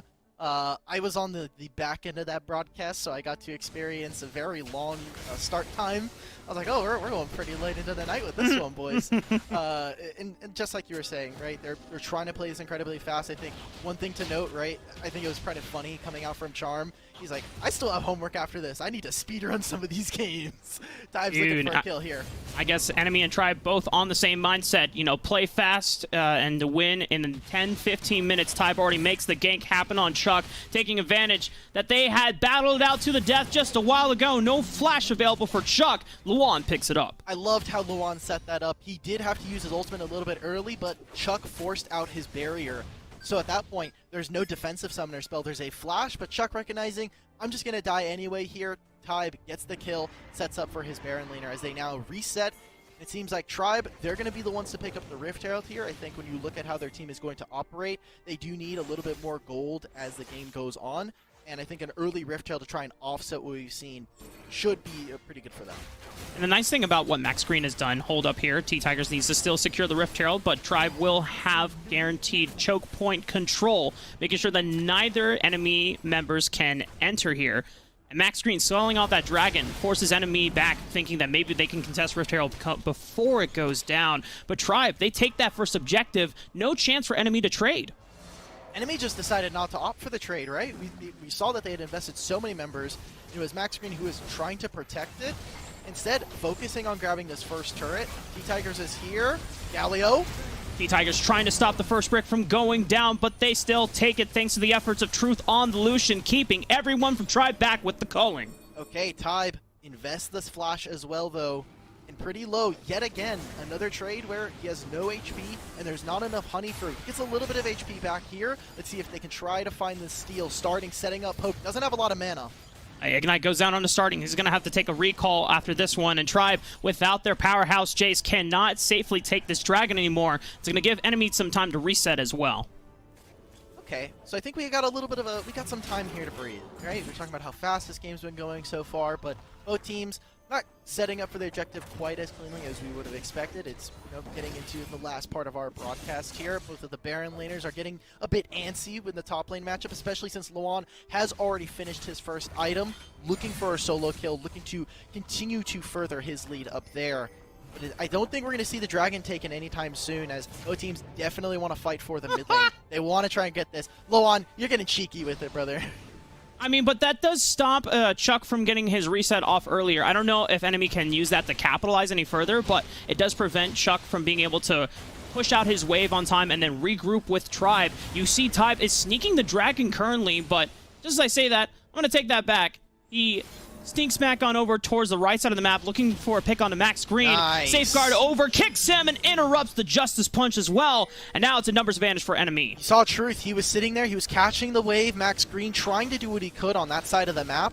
But Tribe are investing a lot of members into the mid lane. They're having Starting and D'Enzio constantly here. We would have thought, hey, let's put them into the side lane, try to empower our Jace. I love this use of the Mega Inferno Bomb from Jackie. It stalls out on the lane.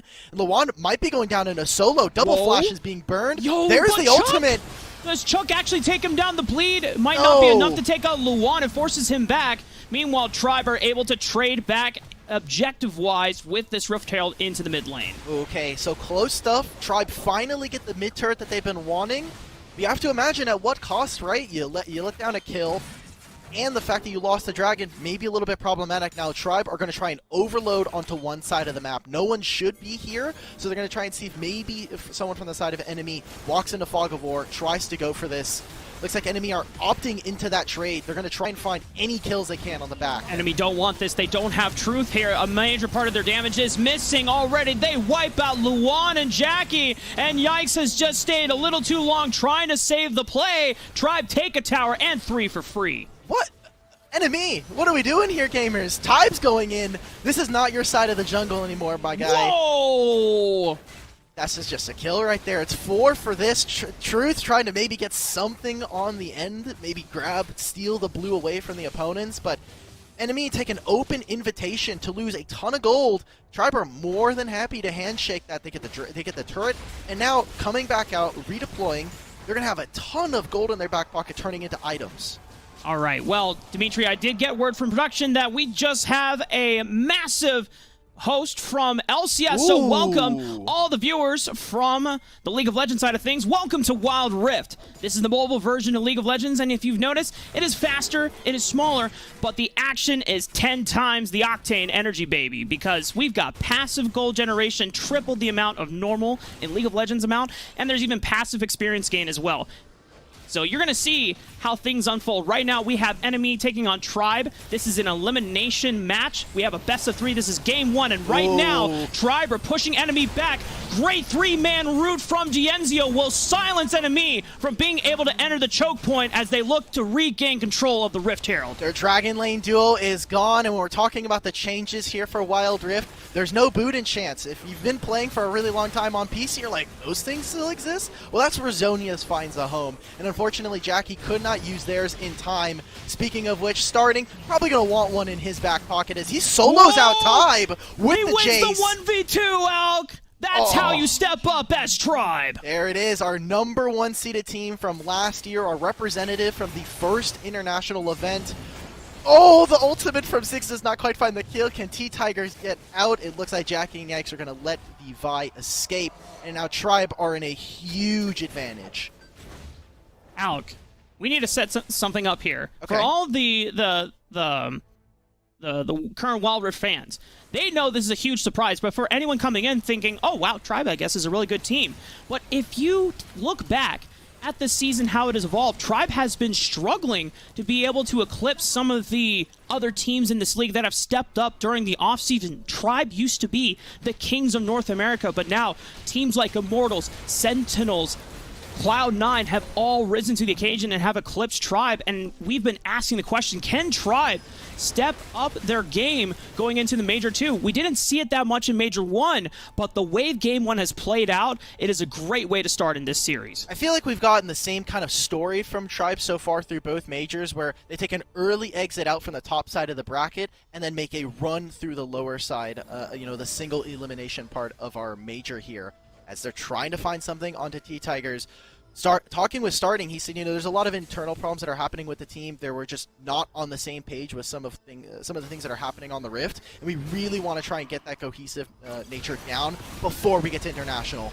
Tribe gets to start off with a pick on the tie, but he disengages away from the Vi ultimate here. T-Tiger still looking to lock him down. Has GA, so he can play confidently, but not too confidently where you get zeroed out before the rest of your team can follow up. That's his flash down, and now they are circling right back onto the Infernal Dragon. Enemy, watch for Luan DJ. He has to be the one that steps up and takes and soaks up the damage so that the rest of enemy can step up here. Chuck looking for a flank. He doesn't find it, but it's T-Tigers with the punch over the wall. Type soars back in, but 2-man kick onto the front line, but the rest of enemy cannot follow up with the damage, and it's Tribe, it's pushing enemy back into the depths, and now enemy are gonna have to give the dragon away. This Senna pick is just neutralizing a lot of the poke that Jackie wants to put down as the Ziggs. You see that anytime Jackie lands a couple of bombs or throws the ultimate, it's Senna who's healing, who's providing a little bit of shielding for the team, and it is now Starting who's having to take that main poke position on the team. The long-range artillery of the accelerated shock blast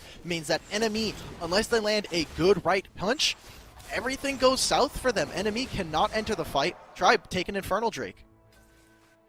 At this point, you're thinking as enemy, down 7,000 gold. How do we stall enough time so that Jackie can start hitting major spikes? Because this Ziggs can pump out an insane amount of damage in the late game. And for those that might be wondering, well, what is late game if Wild Rift is so fast? Well, right now we're kind of heading into the late game. Yeah, in about a minute. Once we hit 13, 14 minutes, that is actually late game. That is the equivalent of like 30 minutes in League of Legends. Yes, it has been, it's obviously, like you were saying, a much faster game. There's just so many things going on all at the same time. It's also just faster to move around the map, right? We're talking about how small the minimap is compared to League of Legends. It takes way less time to get into your lane, get into the river, comparatively so. Now Rift Herald's being spawned. They want to apply pressure on the lane that is furthest away from the Baron, spawning in 20 seconds. And we're talking about item power spikes. Jackie wants to finish the Seraphs, should be getting here on this recall. If he can finish this, and if it's fully upgraded by this point, it means that he will have, a little bit more survivability as we get further into the game. Truth has the Infinity Edge and the Solar Charge Blade, which if you don't know what this item is, it is an item that basically empowers your autos to do true damage when they're empowered. Huge change. Gives you a ton of crit chance as well. So with 2 items, you can almost veritably get 100% crit chance. It's pretty good for the most part. Very strong. Yeah, very strong on ability casters. Yikes goes in with the engage, but if it was forced away, Kick only finds 1, and Yikes is gone. T-Tigers zeroing in right on the Tide, canceling out the ultimate with the stopwatch, but it's still not enough. Stasis is not going to save him from going down. Tribe now 5-on-3. Enemy do not have a jungler to contest with their smite. This Baron should be going over to Tribe. I like that from Tribe. They recognize, hey, Truth is on the Dragon side, so let's just fight. We have a numbers advantage here. Max Reen finds a taunt. Oh no, Luan DJ. I mean, I can respect the attempt from enemy. Someone's got to step up and check the Baron. He's going to go down. Starting might get traded here, but a flash away. Oh! Beautiful accelerated shock blast from downtown. Then Starting takes him out. Triple for Starting. And the king of North America, the prince himself, steps up when his team needs it most. It's only game 1 of the best of 3, but loser of this series goes home.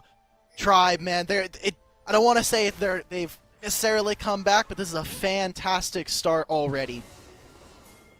I don't know what happened in that pep talk. I know there was one for Tribe earlier on in the day, but it must have really turned on something. We saw Chuck looking to solo kill Luan DJ just earlier ago. Starting is finding 1v2s and 1v3s with no worries or concerns whatsoever. This game is very, very hard for enemy to come back at this point, and there's always more. There's always a game 2 to come back from. But now Tribe, I want to see how well they can close this game out with fine execution. We're watching as enemy are just getting bled out across the map. Tribe, they have primary engage whenever they want with this Vi. They can always look for engage. There's not many tanky members on the side of enemy, and so it is just all eyes on Jackie. Can he land reasonable poke? Oh, Max Green, 3-man taunt. This guy is so damn insane. One of our best performers, not just of Tribe, but also the entire Wild Rift North American Summoner Series. Now, for Tribe, they will be advancing on to game 2 of our best of 3 as all 5 members from NME bite the dust. They've got a minion here. They'll be able to end. Tribe looking to try and make the run. They've been in this situation last Major just a few weeks ago, and they do not want to go home without getting a top 4. Damn. Woo. That is a statement game to come off in our best of 3 here. As we said before, there's still time, and if anything is indicative of how flip-floppy a series can be, sometimes we've seen in the past, I think Immortals famously one example, sometimes the game 1 is like, what the heck happened? You guys are supposed to be the best team in North America. And then they come back to game 2. It's like, all right, that's the Immortals that we know and love. So maybe that's the case for enemy. Maybe there's something in the early game that didn't quite go their way. Because once you fall behind against something like a Jace from Starting here, it is so hard to find someone that can actually match up to him in the side lane. And how consistently Tribe played around the macro and the objective control, absolutely incredible stuff. I think the one thing that I really liked is enemy correctly so identified that typically a lot of the ways that Tribe find wins is when T-Tigers is an influencer in the game, and taking him out from the early game meant that enemy did have control of the map, but I think enemy also just opted into too many bad fights up against Tribe. They decided to take some pretty risky team fights, and from there, saw them just straight up lose. Tribe were winning numbers advantage fights.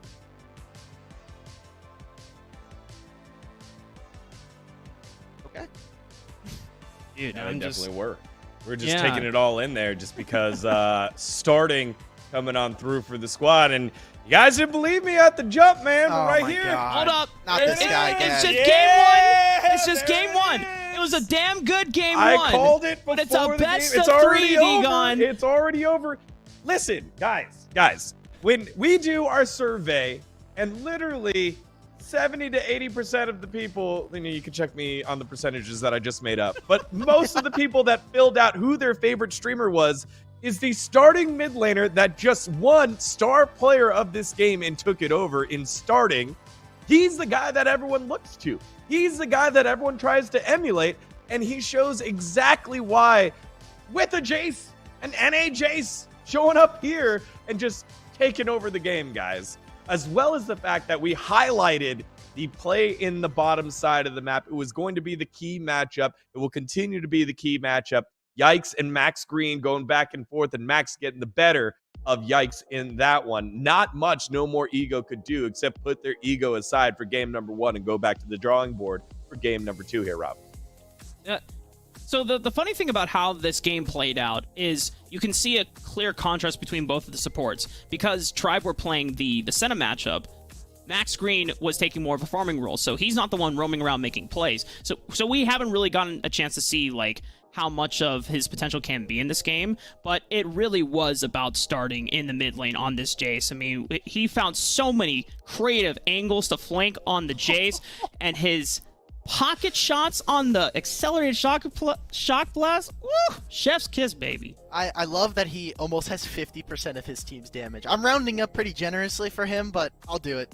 My boy Josh just straight up smurfed this game. There's not much else you can say other than the fact that like it was that top lane fight where they're down numbers, they're down members, and they just opt into it. Their enemies like, I'm cool, we will just go ahead and fight this for some reason. Tribe welcome them with open arms, like, here we go, I'll take the gold lead. Thank you.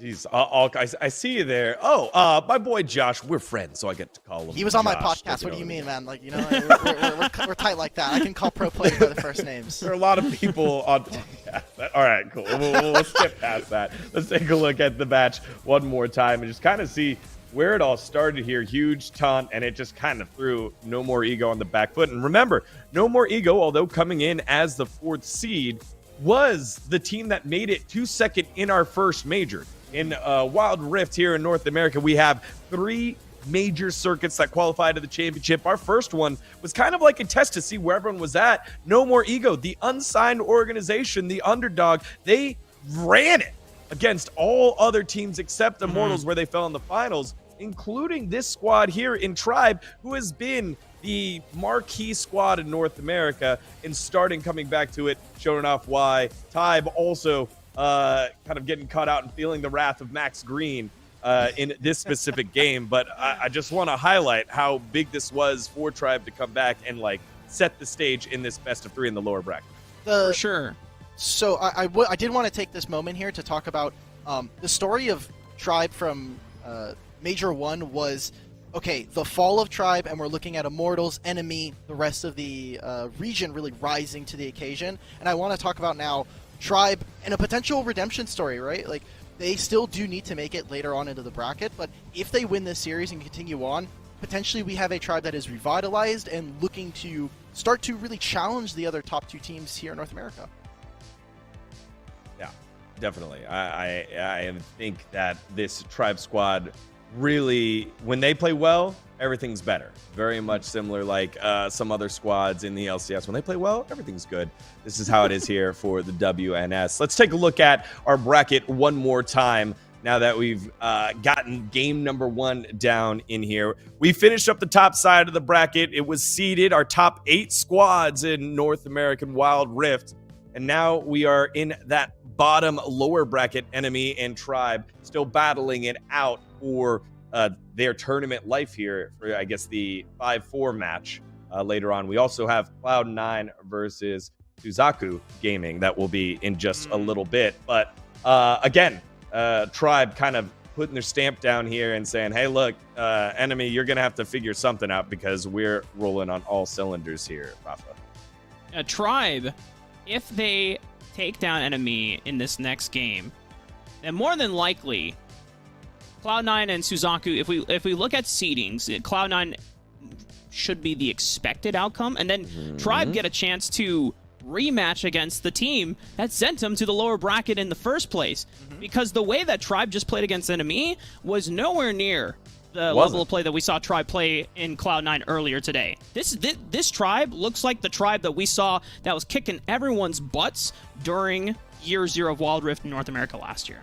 Throw seeding out the window, man. You're talking about the number 2 team losing to number 4. You're like, well, based on seeding, it should be Cloud9. This should be enemy winning this series. That's a fair point. Just trying to illustrate, like, this is a potential revenge arc for Tribe because they have been getting a lot of criticism, Rightfully and I think it's rightfully so. That's like, yo, Tribe, what is happening? Like, everyone leveled up. Did you guys just fall behind the rest of the pack? But now Tribe, with that Game 1 statement, if they carry that type of performance, I can see them going all the way back to Grand Finals. What do you want to see from No More Ego to bounce back here? Because, again, this is the squad, the number 2 squad, who finished number 2 in the last major. They, are one of the great stories here in North American Wild Rift. But, like, what happened? I'll be honest, I feel like Truth really had a silent game today. He was an absentee member of the squad, and usually when we're talking about this team, it's not just Jackie, it's not just Tybe, it is the people around him. So for them, I do want to see Tribe on something, or Tybe anyway. I want to see Truth on something more impactful, man. Come on. All right, well, Truth needs to live up to his name. Is he the Truth? We'll find out here. Game number 2, draft underway, tournament life on the line here for No More Ego. His full name is Truth of Light. Yes.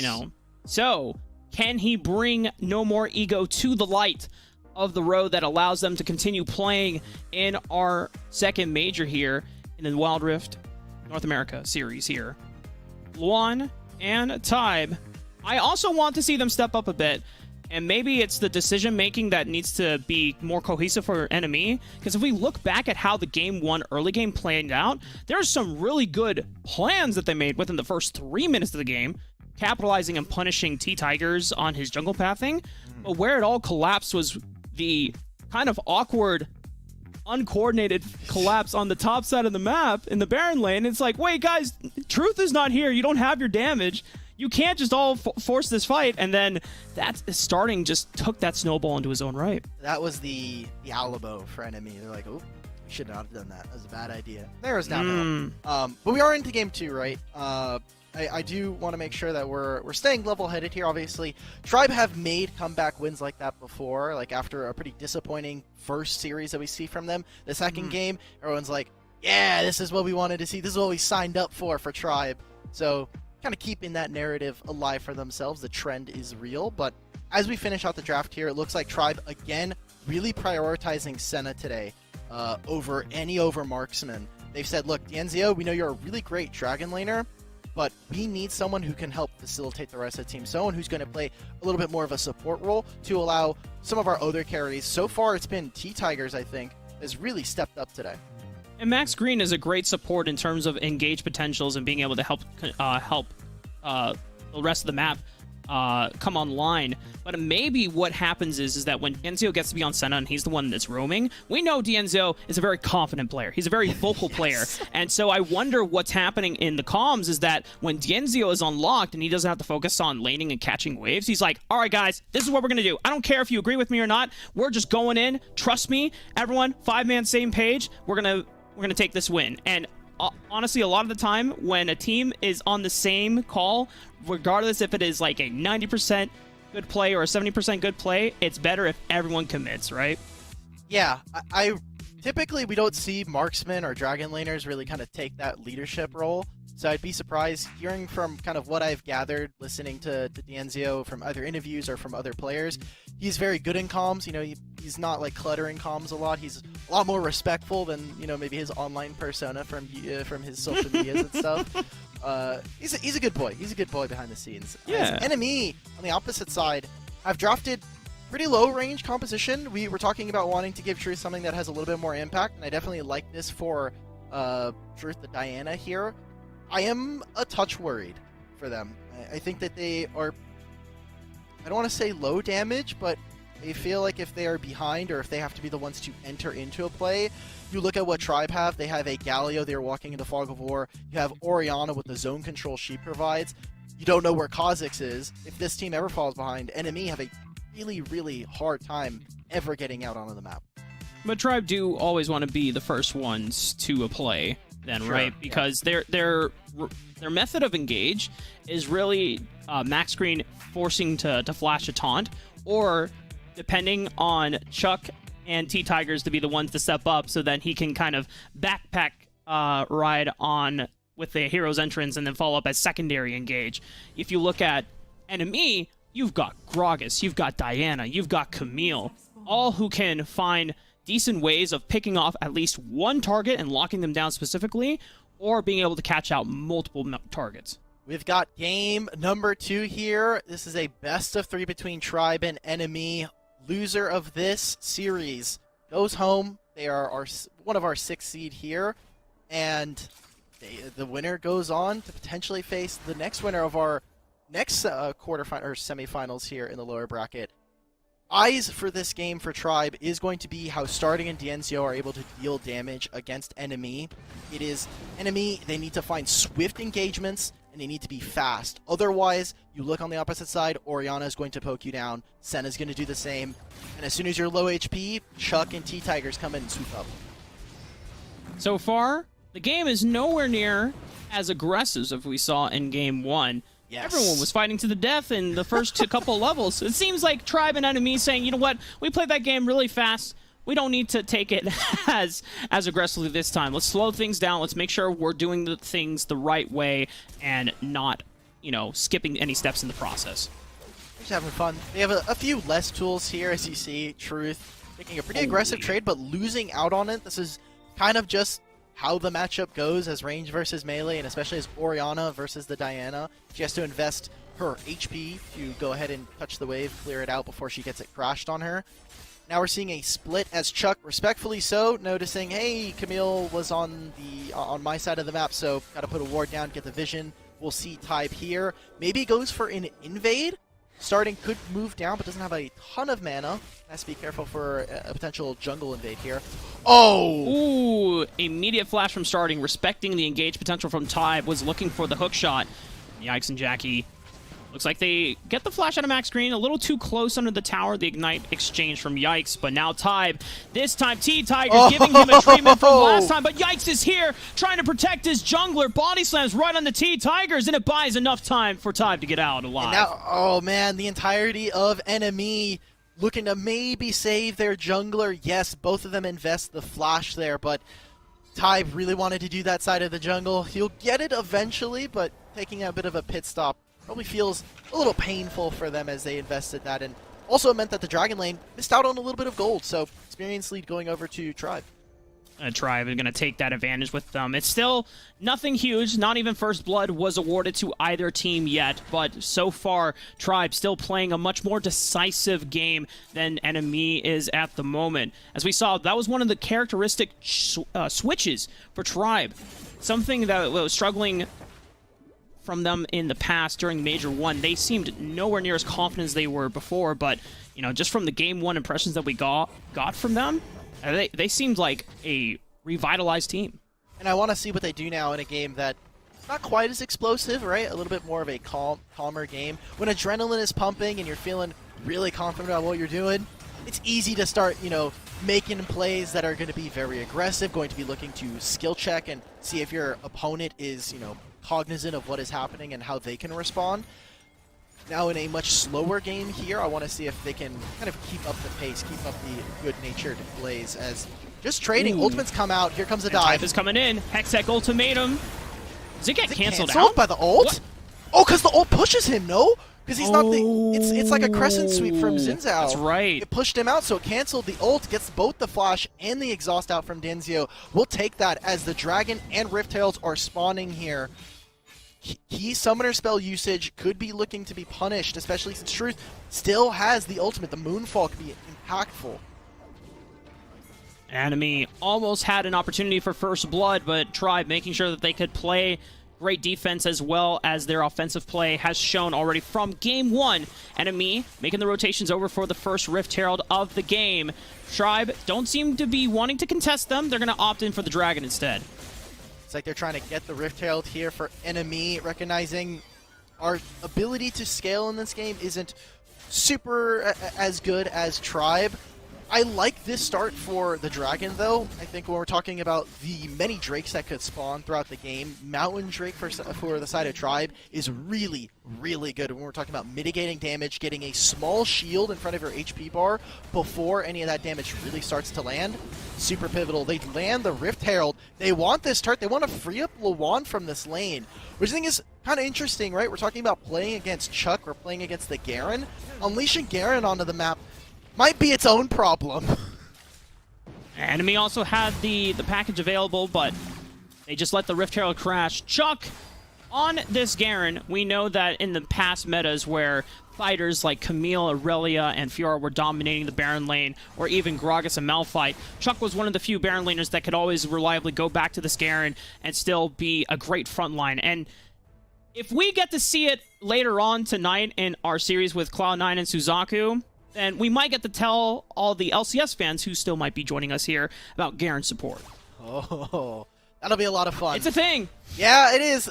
Garen in this game is a lot more broken than I think a lot of people would be able to guess here, as they're trying to catch them out on Vision. Can they find this? T-Tigers gets engaged. But he's playing stealth mode, so he's able to buy a lot of time after the Hextech Ultimatum comes out. Shockwave, not the best one from starting. Moonfall answers back in, lands on the 2, getting a lot of damage. The Lunar Rush back and forth, but now Max Green answers with a beautiful 3-man taunt, and it sends Yikes back to the fountain, and the rest of Enemy have to scatter, but the 3-man is going to land. The flash from Max Green capitalizing. Truth trying to buy as much time, but Enemy are all in chaos, and Chuck is here. He's got Demacian Justice, but a flash from Tide allows him to escape. Jackie can't get too close here, flashing away as well. Chuck is hunting for it, pursuing, ready to give the grand dunk here, but Chuck gets interrupted by Tide, might have to bite at this one, and Chuck is the one that pays. And Enemy, they just go one by one into that. It's a little bit of a Congo line between the teams there, as Truth finds a huge ult, but there's no damage to follow up. Camille not in position to go for anything. Jackie had not been there and had to invest Flash afterwards since he used the Valkyrie forward. Good things coming out from Tribe, although it's coming kind of from the Enemy's mistakes. It's not their proactive play. They're reacting to what Enemies is doing, and while it is strong, the response is good. They're kind of not. They're kind of being dictated the game to, as Enemy finding flops here and there. Tribe still haven't exploded in the game quite yet, thankfully for Enemy's grace. But, as you said before, Enemy are not necessarily the biggest fans of scaling. You have your only late game insurance really in Jackie's Corki, and we'll quickly address this. Black Cleaver is a very stat efficient item. That's why it's really good.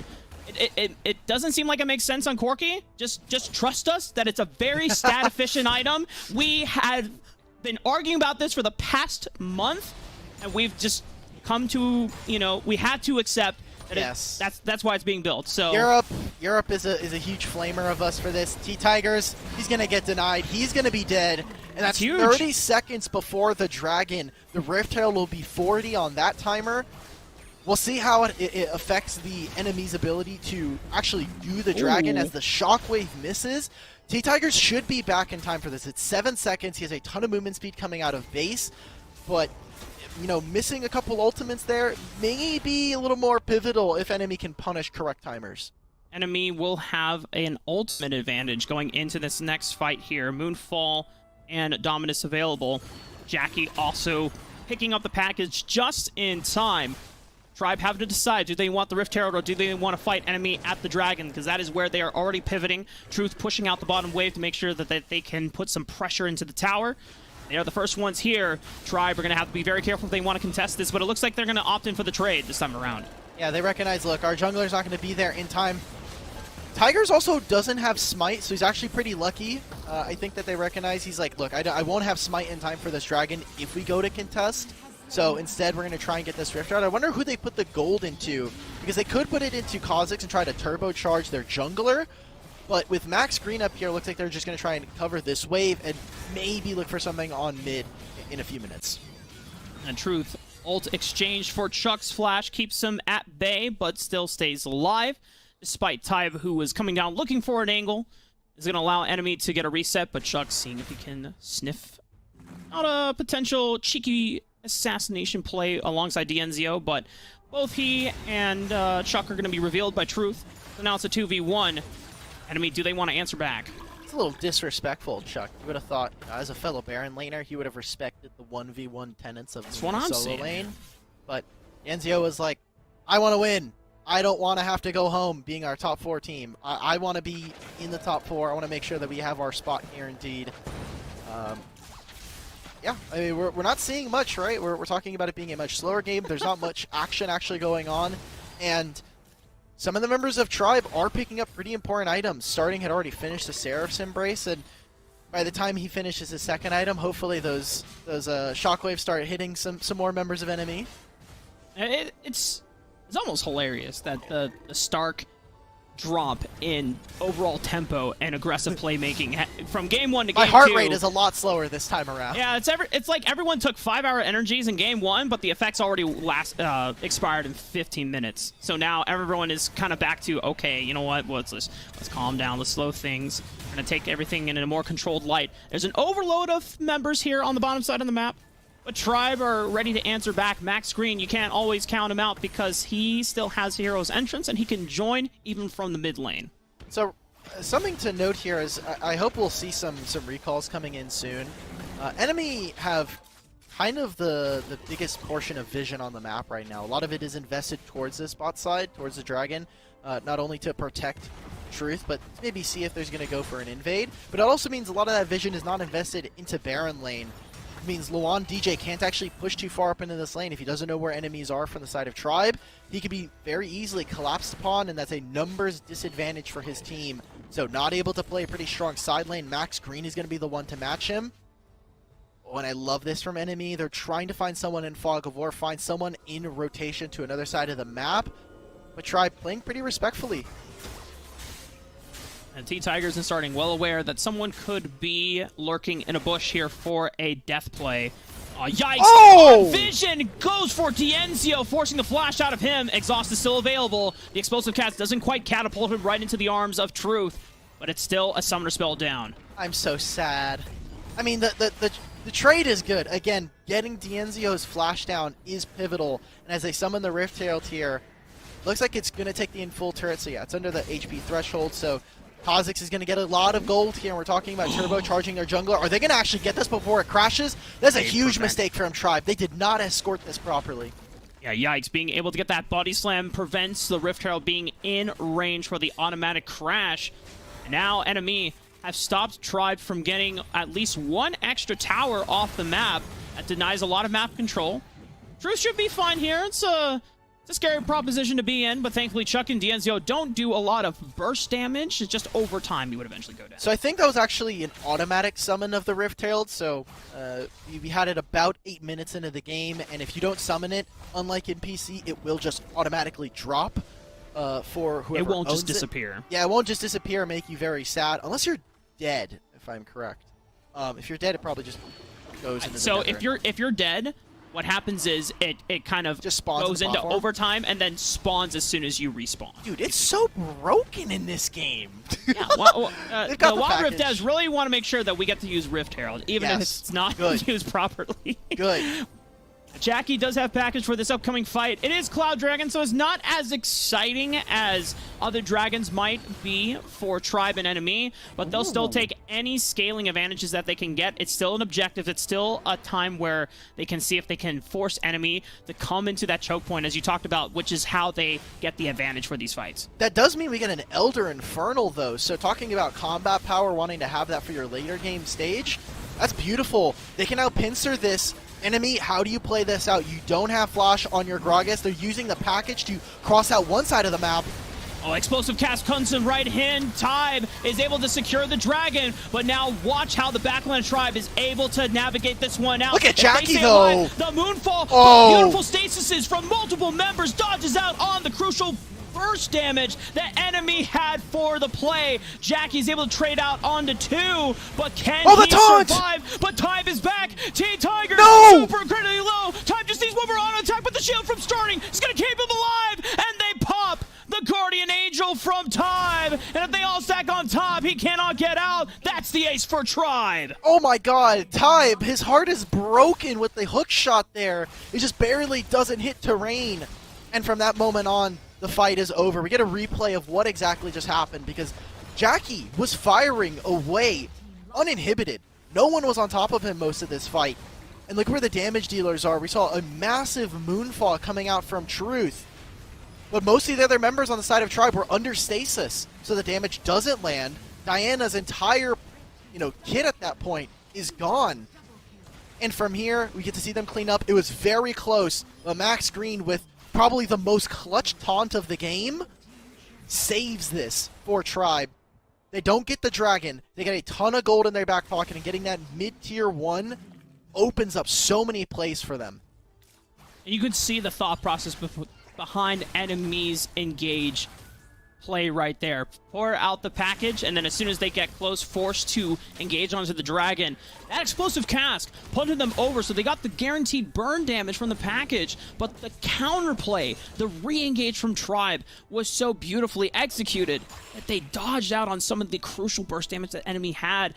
It's not game over yet. Tribe only got they got a full wide ace, but it's only 3,000 gold at just under 16 minutes into the game. That's not anything to write home about. You still have to play the last few minutes of this game out if you are Tribe and you want to take this series in your own hands. Oh, Truth goes in. He had vision. They've been pretty diligent about keeping vision on this side of the brush against Tribe. During that play, we didn't get to see it. It was on the back end of that replay, but because of the wave that was stacked up for Tribe in the Baron lane, they got a second turret. They got that top lane tier 1 tower as well. So a lot of the map opening up. We're talking about jungle camp starting to disappear. Tribe getting engaged upon here. Watch Max Green. He's trying to rotate on over from the top side of the map, but it looks like Chuck already flashes away. No need for the hero's entrance. It's just so difficult, right? Like, Max Green is tanky enough where now Lawan DJ can't actually solo kill him, especially with the Ignite up. He doesn't have a combat summoner aside from this barrier. And making all of your engage tools go on to Chuck, as the Garen, you're like, I don't really care. I'm just going to walk it off. And look, I'm back to full HP. He did go back to the spawn platform, but his passive nonetheless can heal him. Type should be getting out of here. Starting's available. Do they go for it? As he look for the shockwave, it does pull in Tybe, forcing the Hextech ultimate, flashing immediately away, trying to use it as a disengage rather than an engage tool, and it now forces enemy out of control of this bottom quadrant. Tribe are just picking off, small things here and there. They're getting shavings. They're slowly whittling away at this turret, and Truth has not been able to really punish or really push out this lane thanks to Chuck constantly being here. Man. So that's another turret going down. That's tier 2. Tier 1's all across the board. Gone for enemy. Lawan, can you actually find this solo? Gets the flash out. Okay, well, Max Green will not be able to have both of his summoner spells for the Elder Infernal fight. That is coming up in 10 seconds. Package just got secured. And look at this. Starting and T-Tigers are on reset right now. They're going to base. Enemy, if they can funnel right into this pit immediately, but they're not all here yet. Luan is still in base. Tybe, they're going to slowly funnel, so that reset timer won't get punished by enemy. Tribe are still going to make it here in time. Yeah, and this is so important. We're talking about both of the AD carries here. They want to be on time. They're huge damage dealers for their teams. Danzio filling a little bit of a different role. He joined this team because he was sick of being second place to Tribe. He wanted to get championships. He wanted trophies. And it starts here, right? We're talking about bottom of the barrel. You are at the last chance to get into, finish off in this major, get into top 4. You're in a single elimination in a tense game like this. One game away, one shockwave could potentially change the game here. The shockwave was already used to chunk out Yikes. That's one of your frontline members already forced to potentially recall. He's back in base. Luan also forced to flash away. Now this Elder Infernal is getting burned down. If you are enemy, this They is your can't tournament enter. lives on the line. You have to force your way enter. I don't care if you can or not. You have to try. But Tribe are doing everything they can to keep them out of the way. Oh! Moonfall could be huge. It hits 3. Another stasis. Blocks out burst damage. Enemy. Watch for Jackie, but Jackie is critically low. Is forced to flash away. Still has flash available. It's just a Valkyrie to keep distance away from Tribe. Elder Infernal resets. Multiple health bars. Very low on both sides of these teams. And we are back to a neutral state. So, we're at 20 minutes. I don't want to jinx it, but these are the same 2 teams that brought us to 40 minutes. This is gonna be... I don't think it's going to be a much longer game. They reset both teams. They took a bit of a pot shots from across the rift, and they're back onto the map. Diana has the teleport available. Enemy, they want to try and stop this. Ultimate's being popped. 9,000 HP. Teleport is coming in. 7,000 now. It's resetting. You already see Shockwave hits onto 2. One of the frontline members is gone. Moonfall Again. matches onto the backline, but starting is still untouched. Jackie, can he pump out the damage? Already flashing forward aggressively. Stasis, they've got Tribe on the run. Maybe this is enemy's time to shine. Chuck has to protect starting. He's the only one that's got damage left. Dienzio's already gone. Chuck doing everything they can to protect him. Tribe burns the GA, forced to flash away. Chuck and starting still under the tower. An enemy they want to turn to the Elder, but now it's up to starting and Chuck to see if they can save this game. Oh, it's so close. Chuck is going to regen back to full. Starting here has a little bit of mana. The Shockwave is coming up, and you see enemy. They are frantic. They want to stop this. Shockwave is down. Pulls in Yikes. Chike taking a lot of damage. Jackie doing everything he can to force him away. Tariq set timers to 2 long for the rest of Tribe. Starting is gone. Truth finds him, and now this Elder Infernal. Chuck, I don't know if he can steal it away. The Elder Infernal gets secured for enemy. And now this is the end game for Tribe. And it's 21 minutes. Enemy, despite all of that, despite the mess of a team fight we just had for the last 3, I don't know if this ends the game, Rafa. They've got the Elder Infernal. They've got 3 dragons in their back pocket, but there's a Baron and there's all of these turrets. There's all of these turrets still available that they have to knock down. And you see how far away a lot of their minions have to travel. There's turrets. There's obviously the minion waves that are building for Tribe. It's going to be a long road for enemy to come back in this game. Tribe, not quite out of it, but the Infernal, the Elder on top of that, is going to make it a little harder to close this out. When you look at enemy state of the game, now the Elder is on their side. A lot of times, we give strong favors towards the team that has that buff. But as we saw before, Tribe have overcome teams even when they have the Elder Dragon. It starts with picks. When the rest of enemy is not quite coordinated to be on the same page yet, Yikes immediately forced to use his flash. The Baron is still the other objective that both teams can go for, but it's so damn hard. Jackie forces Max Green to recall here. That's a lot of damage on this Corki. He's come online. You see right now, enemy trying to play on 2 different lanes. They're putting multiple members in the mid lane, and Luan is splitting, trying to call Chuck over. And as the waves are crashing, they move into the top lane. They try to grab this turret. There should be another turret in their back pocket. They can easily escape. They're forcing. They're attacking Max Green. They saw starting and Dienzio away in the mid lane. No one can protect him. Max Green trying to flash away. He's dead. Tactical sweep. Oh! It's huge. It's also on the Jackie. Stasis onto the back lane. It's Chuck with Demacia Justice takes out the Dragon Later for enemy. And if they can get these resets, they can find a lot of time to take structures off the map. And they got one. Max Green is saying, that's an up trade for us. We just won massively for that. They can start up the Baron here. Tribe will use this to try to end the game. T-Tigers, that's your Guardian Angel down. The shield from starting saves that. Dykes is looking for it. Has Ignite, does not have Ultimate. So, going to be able to escape from that. Enemy make a pretty huge blunder. Don't tell me we're actually going to go We're gonna full go distance. I don't want it. It's not gonna happen. I'm not gonna manifest it. You know how like you're supposed to like speak things into existence? We're not gonna reference it. It's not gonna happen. We're not gonna get another game that goes that long. We're not gonna test this potential limit. I know last time this happened. So, just so everyone knows, for any League of Legends fans tuning in for the first time, this is late game already. Like 23 minutes, this is the equivalent of like 45 minutes into the game, where the Elder is already gone, it doesn't respawn, it's a permanent buff for enemy, and it's usually seen as the end-all be-all buffs. But Baron is still available, and it's still very difficult to take out the inhibitor towers without at least taking down a few of the members from enemy. And you already saw that when Tribe, they took out 3, they couldn't take the Baron. The Baron is a very, very hard objective to kill, and it deals a lot of damage as well. You need your full squad to take it down. It takes so long to take it. There are a few champions in my mind that take it, but at this point, we're so far into the game. Yikes. This is a huge pick for them. The support is gone. A minute on the death CD. Tribe, I don't know if they can try to punish this, however, as they're constantly dealing with side lanes. T-Tigers is here to catch this Baron wave. Max Green is constantly stopping Luan from pushing, and they might make the collapse onto this Renekton. Max Green has to be so careful here. Enemy have pretty good wave clear to match as well. Watch Jackie. Still has flash, pops the heal, pops the summoner spell as well. T-Tigers is dead. on the run. Stasis, there's nothing that can save Jackie. This is a huge pick, a GA. They're gonna try and look for inhibitors. Luan, they're trying to base race right now. They've opened up the inhibitor towers They can't. on both the top side of the map and the bottom side. They cannot end the game, but know this. Inhibitor towers don't respawn either. Super minions will be permanently pouring into the base now, and we are heading towards potentially another long run here. True flashing over the wall, Moonfall! It's huge! It finds the Enzo and Chuck.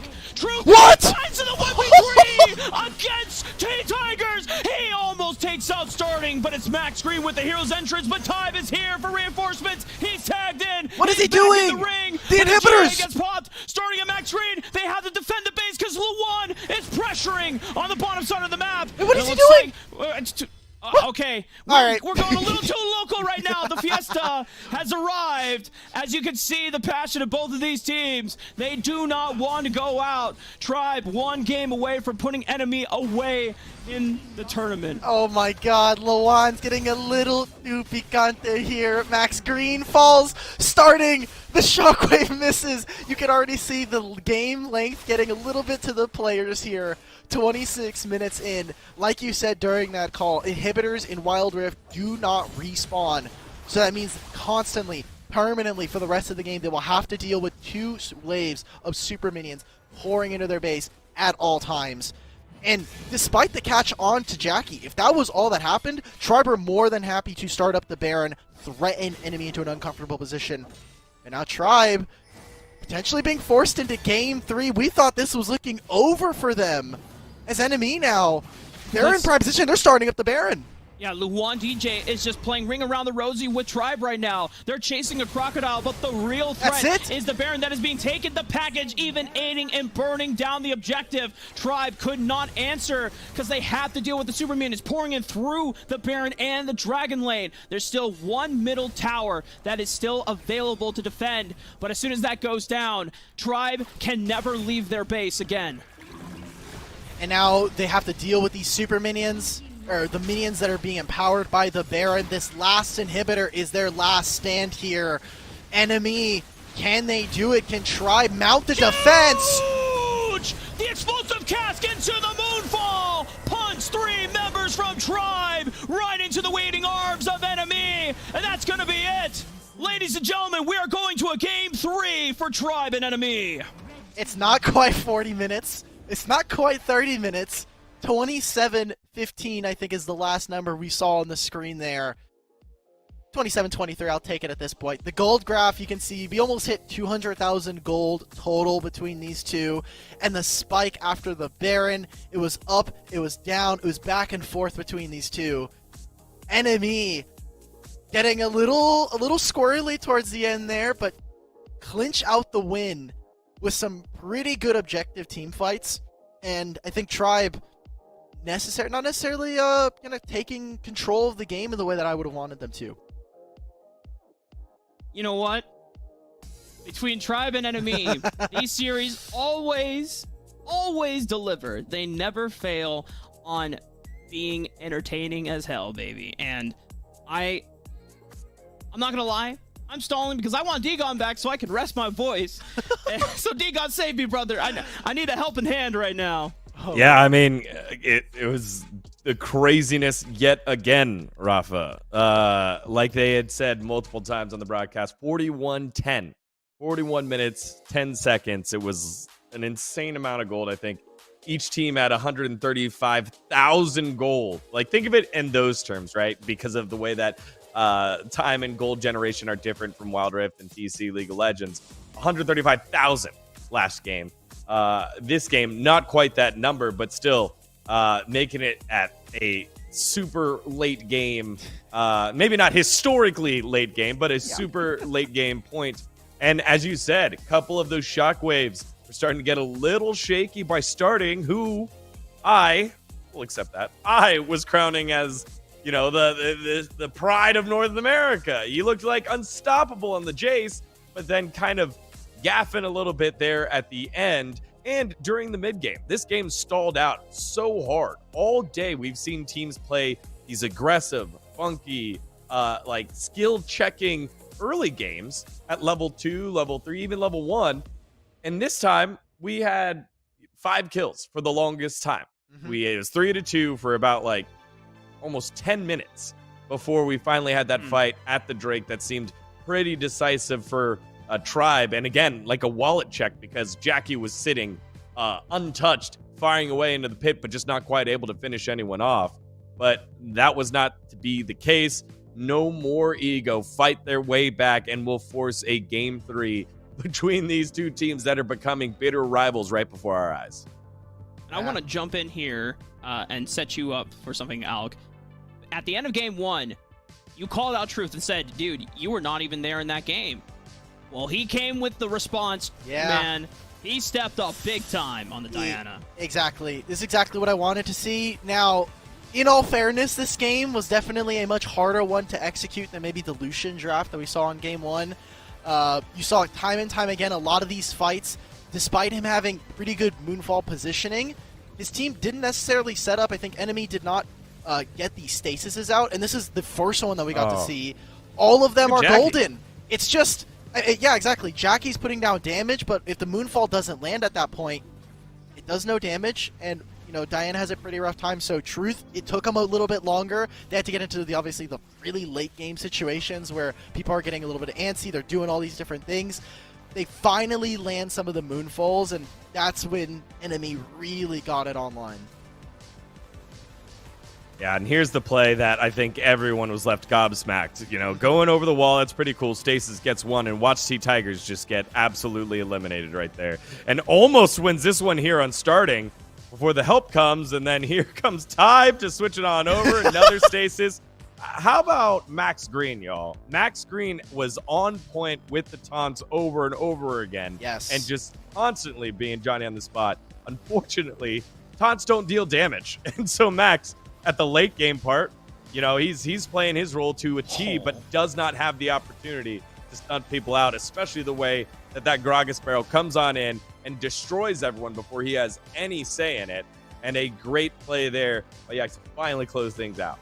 And that was the shame for Max Green, because it was due to his defensive play that he was able to stop Truth from getting those Moonfalls earlier on into the game and kept kind of the hope alive for Tribe as they played out. Once again, even though it was a slower game, it was still a relatively cleaner game than Enemy. But then Truth, through sheer force of will, brute forced his way to making those Moonfalls connect and finding stragglers and just not having any hesitancy on committing to the play, and he executed well.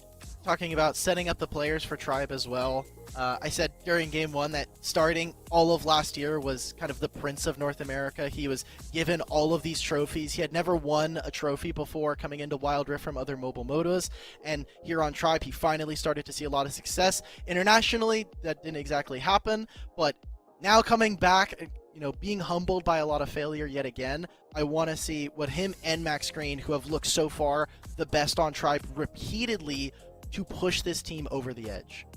Yeah, again, a lot of these guys in their surveys saying how important it was to be the representative at the first international tournament, Horizon Cup, last year in November, representing North America.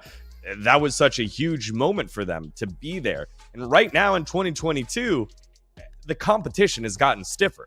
The teams are coming not with just targets on their back, but the guys that are in front of them, and Tribe need to come up with the answers for no more ego. It's continuing their Cinderella story And what I liked about this game that I didn't like in their first couple is that it looked like they had no breaks. They had 0 breaks. It's fun. Don't get me wrong. Yes. We generate gold a lot faster here on Wild Rift, but like, I wanted to see some restraint. I wanted to see some brains there. And for a while, we were kind of dogging on Truth, not being able to get the split push going on the Garen on the opposite side, just constantly just being there. But now that we think about it, he's soaking gold. He's scaling for the team fights later on that he was able to have an impact on. And so I liked that variation we saw from No More Ego, being able to at least get it to the later game. And then after that, it's all just hands. We've had the interview afterwards. People are just yelling at each other. It's the battle of the nerves here, Al.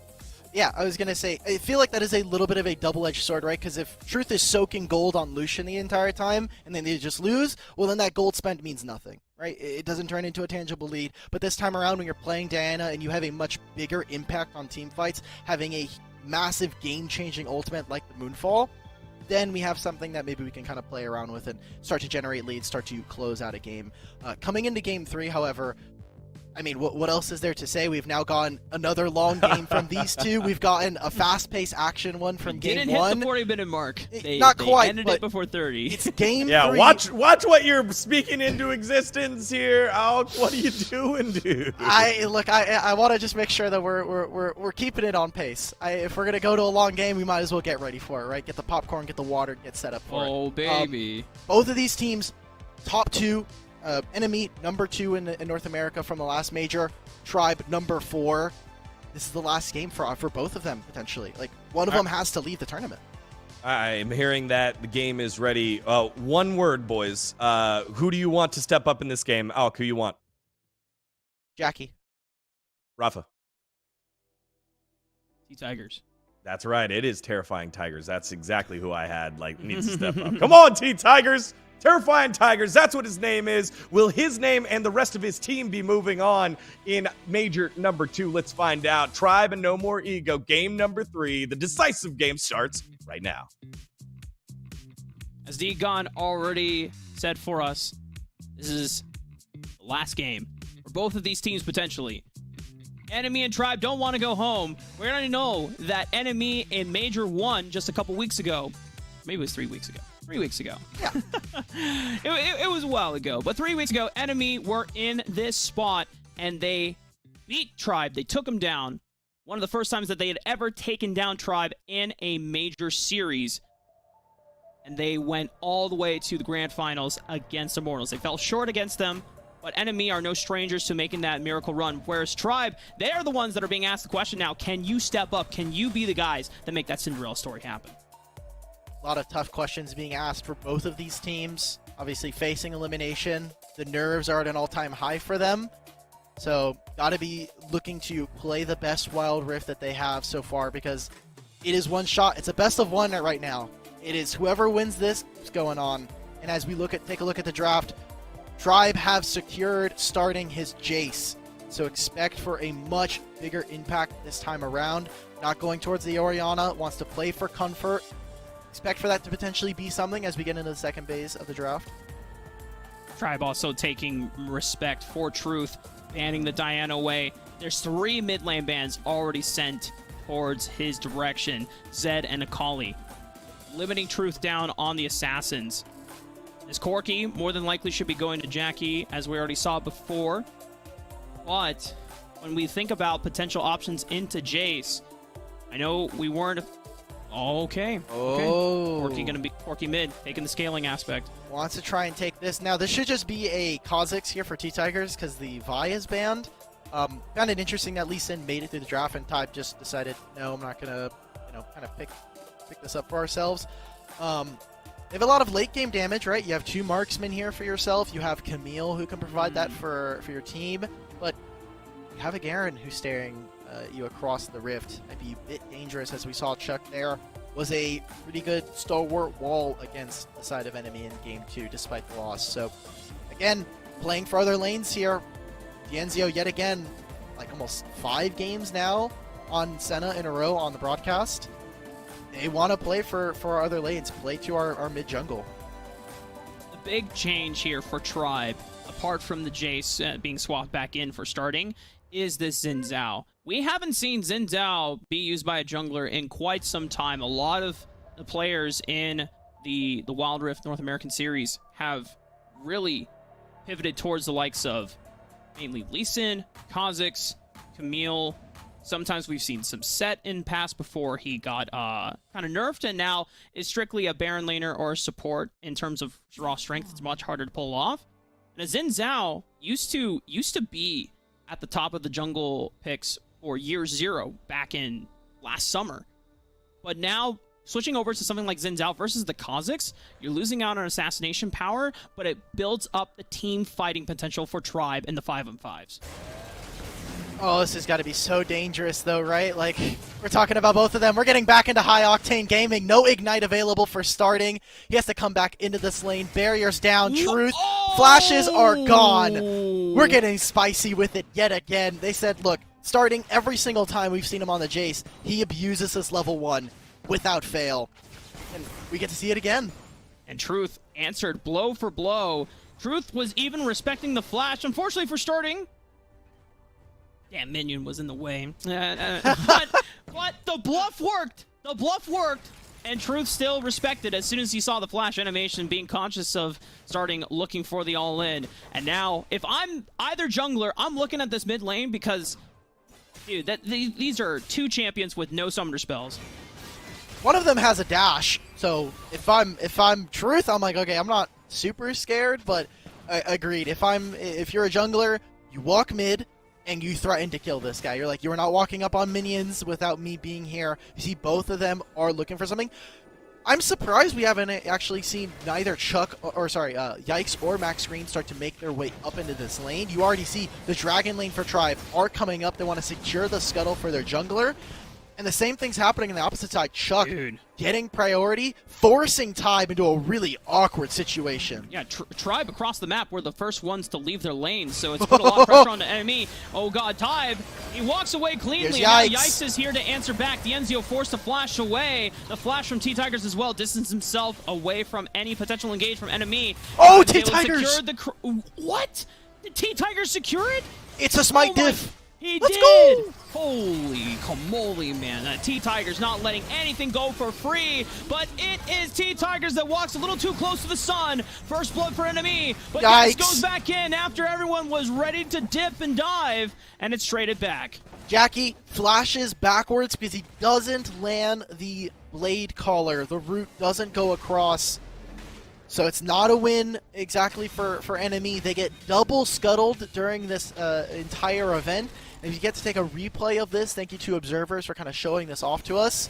The damage to Jackie, like, so close with no blade collar at this point. I like how Yikes was trying to interrupt the taunt, but it's going down for his sacrifice. We almost had a full-on 5-on-5 in the mid lane. It was under 30 minutes. Chuck and Luan even waltzing on down, and it's like, okay, let's get in the party too, man. I love that. I'm glad that we almost had that. That's exactly what we want to see in a Game 3, right? Like, leave it all on the Rift. You want to have no regrets potentially leaving, the Major. And, again, you've got to feel some of the pressure for some of these players. Now, a lot of them are long-standing pros from other MOBAs, so there is experience there.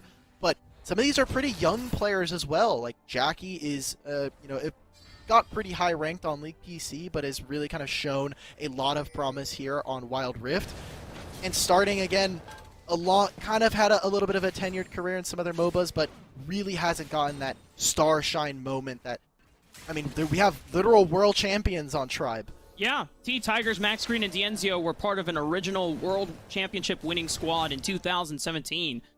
And that type of experience alone was already one of the things that when we went back to year 0, when we first started Wild Rift, that was one of the things that we focused on a lot, because it's like, hey, if these guys have already been at some of the highest levels of international competition and other titles, what makes them not the favorites for something like Wild Rift starting here in North America? And, to remind everyone, Dienzio was not originally on the Tribe Wild Rift roster at the beginning of year 0 either. He was on Enemy. He was one of the reasons why Enemy was so competitive against Tribe throughout the year, while these teams were the top 2. And now here, looking to try and start this fight, a massive package Goes right onto T-Tigers. Has to pop the Crescent Sweep. A lot of damage going down onto this Corki. It does disincentivize the Drake being started here for Tribe, but Chuck has arrived, and this should be their Dragon. Woo! Yikes, playing with fire there, gets the recall off. By the way, recall timers are 4 seconds, not 8 seconds in Wild Rift, so it's just a little shorter. But now it's a numbers advantage for Tribe. They have 5-4. They're bullying Tribe away from the Dragon Pit. Yikes finally joins the party, and the engage is on. 3-man knock him into the back line. Yikes trying to buy as much time as they can. They take out Max Green and Chuck, but it's only Luan DJ that bites the dust. 1,200 HP. T-Tigers getting zoned off. He can't get into the pit. Tactical sweep. Starting with a huge shock blast. Finds Yikes in the back line, but they trade out T-Tigers, and Enemy are going to be able to take the Dragon away. A lot of damage being put down. Great engage coming out from Yikes, and Tybe on this Camille has really been a massive game changer. He's played it almost every single one of these games minus the Lee Sin, but he's just showing off how much prowess. Doesn't care about the nerfs. And Truth is firing away on the back line. The NZO and Starting are trying to look for the Dragon. They're unfocused on who they're going for, and it means that Enemy all in on trying to kill members of Tribe, get the Dragon. They win out on this team fight. It's got to feel really... If you're on the side of Enemy, you're feeling good. But Tribe pressured. Rift Herald is still available. Let's see if they can make a play for it as they will come back and redeploy into the map. Not game over for Tribe yet. It's a big blow in the early game momentum side, but this is how you answer back. Overload onto a lone marksman in the Dragon side of the map, giving more gold into Starting. They should be able to pick up first brick here before Rift Herald is even secured. Okay, let's see what else they can get from this. Starting, I don't know about that one, buddy. That's a red buff tick down. Truth finds the solo kill. Starting on his signature champion here, falling first here in game 3. Jackie, when he got caught, he thought, okay, I'm playing Xayah. Typically, I can be a little bit more self-peel for myself thanks to the Feather Storm. Even Luan. Luan with that Blade of the Ruin King doing so much damage on the T-Tigers, but Max Green is here for reinforcements, forcing Luan to flash away. Doesn't have the barrier quite yet, won't need it. It's only the Dominus that keeps him alive. The pressure is felt on this bottom side as Tribe now trying to overload. Oh, Luan thought that T-Tigers was staying in illegal territory, but it's he who is in the illegal zone. Starting makes sure that he allows his jungler to safely recall, but now an overload on the top side of the map. Let's see if the action comes down here. They lock down Chuck with the Hextech ultimatum. Max Green and Dienzio are going to be able to fight back. The Rift Herald won't take out the tower quite yet. Good job from Chuck. Despite dying there, he used it to buy space for Dienzio and clear out the minion wave, so they couldn't actually finish off that turret. You see already they're starting to link up, and they're not going to force onto Jackie to clear this wave pretty fast. Doesn't lose out the turret. That is still 2 turret plates in their back pocket, so got to feel a little bit more confident about that, but good answer from Tribe. I like what they did there, and keeping their heads on screwed tight. They do not want to lose this one, as we're getting pretty late into it. We still have a series after this, and it's only going to get better from here. For any of our viewers who are from the Eastern time zones, shout out to you. Y'all are real ones. That's me. Some of our casters and production staff, Eve, also on the Eastern seaboard. We're heading into the midnight hour for not just you guys, but also for these two teams, Enemy and Tribe, as we remind the stakes at the hand of this final game in this series. Loser goes home, and their tournament run is over. Thankfully for them, they will have already been seeded for 5th and 6th. It'll come down to MMR, but they've already made it to the 3rd major. But obviously, you want to make it to the top 2, because top 2 qualifies for championships at the end of the season, which is huge. And they try to go for this dive. Max Green has Zero's entry. Oh, no, he doesn't quite yet. The timer's not available. Chuck and T-Tigers trying to stall this one out as long as they can. Oh! And the tower's doing great work. It's a huge taunt from Max Green, and he gets vengeance back on the Tribe. But Luan can't even single out T-Tigers. He makes it out barely with a sliver of health. And can Max Green make the impossible happen again? It's not enough. The Senna ult is too late. A good defense coming out from the support of Tribe, but it is, again, not enough. Enemy, they get the turret, they find kills. Dragon has respawned onto the map. It is the Cloud Drake. An Enemy, not being first on the play, will come back with a package in their back pocket. And look at the items already. Truth sitting on 2. Starting has the Yomus and the Black Cleaver, which is important, but it's gonna look a little risky. They need to find and engage, and so far, you're looking at T-Tigers going in, and Max Green needs to be able to follow. There's no flash taunt. T-Tigers doesn't have flash either. They're trying to safely poke over the wall if they can get vision, but Dragon's just gone. It's been already eviscerated. Crescent Sweep splits up the entire members of enemy away from each other. Hexa Golden locks down one, and the rest of enemy, they've already lost out in the jungle. They say, we get the dragon, but we got to get out. We can no longer fight this fight. So you saw Max Green there was sitting in Fog of War, constantly waiting for his time, watching for when he could enter into this fight. And finally, the hero's entrance comes in. I like what Tybe did. Hands-wise, he's playing a little bit fancy. Lawan's just going to die here, even with the Dominus popped. Look at all of these guys ready to dive. Lawan's gone. There's a Rift Herald spawning. The turret has gone down as well. Tribe will have a massive influx of gold. You see the pings come out. They want to try and push onto the Dragon lane for enemy. And Truth already knows that the rest of enemy are not going to be able to as easily secure or contest the Rift Herald. It's a 3-on-5. And I think enemy, all they can hope for is, oh, Tybe, this is not it. He gets out alive, but they are stalling time. As long as they can buy time for Truth, get damage onto the second tier turret, yes, they lose the Rift Herald, but maybe they can trade structure for structure. Garen should get here in time. There's not a minion wave either, so he'll get 2 plates. It's going to equal out some of the gold, but like you said, the Rift Herald should be a massive boon for Tribe in the next coming minutes, especially if we're talking about setting up for the next dragon, which will be the Elemental Earth Dragon. That could be a massive game changer. That shield providing a little bit of temporary health points, as well as defensively, could be very strong. That's a Tribe. Still keeping themselves in this game. The objective play has been slightly more contestable. Yes, they have not been able to get any of the dragons away from enemy. The Rift Herald being secured allows them to now have a way back into pushing enemy towards the ends and structures of the base.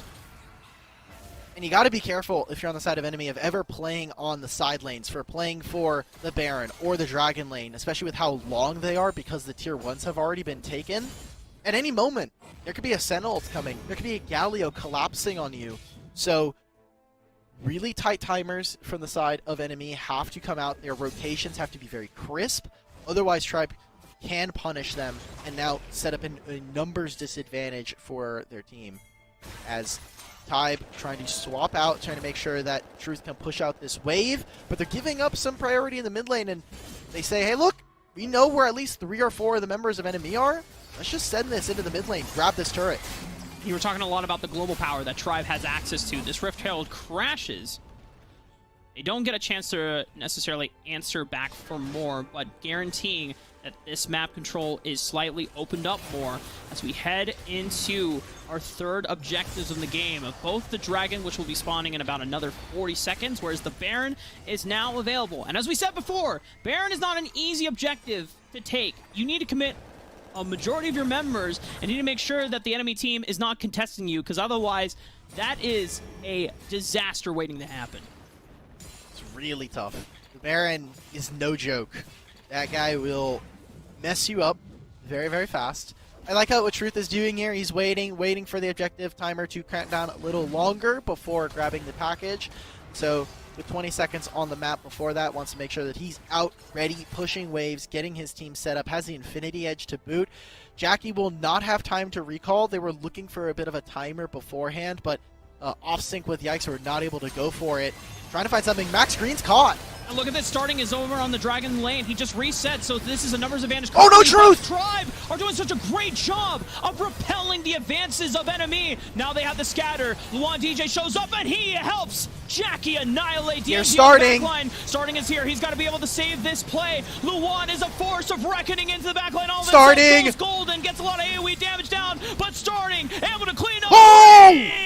Huge shock blast before going golden. Yikes cleans him up with a well-timed grand entrance, but enemy now looking to Yikes and Tybe to answer back, because all of the casualties, no one can take the Dragon. So many different small things I hope we get a replay of it. If we don't, thank you to production. We are going to have it before that fight. So many small things here. Truth, the Valkyrie did not go over the wall, so he has to invest the flash. Then obviously, Lawan comes in and makes this fight so much more messy. And you might not have seen this, but this Shock Blast could have killed Truth, but there's a minion in front of it that catches it. But it doesn't matter. Starting says, I do not care. Doesn't find this onto Yikes. And it is one single auto attack. The stasis from Starting saves him just for a little bit longer. Could have been a much different fight if maybe Yikes had gone down earlier. If he wasn't able to pick up that kill onto Starting. The Dragon could have been Tribe's just that much more sooner. But now they're starting it up. Tybe, can you make this deal? Is it worth it? Baron is on the table if you die.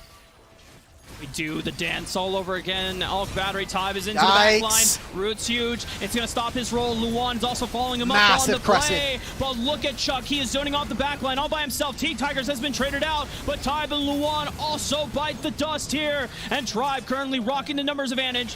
Low health bars for Chuck and Yanziel. Truth looking for the phosphorus bomb. Does not quite find it, but it's enough to zone Tribe away. Oh my god. T-Tigers.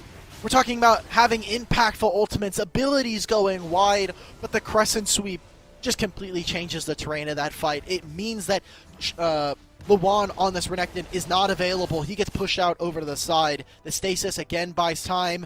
And while this is happening, thank you to observers for showing us that in the Baron lane. 2 plates just go down, so more gold is being kind of disappeared away from enemy.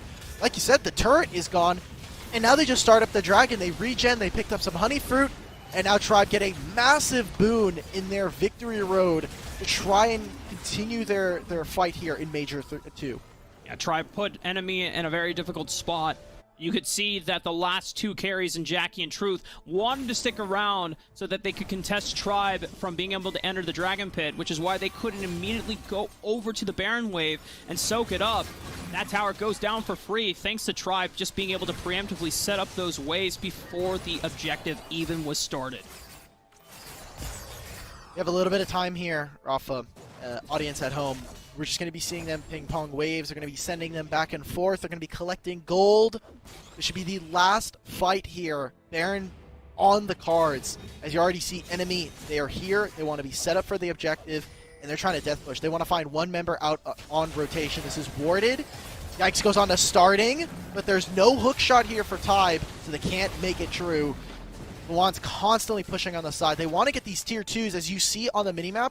They are super low. It takes a small breath and it pushes away. Same thing with mid, actually. This turret has like 60 HP. If someone auto-attacks it, it will go down. And Tribe are trying to delay this. It's 159. Thank you again to observers.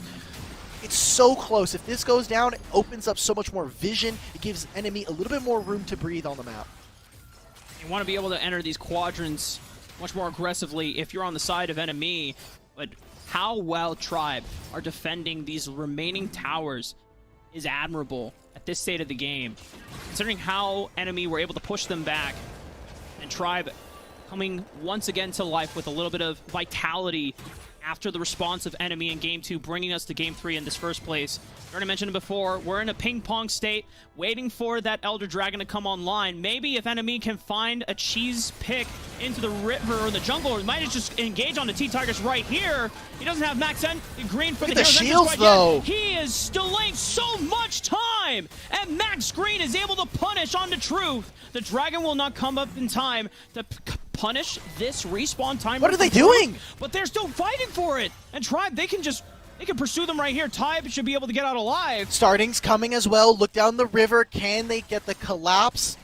Starting may try to fish for something with an accelerated shock blast, but it's not enough. Like you said, Tigers bought so much time for his team. They killed Truth, which gives them time to breathe again. Tribe, we're talking about the vitality, the second win. It gives them space to move out onto the map, set up pressure on this Baron, where enemy have really taken a lot of control thanks to Luwan constantly pushing on the side of the map. Oh, huge pick on a Yikes. Max Green sees the angle and not even a second wasted. Flashing for the taunt. That's a huge engage tool gone for enemy. Luwan DJ being forced out by Starting. And now enemy, they're going to have to find a way to enter into this Baron. Tribe to force them to check. All they need to do, they do not need to coin flip this. If they let Tribe get into the pit and steal this, they can very easily lose the game. So Tribe, seeing the same thing, say, look, we're not going to go for it. We want to make sure we know where Tribe is and that we can kill him, secure that objective without flipping it against the enemy jungler. I love that lookout from Max Green, where he finds that kill, is able to kind of see the top 4 in his eyes, sees his position, goes for it. Starting it up again. They burn this. Taiba's not going to get here in time. Tribe is hauling Bud over here to make sure that he can at least contest for 4,000, 3,000, 2,000. Time. He stole it! Tribe, in the moment that they needed, is able to steal the Baron. But now enemy, all they have to do is just save face, make sure that no one goes down, and miraculously, Tribe has made his way out of the pit scot-free. I don't know how the hell he pulled that off, and look at the time, Alk Battery. Elder Infernal has spawned once again. Tribe, you madman! I love you so much! He did it again. He may have lost his Twitter account, which used to be Tribe Camille. But he does it. He shows up for his team. He gets the Baron, but here's another team fight. And now look at this. Can Tribe overcome enemy with the Baron buff? The stat difference is real. They've taken out Max Green. And in the face of elimination, enemy are the ones that are pushing Tribe to the brink. Starting's GA will be popped and surrounded by multiple members. Will go down. Another one for Truth to pick up. Yikes with the 2-man knockup. This is it. Enemy and a 21-minute nail biter will overcome everything and take down Tribe. They did it again. Enemy. Tribe must have said, look, the first time you beat us, it was a fluke. But enemy stand tall. The second time around, they send Tribe home and continue here in Major 2. A tense game to say the least. Stealing Baron, getting another team fight afterwards. And I think the gold graph tells you everything you need to know about this game. Tribe were in the lead. They took one fell swoop. Enemy. Whew. Dimitri, when we were asking players who was going to step up, who was going to answer the call, none of us asked Tribe. None of us said Tribe. And he had gotten his Camille in game 2.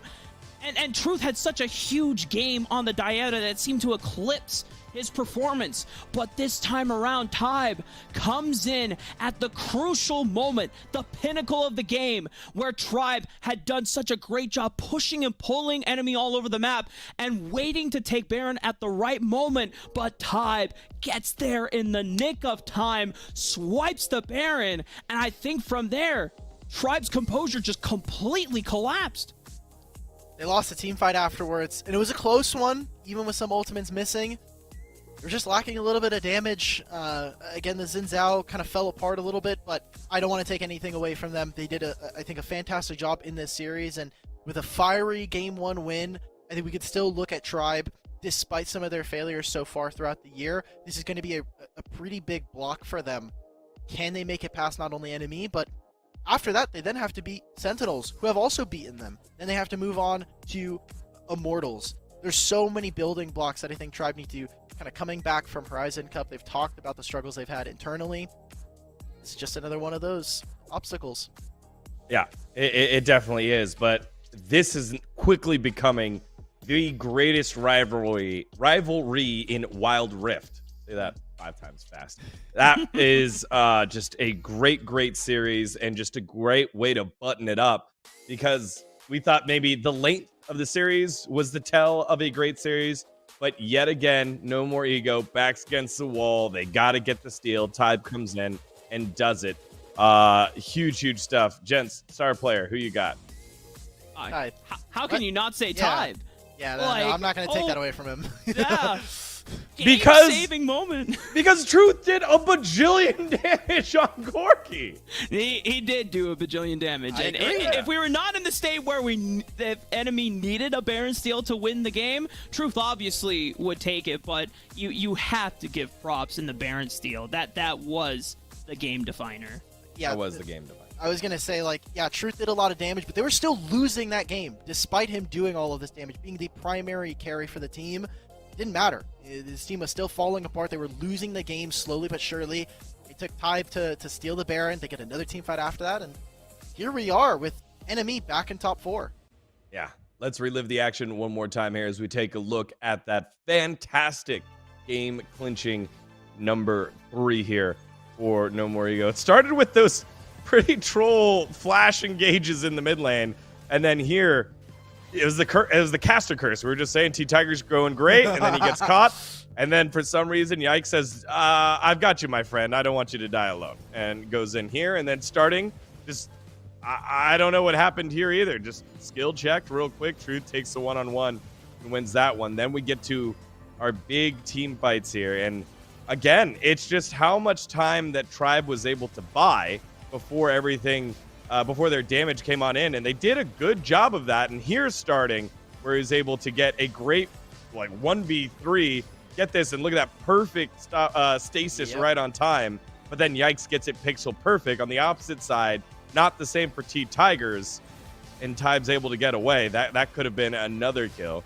And here at the Drake, just a huge fight that breaks out. Denzio untouched, wailing away, and you're thinking, okay, here's where Tribe's beefy composition starts to come online. They win a fight and only lose one. This is it. They're going to be able to do it. But you called it. You spoke it into existence, Hulk. You spoke it into existence and manifested the steal. You said this. You didn't even try to manifest it for the side of No More Ego. You tried to anti-manifest it for Tribe, saying don't take the Baron. You could easily lose if you flip it. And lo and behold, that's what happens after that. After that, not only that play, but the longest game of Major number 2 in game number 2. You could tell the fatigue set in, and Tribe just kind of ran right into No More Ego. And that was the end of the game, the end of the series, the end of the road here for Tribe. Damn. It is, the end of the road for Tribe, but for Enemy and their jungler Tybe, it is another step forward in a potential Cinderella. And once again, we talked about it before. They were in this position last time, 3 weeks ago, during the first major of the tournament. And with this type of performance, with these clutch, game-changing plays, this is how you make yourself stand out and really rise to the top in the North American scene. I was going to say, how many more top 4s does it take to Enemy to get signed? They've been a top 3 team in North America throughout the last year, even during Year 0 last season. And here again, they beat Tribe again, and now they're back in the top 4 for Major 2 after going down in the lower bracket. How many more times do these guys need to perform to get that spotlight, get that their chance at being on an organization? I really feel for these guys, and obviously, congratulations to them for making it out, continuing their run here in Major 2. For sure. Just quick shout out to Tybe, who's in the chat spamming the P emote. Do whatever you want, buddy. The world is yours for the next 20 hours before you play again tomorrow. But what a game by Tybe. And not to rhyme here, but Tribe, I think, need to figure it out. They got to figure it out, because this is the roster, mainly the roster that were world champions in Vainglory and other games. Not that the skill set transfers, but the mentality, the winning mentality is there. Needing to win a smite battle is there. Understanding how to close games out is there. And now we see him again falter here in 2022. As we take a look at the schedule, it's going to be a lot of, not Tribe there. No More Ego moves on through, and you can see the victory there. And our final game that will be rolling on in, it's Cloud9 versus Suzaku GG playing this one out in the other lower bracket quarterfinals, tournament life on the line. Remember, both these squads have already qualified for Major number 3, which will happen in about 3 to 4 weeks. But Cloud9 looking to try and make the lower bracket run and find the form that we saw against Tribe Gaming earlier today, where they were just zooming on through and running on full cylinders here.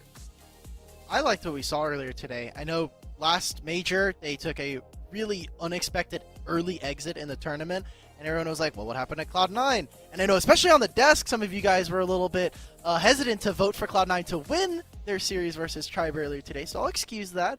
But Cloud9 have been looking really Thank you. good, whereas Suzaku, on the other hand, however, these guys, unknown for a lot of the time, they made it through the qualifiers, are a brand new team here. I'm really excited to see what we've got against Cloud9. One of our first teams that ever participated Yes. in Wild Rift North America overall, and they weren't Suzaku at the time. They were Team Snow, and they were competitive in every single qualifier, but they could never jump over the hurdle of actually qualifying in the top 4 necessary to go into the major. But this is their first time now. Yeah, well, they have the auto qualifier for Major number 3. They're playing with house money, and a way that they're going to do that is through the mid lane. Premonition against the young man for Cloud9. Meals, we saw Meals earlier on the Akali. He likes the flashy plays. Sometimes it gets him in trouble, whereas Premonition, much lower kill participation.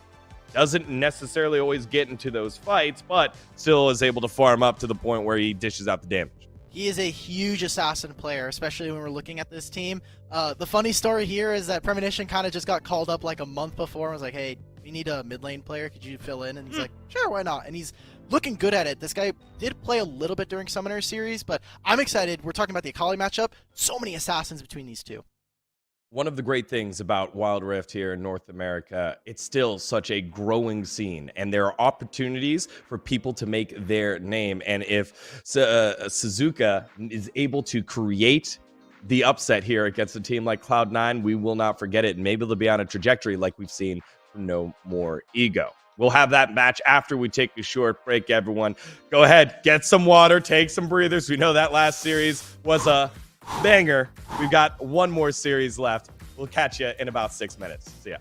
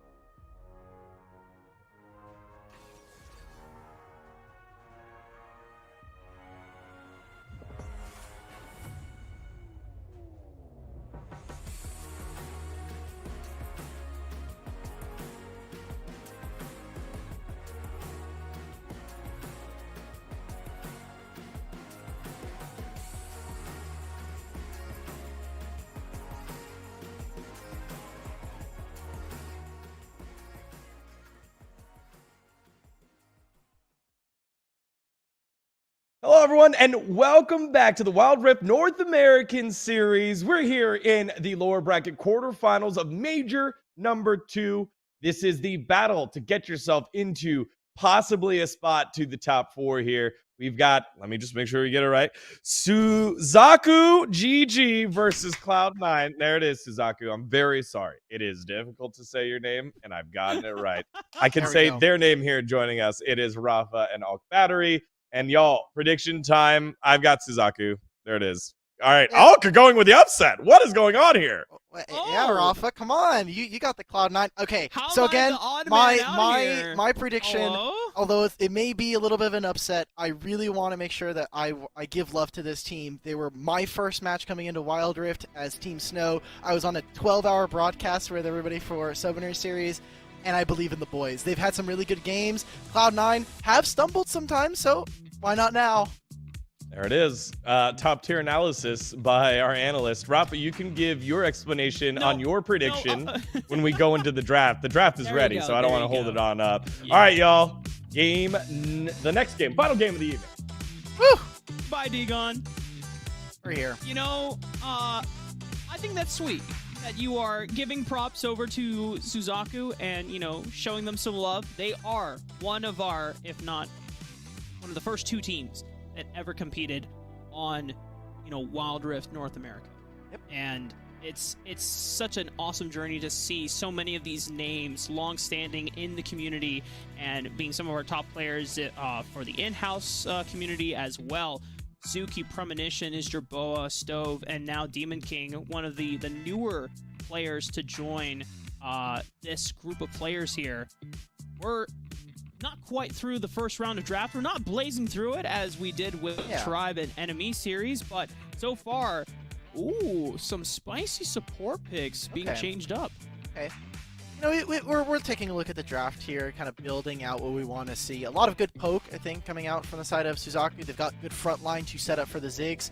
This is something we've seen worldwide, specifically in Korea. We're talking about the poke composition, where you set up your Ziggs. You have some frontline members and something like a Riven or a Kha'Zix to follow up on that. Some small trivia. Suzaku did just win a local community tournament here with Giant Slayer for the Fight Nights, and I learned that Stove is actually MTS's brother.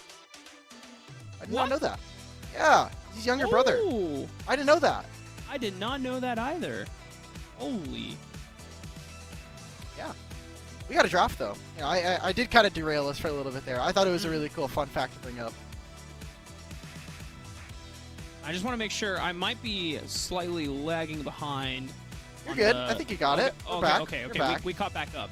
I was getting a little concerned. I was saw like, you no. freeze up and you were talking, and I was like, that looks like a camera issue. Yeah, I was like, I was phasing out a little bit there, but okay. So now that both of the compositions have been finalized here, as you already kind of led us for Suzaku, they've set up the artillery composition. You set up your front line, your vanguards in this Xin Zhao, Set, and Braum up, shields up, you know, specifically for one of them as well, and then everyone else in the back line, Corki and Ziggs, you're pumping out damage from the back line, and there is no realistic way for Cloud9 to consistently get access to the back line right now, unless Tarzan and Zello find flanks.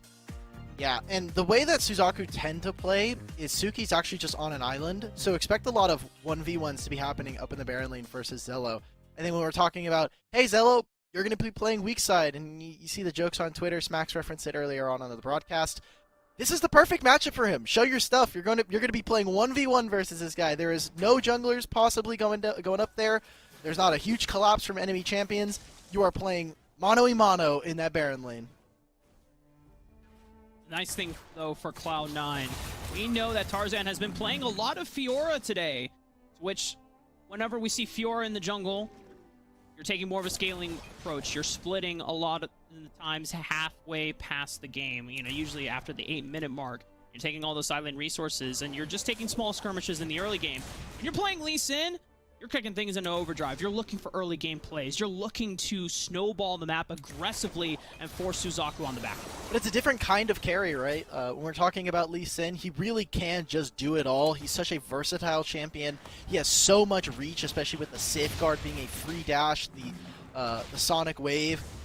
And now he has basically what is probably the primo mid laner in the Morgana, when we're talking about being able to play for your jungle, pushes the wave incredibly fast. And I love this coming out from Cloud9, trying to dive on the third wave. Really well coordinated. It pulls Demon King down here, and it just means they're just missing out on gold and experience from Suzaku's Dragon Lane duo. Tarzan going in can pull right back out and continue to harass them. Just teasing the bottom lane of Suzaku. Izdribo and Stove had to play safe because against the likes of Illusion Nami, this is a much more potent, damage-potent lane from the side of Cloud9. You can't necessarily match up tick for tack as Ziggs Braum this early on into the game, which is why, with that play, Cloud9 are able to starve so much XP and gold from both of these Dragon Laners. And Meals doesn't actually miss all that much gold. It's about 100, which is basically pocket change, unless for some critical itemization, like at the last moment possibly, but doesn't miss out on a ton.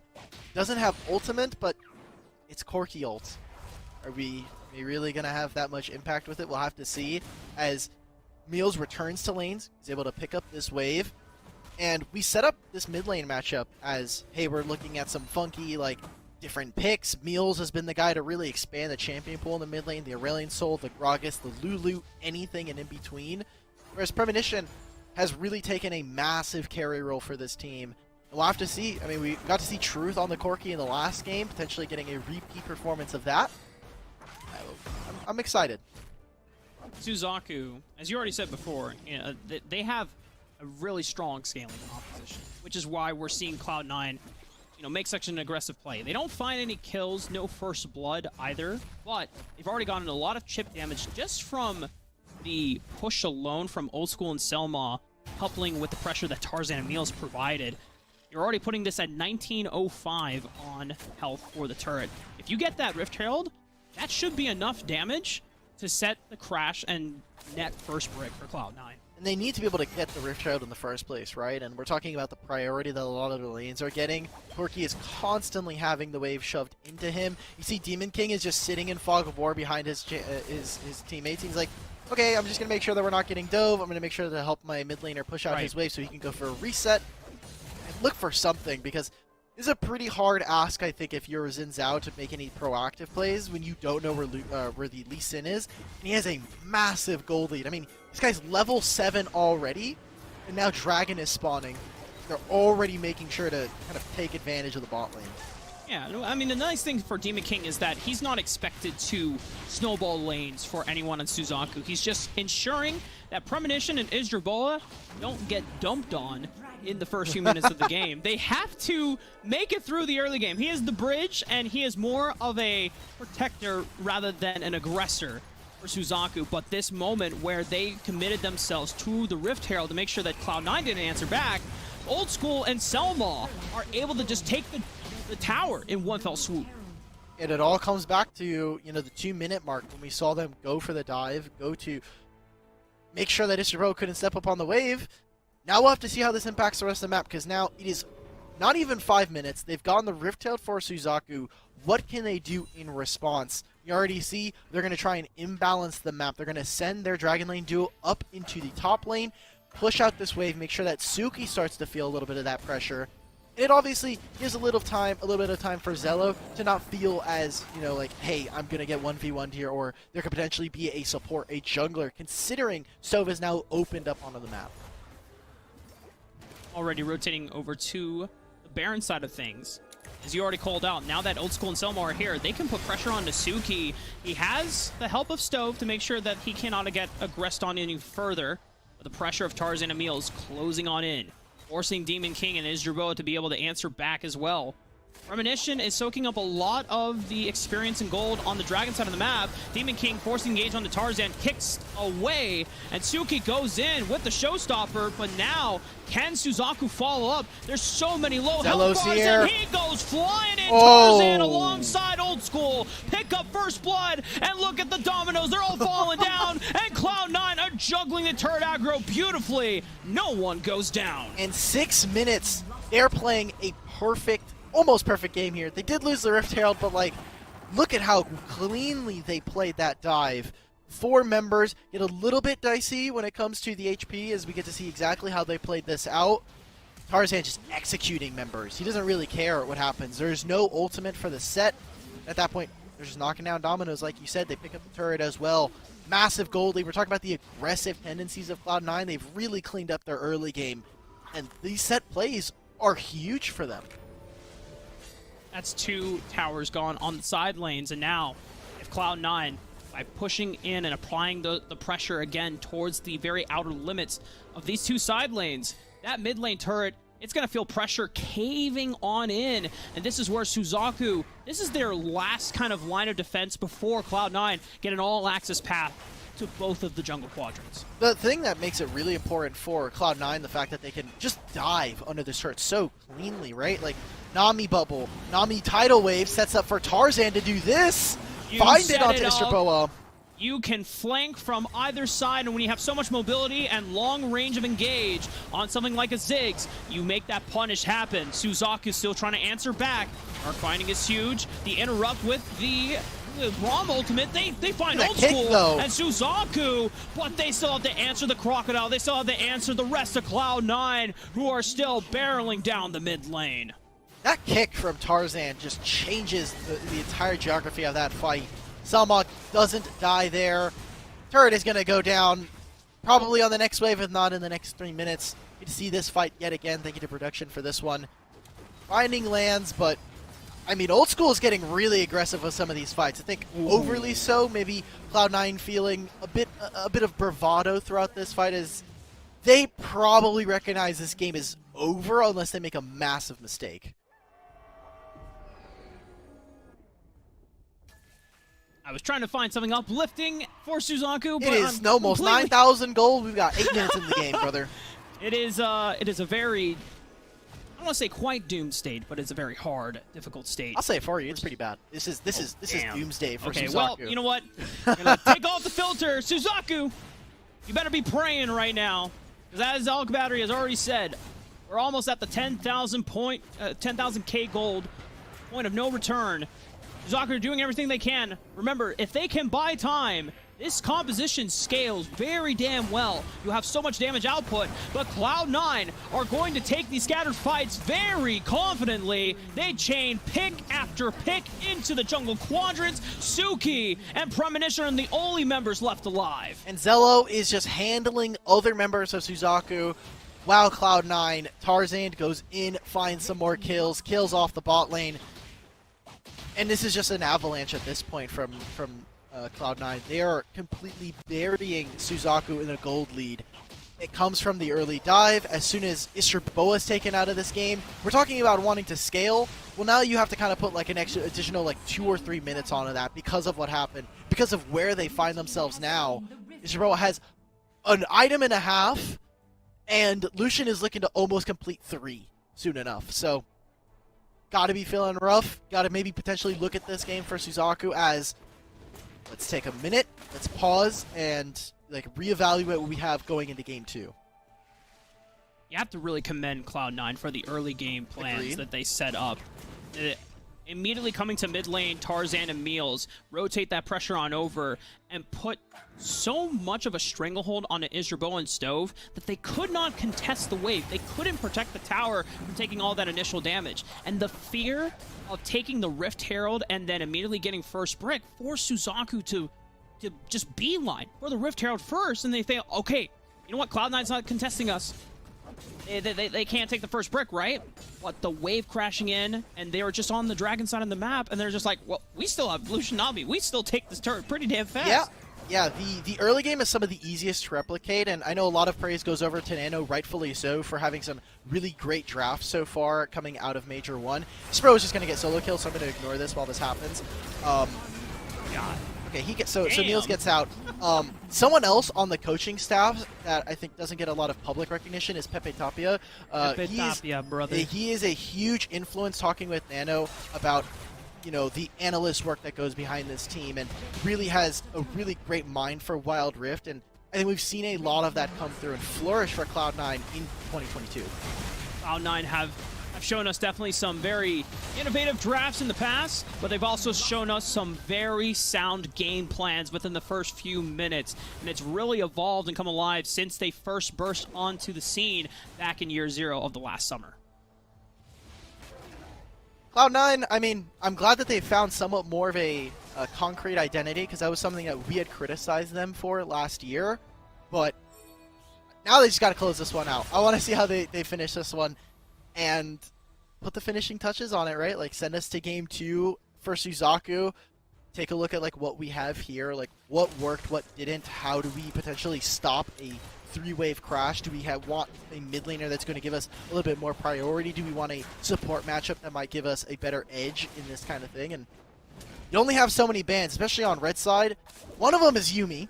Every single time. I think if you're banning Yuumi on blue, you gotta feel a little sad, as Suki is. Pretty dead. Oh, hold up.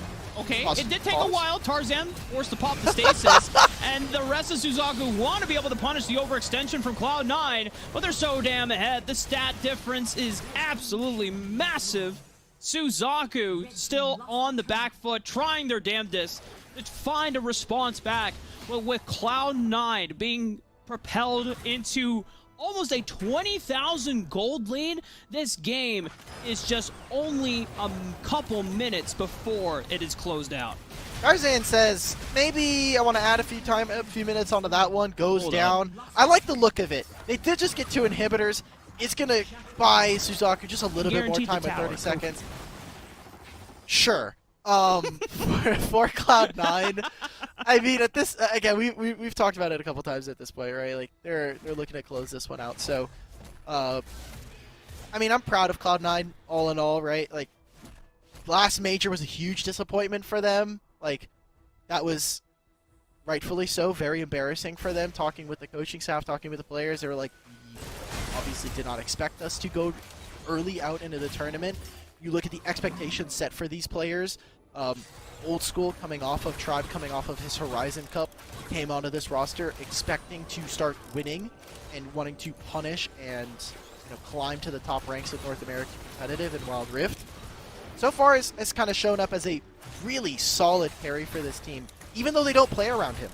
He often doesn't get as many resources, and so seeing a game like this opens up a lot of avenues, I think, for this team. Yeah, I think the Lucian, we didn't get a chance to really talk about it a lot, but, Old School, when he was playing for Tribe, he was putting on a lot of utility carries and just making sure that, hey, you know what? Everyone else is going in. Make sure you don't die when we all dogpile onto the back line. But Cloud9, giving him the tools to empower him here, it allows Old School to really show a new side of him that we didn't get to see on Tribe. As you're already seeing, Cloud9, once again, finding pick after pick. This should be the game-winning push here. Now Suzaku are going to have to figure out how they answer back against Cloud9. Jeez! Premonition still staying alive somehow through all the damage pouring out. Cloud9 going to finally close this one out. And now getting ready for game 2. You said it before. It's all about finding some additional early game answers against Cloud9 if you're Suzaku. 19-2. Gold leads almost 20,000, like you said. It is actually 21,000 at the end of the game. Damn. So star player, we got to come up with one of those. You want to just give this one to Tarzan? Are we feeling like maybe Meals earned this one for what he did? He had more of a facilitatory role, right? Like making sure that he's pushing, helping out Tarzan. If we could do 2, it would be Tarzan and Meals, which is why it's kind of difficult. But I think if you are the jungler for this game plan, you have to be the one that is like pushing the template, saying, "Okay, guys, make sure that you're like he comes to mid lane and he helps Meals push out the wave." I know people in chat might be memeing he just smited cannon keck W. It's like that's correct because because you have to wipe out that minion ASAP. And if it takes dedicating a smite, that allows you to get 2 seconds more time faster over to the bottom side of the map where Premonition is still catching the wave, and Demon King is also late on the rotation.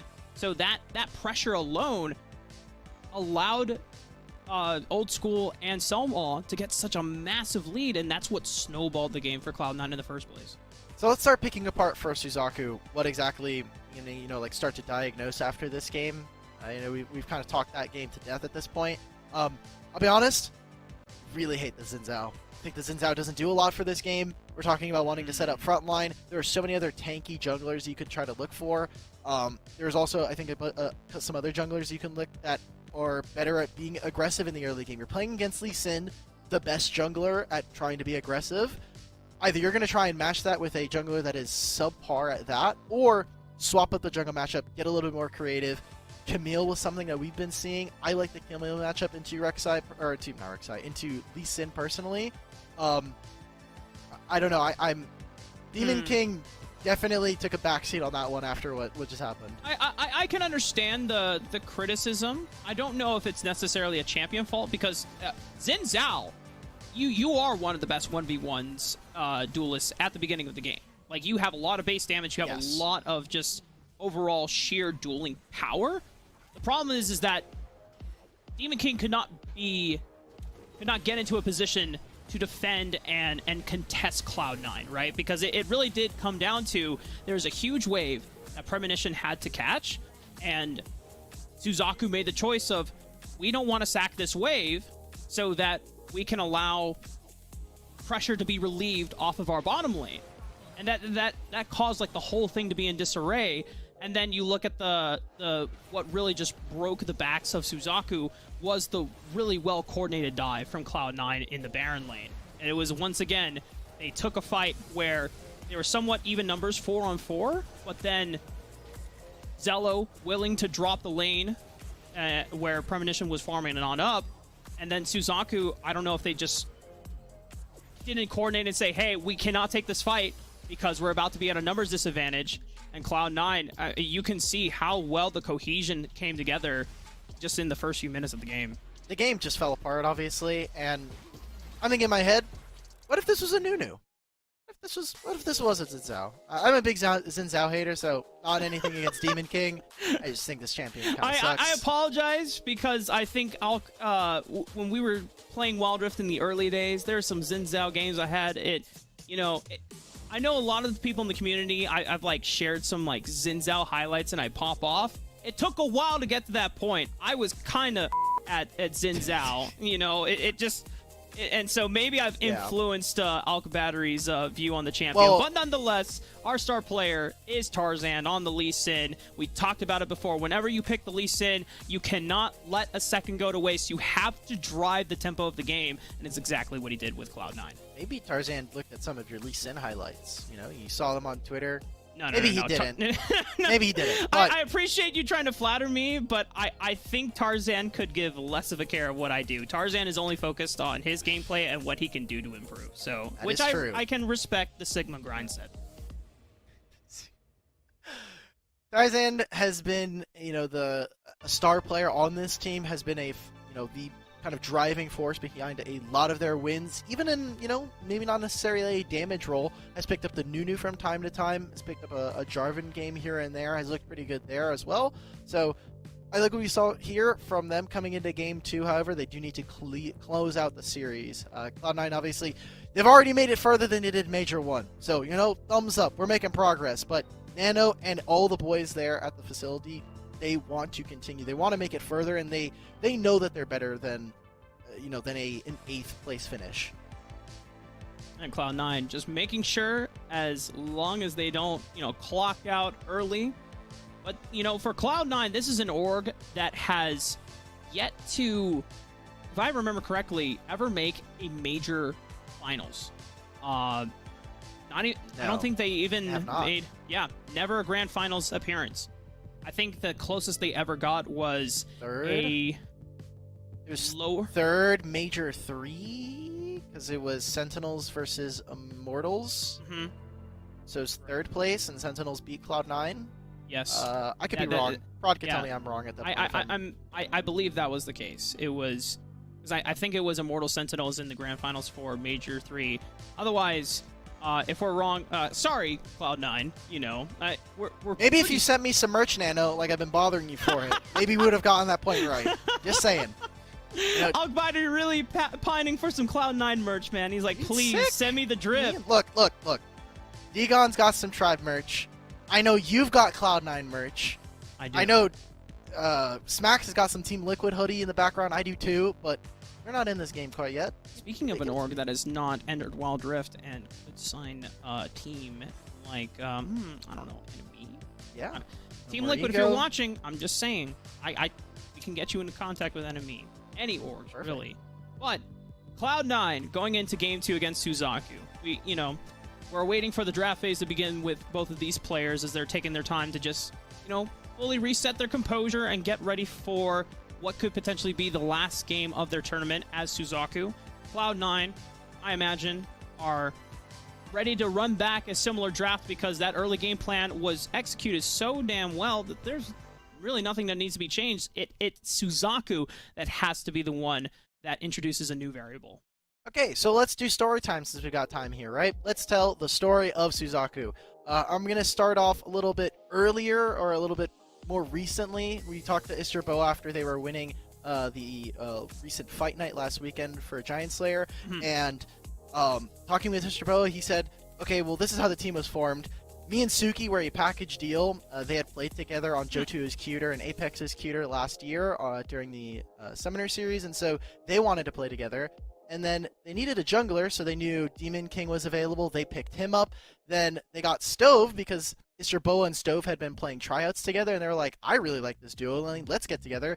And like I said during the desk segment for this with Degon, they just needed a mid laner, and they called him up. He hadn't been playing for a month, and he just said, look, I'll come back. They won the tournament. They've obviously came in, and they're here. They're already facing up against Cloud9. Hopefully they can try to make a reverse sweep for their side. Well, Suzaku, if we've seen anything, Game 1s don't define a series. They can only just be leading to a more exciting outcome. And Suzaku, if you are this team, you have to be digging deep and looking to just reset yourselves and say, you know what, Game 1, whatever. And look at this, already a change coming out.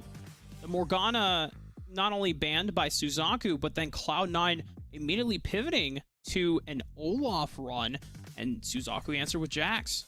Okay, this is setting up Suzaku for a Vayne pick. So I want to see Cloud9 continue to hammer away at early laning phase damage. Talking about Lucian, pretty good matchup into Vayne. If Cloud9, they see this, there's two options, right? We're talking about playing more for lane, or just ban the Vayne at this point. Lulu is still a viable carry for someone like Demon King to play around, like if you want to just kind of send your support as a marksman player, you're like, here you go, I am donating my Lulu to you. Have fun, Jax. Win us the game, please. That is potentially available for them. I do like that Cloud9 is banning away assassins, not only taking away from premonition, but also giving away or taking away a potential win condition that could harm Cloud9's chances. Yeah, because Cloud9, I think at this point, are going to be dipping fully into everyone dogpile onto Suzaku. We're going full engage, which leaves very little peel and disengage tools to protect the backline of Cloud9. And you called it. Vayne ban immediately sniped against Suzaku. Some of the things from Suzaku that I like that Cloud9 are paying attention to. Suki has almost exclusively been playing set competitively if you look across all of their events they've been playing. So you can kind of tell, like, okay, this is the matchup they're going to go for every time. We can blind our top laner because, I mean, Zelo's got to have something available that he's comfortable playing into the champion. And so now I'm trying to think of what other champions Istroboa could pull out here. Like, if he wants to go for a little more standard, I'm trying to think of like another AD carry. Last time I thought Istroboa could play Tristana. It's a little bit dicey, but if we're talking about wanting to spice it up a little bit, it's I don't think it's a bad champion. It just hasn't really shown up. I don't think a lot of teams have necessarily put forth some effort into trying it out. So far, Cloud9 are pretty light on the range. Now, Corki can still be flexed into mid lane, and then Old School could go to a standard for him in the past, like the Varus, and then you have double range poke that allows you to set up for traditional artillery frontline composition that we've seen in the past before. This is what I was waiting for. The brand, you answer immediately, and now Cloud9, they have to be careful if they want to pick one more person that goes into melee range, because that is going to set up for massive pyroclasms. Yeah, Ziggs is still available. Varus, like you said, is still there. I think Brand just takes way too long to kill some of the tankier members, especially someone like an Olaf or a Garen that's running at you. it's very hard for you to get your full combo off without being disrupted. Eventually, he's going to put down the Pyroclasm, and then there's an Olaf on top of you, and you have to press Zonias. And during that time that's happening, it's gone. Oh my god, Cloud9, they're getting spicy with it. They're going to send us another Meals game versus Orianna. We're not under threat of getting solo killed, so let's just scale, and give Tarzan another Enchanter. If there are any LCS viewers that are still sticking around as we go into the late midnight for the Eastern Seaboard, still 9 p.m. over in West Coast, this is not a Soraka support, more than likely. It is a Soraka mid. So the funny thing is, I don't know how it has happened, but now both in League of Legends and in Wild Rift on the same organization, we will have Soraka mid lane being played. And this is not Beals' first time either. Nope. Trying to remember if they won that game. I don't think they did. They got smashed that game. But I like the experiment. Yeah. Oh, no, we're wrong. They did win. Okay. So the funny thing is, the day that they picked Soraka mid, everyone was doing the Church 9 memes. Also, that was the same game that, or same day that LS was released from the organization. So the timing was not necessarily the greatest if you're looking at it from an org perspective. But Cloud9, they are not ones to shy away from different picks coming in from their drafts. We saw Gragas in the mid lane for Meals earlier on today. And here's nothing new, right? Like, we're getting another Soraka game. I love what it does for their team, giving them a lot of heals, but it does put a lot of pressure on Tarzan, who's not playing the Riven this time around. It is the Olaf. Now, you don't have as much mobility as Riven when you're piloting the Olaf, but because you have Ragnarok and Ghost, you are going to have, for a brief window, a burst of movement speed that allows you to just zoom on into the backline. And there's nothing that Suzaku can really do to stop that from happening. There's no terrain that can be created, no Jarvan here, no Cataclysm to just put the Olaf into the baby cage, right? So this is probably one of the better setups for an Olaf to really run rampaging, and because now you have the additional healing from Wish, and then just Meals keeping him, supplied with a health battery. This is how an Olaf can succeed even to the later parts of the game. And that just means all eyes are going to be on the junglers, not just for Tarzan, but also for Demon King, to have a carry performance, because one of the people who can deal with an Olaf is this Jax. He needs to get to that point. He does have enchanters of his own, right? Like, we're talking about the Soraka, but he has a Lulu. He has an Orianna in his back pocket. So talk about shielding. This guy's going to have a bunch of temporary HP in his back pocket whenever he needs it. So his battle of the junglers here, Tarzan versus Demon King, Suzaku versus Cloud9. Cloud9 win this. They are securing themselves a top 4. They will go on to face Enemy tomorrow. Suzaku, it takes 2 more games. You got to win this one. You got to win the next. Yeah, and the big thing here is we're already at the Scuttle Crab phase. Cloud9 not going for the same pressure play for the bottom lane, as both Old School and Meals are on champions that want a little bit more time to scale on up. This is more of a mid-game centered composition for Cloud9 rather than having to push the gas pedal and steamroll things in the first few minutes of the game. And allows Suzaku a little bit of breathing room as well, because they have scaling components on their side as well. Big eyes, not just on here, is the Dragon Laners for Old School versus Isturboa. Talking about how many supports they're going to be, but as secondary damage carries, Isturboa, I think, is going to have a rough road ahead of him. I already talked about it a little bit in the pregame, but Brand does not have much room to actually put down damage, and Old School can poke away, whittle away at HP. The way that Lulu tends to work is obviously you give shields, but you don't necessarily heal, and that's where Soraka tends to thrive. So Old School playing at distance can very easily force Isturboa to very awkward game states. One of the nice things about Suzaku's setup here, and I like that you called out that you were a little concerned if Brand was going to be the only magic damage dealer for Suzaku. Usually whenever you have a mage in the bottom lane, you tend to want to have physical damage primarily in all the other roles, but because now they're going into Soraka, one of them, Isturboa or Premonition, can dip into some grievous wounds, the Oblivion Orb path into Morel Nomicon, and the other can focus solely on burst damage, because you're going to need a bit both. You're going to need consistent damage, and you're also going to need burst to really chew through a lot of the front line, or even look for a back line play. And for the side of Suzaku, where is their primary engage, right? It's basically going to be waiting for Cloud9 to run into you, wait for them to rampage into your backline, and try to respond. Suki, even the ultimate, right? Like, it doesn't actually pick up the Olaf if he's in Ragnarok. It will just, like, kind of take set over. He'll carry the same HP, and the slam will still do the same amount of damage, but they don't have any proactive crowd control tools, so at any point, if Cloud9 find themselves in a commanding lead, it is from then on out that the game is dictated to them, and they have to respond to whatever Cloud9 say. So, need to be careful in the early game, need to find good leads as the Dragon and the Herald spawn. These are important timers. This could very easily set the pace of the game. Rift Herald and both Infernal Dragon available. You know, we love talking about the Infernal because that is definitely the best scaling one that you can nab for yourself. And both of these compositions would greatly benefit from that. But with the positional advantage that Cloud9 have over the bottom Dragon, the bottom side of the map, Suzaku are going to take this trade for the Rift Herald and look to get a little bit of an early surplus of gold with this Rift Herald.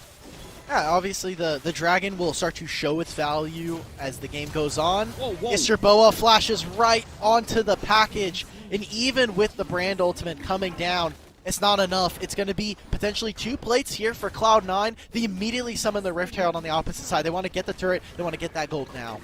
There's only 2 minions left, but Cloud9, they're not able to get this turret fast enough. Suzaku beautifully able to get the Rift Herald for the first brick crash.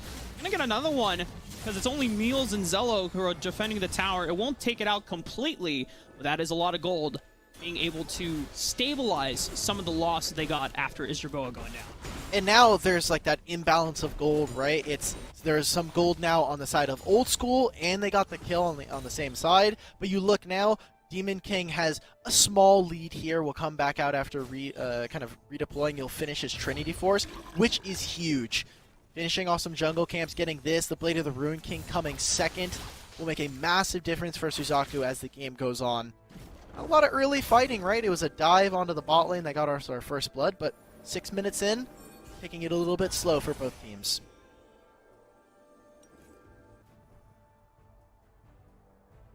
Oh, it's muted! Man! No! Mark! Oh. It's okay, I made that mistake as well, so you're not the only one, but Yeah. definitely. Something casters forgetting to... It's always the unmute play-by-plays themselves. today. Like, Dude. Pastry got griefed by tech issues and some operating error, like he said. You were muted. Happens, but It happens, man. and play-by-plays. And thankfully, because of how slow the game is being played out by both teams, as I say that, Caster Curse potentially Selma having to protect Old School. Nice explosive cast onto Demon King, propels him right back into it. Ignite, it forces the wild growth from Stove to keep his jungler alive. Well, now going to distance themselves Premonition. Eventually, Shockwave onto Meals. Not enough burst damage coming through, though, and the rest of Suzaku cannot follow up. Ooh, and good damage coming out from Premonition on this Orianna.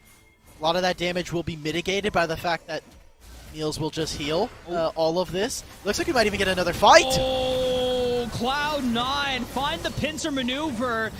Suzaku thought that Suki was in trouble, but as soon as Cloud9 sees someone emerging from the jungle, they know they have the immediate numbers advantage, turn right back on over, and another 2 kills their way. Suzaku were coming in for a pincer maneuver, trying to flank on 2 different angles. 3 coming in from the jungle, as we see here. I just want to take a look at where some of the members were. You see, you have 2 on the top side. Stove and Isherboa here.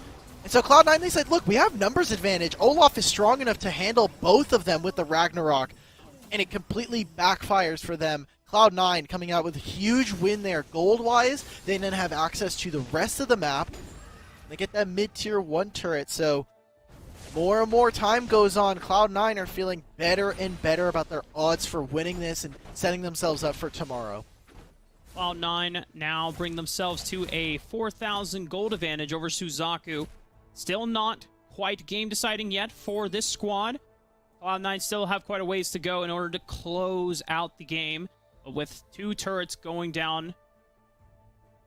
Yeah, okay. There you go. I made sure I wasn't trolling dyslexia or my visual My visual sensors were briefing me a little bit. But mid lane turret being gone, dragon lane turret being gone as well, gives a lot of access to the bottom quadrant, which is how Cloud9 can easily set up for the next dragon. And we talked about it earlier, but that gold lead has started to grow, right? We're talking about 4,000, and almost all of that is in Old School's back pocket, who now picking up the package, going to be setting up for this fight. If I'm Cloud9, I actually want to fight for the Rift Herald here. You see the pings? They're actually trying to find a kill onto Tarzan. Ultimate has the ghost. Stove flashes as well. He's out of there. I want this Rift Herald. I want to get the gold. If it's Cloud Drake, I don't really care the stats it gives us. I want to get that gold, put Suzaku in incredibly terrible position. Now the Baron laners are fighting over what looks to be who can grab the explosive plant. Gets the flash out, ignites down as well. Package out of him is huge. But explosive cast from Selma is bigger here. They find the pick on the Demon King. And that opportunity to take the Rift Herald is now for surely gone. A double for Old School, triple for Old School. Tarzan is back. Yes, he doesn't have Ghost and he doesn't have Ragnarok, but he's able to trade 1-for-1. And the numbers advantage is enough to net the Dragon. This is the Old School I wanted to see on this roster. Flashy, aggressive, and showing why he was one of the best Dragon laners in 2021, wanting to kind of reclaim that title for himself. As we get to see this fight again, Selma with an incredible cask means that he just sets up for his damage dealers. And the fight is split from this point. Good stasis, heals from someone like Meals. What else can you ask for? It's something that we didn't even get a chance to touch on. Tarzan was like sub 100 HP, but thanks to Meals and then of course his vicious strikes, he's able to heal back on up full for that fight. We're in another one. Demon King is already gone once again. Shockwave hits 2, but the fight is over. The rest of Suzaku are on the run. Cloud9 have absolute control of the map and of the quadrants. They've got the Rift Herald. They got the Dragon at the same time. We're getting echoes of Game 1 here, minus some aggressive tendencies. They're back to their winning ways. Cloud9 now can set up to take another turret. And Suzaku are basically helpless. They can't start to kind of look for other waves. If they overextend into the mid lane, very easily they can get collapsed upon. So this is, a good position if you're a Cloud9. 8,000 ahead at almost 10.5 minutes. Very close to the point where Cloud9 almost the same lead at the exact same time in Game 1.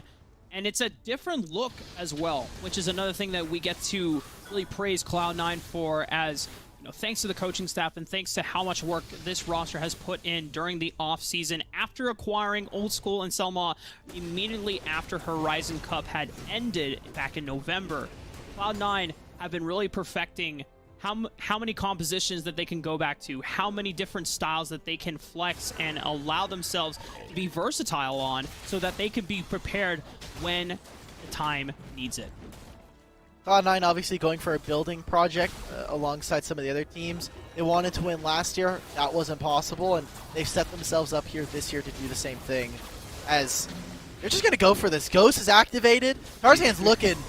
Tarzan zoning them up before going in for the kill. Demon King throwing out the Counter-Strike as the last line of defense for the rest of the back line, but Suzaku still lose their jungler. This Rift Herald might not be able to get a crash, but the rest of the jungle is gone. Good job from Tarzan. The fact that he lives there. Sacrifices Meal. Suki's going in. Ults the Selma, but he's still alive. No! The Haymaker doesn't find the mark. Selma barely lives and walks away from danger. The rest of the back line, Premonition, Isherbo, and Stove could not get there in time to follow up on the play. And Suzaku, they are now just grasping at straws, finding any opportunity that can put themselves back in this game, and they're just coming up short. I think this is one of the problems stylistically that will happen with Suzaku when we're looking at the Baron laners. Against some of the other teams that are maybe at the bottom of the standings, you are going to find wins with just isolating the Baron lane and playing for some of the other lanes. But now Jax has been taken out of the equation. Isherboa is getting completely destroyed by Old School, and typically a lot of people would say, hey, if Zella's playing weak side, let's punish that. Let's try to index more into that lane, get some gold for our Baron laner, set up for success. Trying to go even versus Zello, he says, I'm taking that. I will win that matchup every single time, and even he's a little bit ahead, right? He's sitting pretty at the top of the gold lead with his team. Oh, man. Yeah, Cloud9, they see Demon King and Suki committed towards the dragon side of the map. They're like, okay, immediately start the Baron right now. And they burned through that so fast. We thought that there would be more time. And Old School just finds a straggling Stove who was probably looking for vision, immediately takes him out. Another person is deleted in Demon King. Tarzan still charging forward. He's got Old School to back him up. Old Crits School, coming no. out galore. He's the dead. Showstopper, it's not going to be enough. The stasis is there. And Tarzan, being a good teammate, taking up the turret aggro so that Old School can walk on out. Oh no, Cloud9 are just absolutely decimating Suzaku. Good job for Cloud9. It's good to see the boys all over there, especially for how much time they've been putting in. Zaku and Org, that, you know, they've been obviously playing for a really long time. They've changed out some of their members here and there, but, you know, the story has stayed the same. I'm glad that they finally made it to a major, and especially making it 5th, 6th. We will see them at the next major. We will see them in Major 3. But they're going to need to make a lot of improvements from now until then. They'll have 3 weeks to do so. And hopefully with that time, they will be kind of looking at how they can push some of the other teams, especially since Cloud9 potentially could still be there. Cloud9 once again find themselves at the 14,000 gold mark, beyond the 10,000k gold advantage, a point of no return. Suzaku will be taking an early bow in this second major. Props to them that they got this far. And for Cloud9, this is the growth and the type of performance that we wanted to see coming out from this squad. After, as you already mentioned, a disappointing exit very early on in the first major, Cloud9 will be able to advance on and look to take on enemy once again starting tomorrow. As they close out this game, just take a look at maybe some of the ways Suzaku are trying to look for stuff. But everything is just not working for them. They're diving under inhibitor turrets. Like Tarzan double, triple, not quite the penta. And Selma does snag one for himself here, but Cloud9, they have everything that they need. The last few minutes will be pouring into the base. Premonition and Stove, one last hurrah, one last line of defense. Still not enough, because it is Cloud9 in dominating fashion sweeps Suzaku. I'm proud of the boys. Proud of the boys in blue. 18-2, took it clean. You were talking about, hey, let's do this off of seeding. Cloud9 should win. There you go. You got the 2-0. It was a pretty clean one. And keeping it in relatively similar fashion to what we saw in their earlier series versus Tribe. Still a lot of things to work on, obviously, as they did still fall here in from the upper bracket to the lower bracket. And we have to start thinking about star player, Mr. Rafa. Do you want to take the reins on this one, or do you think we should just give it to Old School? I'll defer to you. Oh. Because I also want to get D-Gon back in. Okay. ASAP. Because I know that we kind of breezed through this series, and I think D-Gon probably wants to get his thoughts in as well. I'm gonna vote for Old School. I think he did a really fantastic job. Got a lot of the gold. Got the solo kill onto. I say solo kill. Selma helped him set it up, but this 2v2 has looked really good so far in the new year. D-Gon, what say you? Same thing right there. I think Old School was the, right on the nose on just being right place, right time, dishing the damage, big team fights there, and he gets to take all the glory. The normal bot lane kind of role there. So I think that, in North America, we always give the opportunity to squads to jump on up into what we consider the top 4, which is the day 2 teams. But it looks like we have a good 5 teams, and Suzaku will be the next one in line, as they're the ones that were able to make it into that 5th, 6th spot along with Tribe Gaming. But you could tell that the class that Cloud9 has had, although they were in the lower bracket, they are the team that was going to move on. They are the ones that, had the skill set and showed it on the Rift here in 2 games back to back. It's just absolute dominating fashion once again from Cloud9. And I think this is a good... Even though that Cloud9 will be looking at this series as like, yeah, we expected to win, we should be able to win this, but it's a nice sign of confidence, because last time they were in this spot, They took an exit thanks to family knocking them out in Major 1, right? This time they don't fall prey again to leaving the tournament on day 1. They are able to continue the tournament run. Yeah, imagine this series goes to a game 3. Obviously, the team is probably not going to be super happy about taking a loss in any game, but does it instill the confidence that Rafa was just speaking about when talking about this roster, talking about this team, for how long they've been in North America? We have a certain level of expectation for the organization to perform with these players. This was business as usual, I think. Yeah, you're hoping to see a little bit more out of Suzaku, but it's just tough. It was just tough because Cloud9, this was the Cloud9 that we saw in their first round matchup, that it just felt like they were on the same page. They knew who to target appropriately. They were landing their abilities. And even on something like the Baron call that we saw, when the opportunity presented itself, that thing melted so fast that there just really wasn't any opportunity. You saw Stove there. He was just trying to ward. And, he's like, oh, they're doing it. Oh, it's done. Oh, okay. Well, that's not good. Even if we wiped away names and just said, like, blank versus blank, these are just bots playing these games out, I really liked what we got from Cloud9. You're matching mid lane pressure with the Orianna. The Orianna's never going to have kill pressure. We saw that in the game. Meals got to free scale throughout this game. And then the top lane matchup, there's not much that Brand can do versus any of these champions, even if it was a fair fight. So I like what we got from Cloud9. I want to see a little bit more of that and expand that as we go throughout the major. Yeah. Again, the top 2 teams will make it on into the North American Regional Championships. And then from there, we'll select which teams go to Worlds. So it is big to make it into the top 4. You're almost there. Almost there. But then you got to make sure you close it on out. So Cloud9 punching their ticket on through. Rafa, final thoughts here on this series. Once again, this was a much-needed win for Cloud9 because, you know, when you look at the same spot that they were in 3 weeks ago in Major 1, they were the ones heading home tonight. This time, it's not the case. They are going to be advancing into the second day of our second major.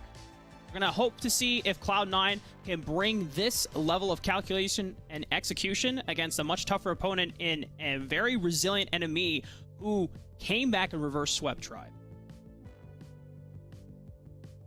Here's the numbers on Old School in this specific game. 9-0-5, all the kill participation, 1,000 gold just per minute, just kind of just raking it on in. And we can talk to the man himself now from Cloud9. Old School joining us here after that series. Congrats, dude. That felt like the way it should, right? Yeah, it did. Hey, so before we start off and dive into Major 2, I think we want to know from Major 1, just the emotions that you guys went through, the changes that you guys made, and how you got to kind of getting into a pretty dominant form for Major 2. Yeah, I think the loss against Enemy was really unsurprising for us, and it showed in the next series against, I don't even remember, honestly. That's how out of it we were. But during our preparation for Major 2, we were a lot more focused on the team environment, and I think now we found like a middle ground for like what is like, okay, yeah, this team is going to work out now. It's good. It's good. It's good. I mean, you're coming in with all the experience, you know, the World Championship, with so much, I think, behind you. What is your role like on this team to drive it forward to what success is? I think I can take multiple roles on this team. I know the team likes to put me on like more of like a strong side role, like Lucian, maybe Caitlyn, this type of champs that can really take over the game with the resources, but I'm fully confident in my ability to play supporting playstyles as well. Let's now dive into this tournament here. You guys got the early win, and monkey off your back. That felt good, you know, being the 5 seed, taking down the 4 seed. But then kind of wanted to talk about what happened in the series beforehand when you guys dropped down to the lower bracket. Mm-hmm. Against Immortals, they definitely had our number in draft, and I think tomorrow we're going to be ready to bring our A game, especially me and Selma. Well, you guys have been very, very strong, and in the wins, it looks like you guys are just humming on all cylinders there. What's been so good about this duo synergy between you two? I think it's our ability to take really good trades in lane. I think that really sets us apart from other bot duos, like how we really like to get an advantage through the very beginning of the game. To close it out here, the goal is for you, obviously, to take the championship here in Major number 2 and book your ticket to the regional championship. Who would you want to face in that finals? I would like to face Tribe in the finals because I have a lot to prove to them. Hey, there you go. Former Tribe man saying revenge is a dish best served cold. Old School, thank you so much for joining us here in the interview. Congrats on the win and best of luck with the tournament. Thank you for having me. All right, there you have it from the man himself. I appreciated his honesty and because it wasn't a surprise. It was a surprise to everyone that Cloud9 stumbled in that first block, but creating the environment necessary to thrive, very important. I love the fact that he outlined that for us here, Rafa. I mean, when he talked about who he wants to face eventually in a final series and said Tribe, you can tell there's a lot of there's a lot to prove for him as an individual. Because Tribe said, we want D'Enzio. We want to bring him back to the org because we think this is going to be the last adjustment that we need to make ourselves the best team in North America. I mean, Tribe are going through their struggles right now, but, Old School goes to Enemy, finds a really good allyship with Selma, and then they get picked up by Cloud9. So now this is both, not only his time, but also Selma's moment to really prove, hey, we're getting signed to a major org, first time for Selma, and then again for Old School. They cannot let that moment go to waste. Yeah, well, unfortunately for Old School and Cloud9, as we take a look at the bracket, Tribe's already out. So that won't be happening in this major, but I did ask if it was for the championship, who would it be over? It would be over Tribe. As we take a look at the bracket here, it's Immortals and Sentinels in the upper bracket finals. A huge one there, as those two teams have looked unstoppable. And Immortals, again, continuing leading this region in 2022. And on the bottom side, it's aggression versus aggression. They know no other way. It is No More Ego and Cloud9 on the lower side of the bracket. And that is single elimination, as both those guys have already dropped down and had one loss. The loser of Immortal Sentinels will play the winner of No More Ego and Cloud9, and then we'll close it off with the grand finals at the end of the day. A lot of Wild Rift action ahead of us for Sunday. Final thoughts here, and I'll shoot it on over to you, Alex. Great stuff today. I think a lot of the teams that we were expecting to do well did. Obviously, Cloud9 still showing up for the day. A lot of things to work in, not only just for tomorrow, but the next few weeks. Tribe specifically, right? We talked about wanting to have that matchup. Talking with Old School, great stuff. So, Rafa? Yeah, a lot of good takeaways from today. Cloud9 getting a decisive victory, proving that they are here to play for the top 3, top 4 spots remaining in this tournament alone for second major. And then Enemy just showing a huge sign of resilience, overcoming Tribe in a reverse sweep. Oh, for sure. Again, that is becoming one of my favorite rivalries across all esports. That is a lot of fun to watch, and you could just see it affect the players. I think that's why you love to see it, and that's why we've loved covering Wild Rift here. Okay, everyone, that does it for day number 1 of Major number 2. Which two teams will join us for the WNS Season 1 Regional Championship? Find out here at Wild Rift Esports, starting at 3 p.m., 6 p.m. Eastern. Make sure to check your clocks, of course, because of daylight saving times. Yeah. Will Immortals continue their domination in North America, or will we see an underdog as the new NA talent of Sentinels or No More Ego take the stage as well? You'll find out tomorrow as players do get out and wait and play for a piece of their $150,000 prize pool. You won't want to miss the action. We can't wait to see you then. On behalf of myself, the casters, and the entire live broadcast crew here at Wisdom, thank you so much for watching, and we'll catch y'all tomorrow as we book 2 tickets to the Regional Championship.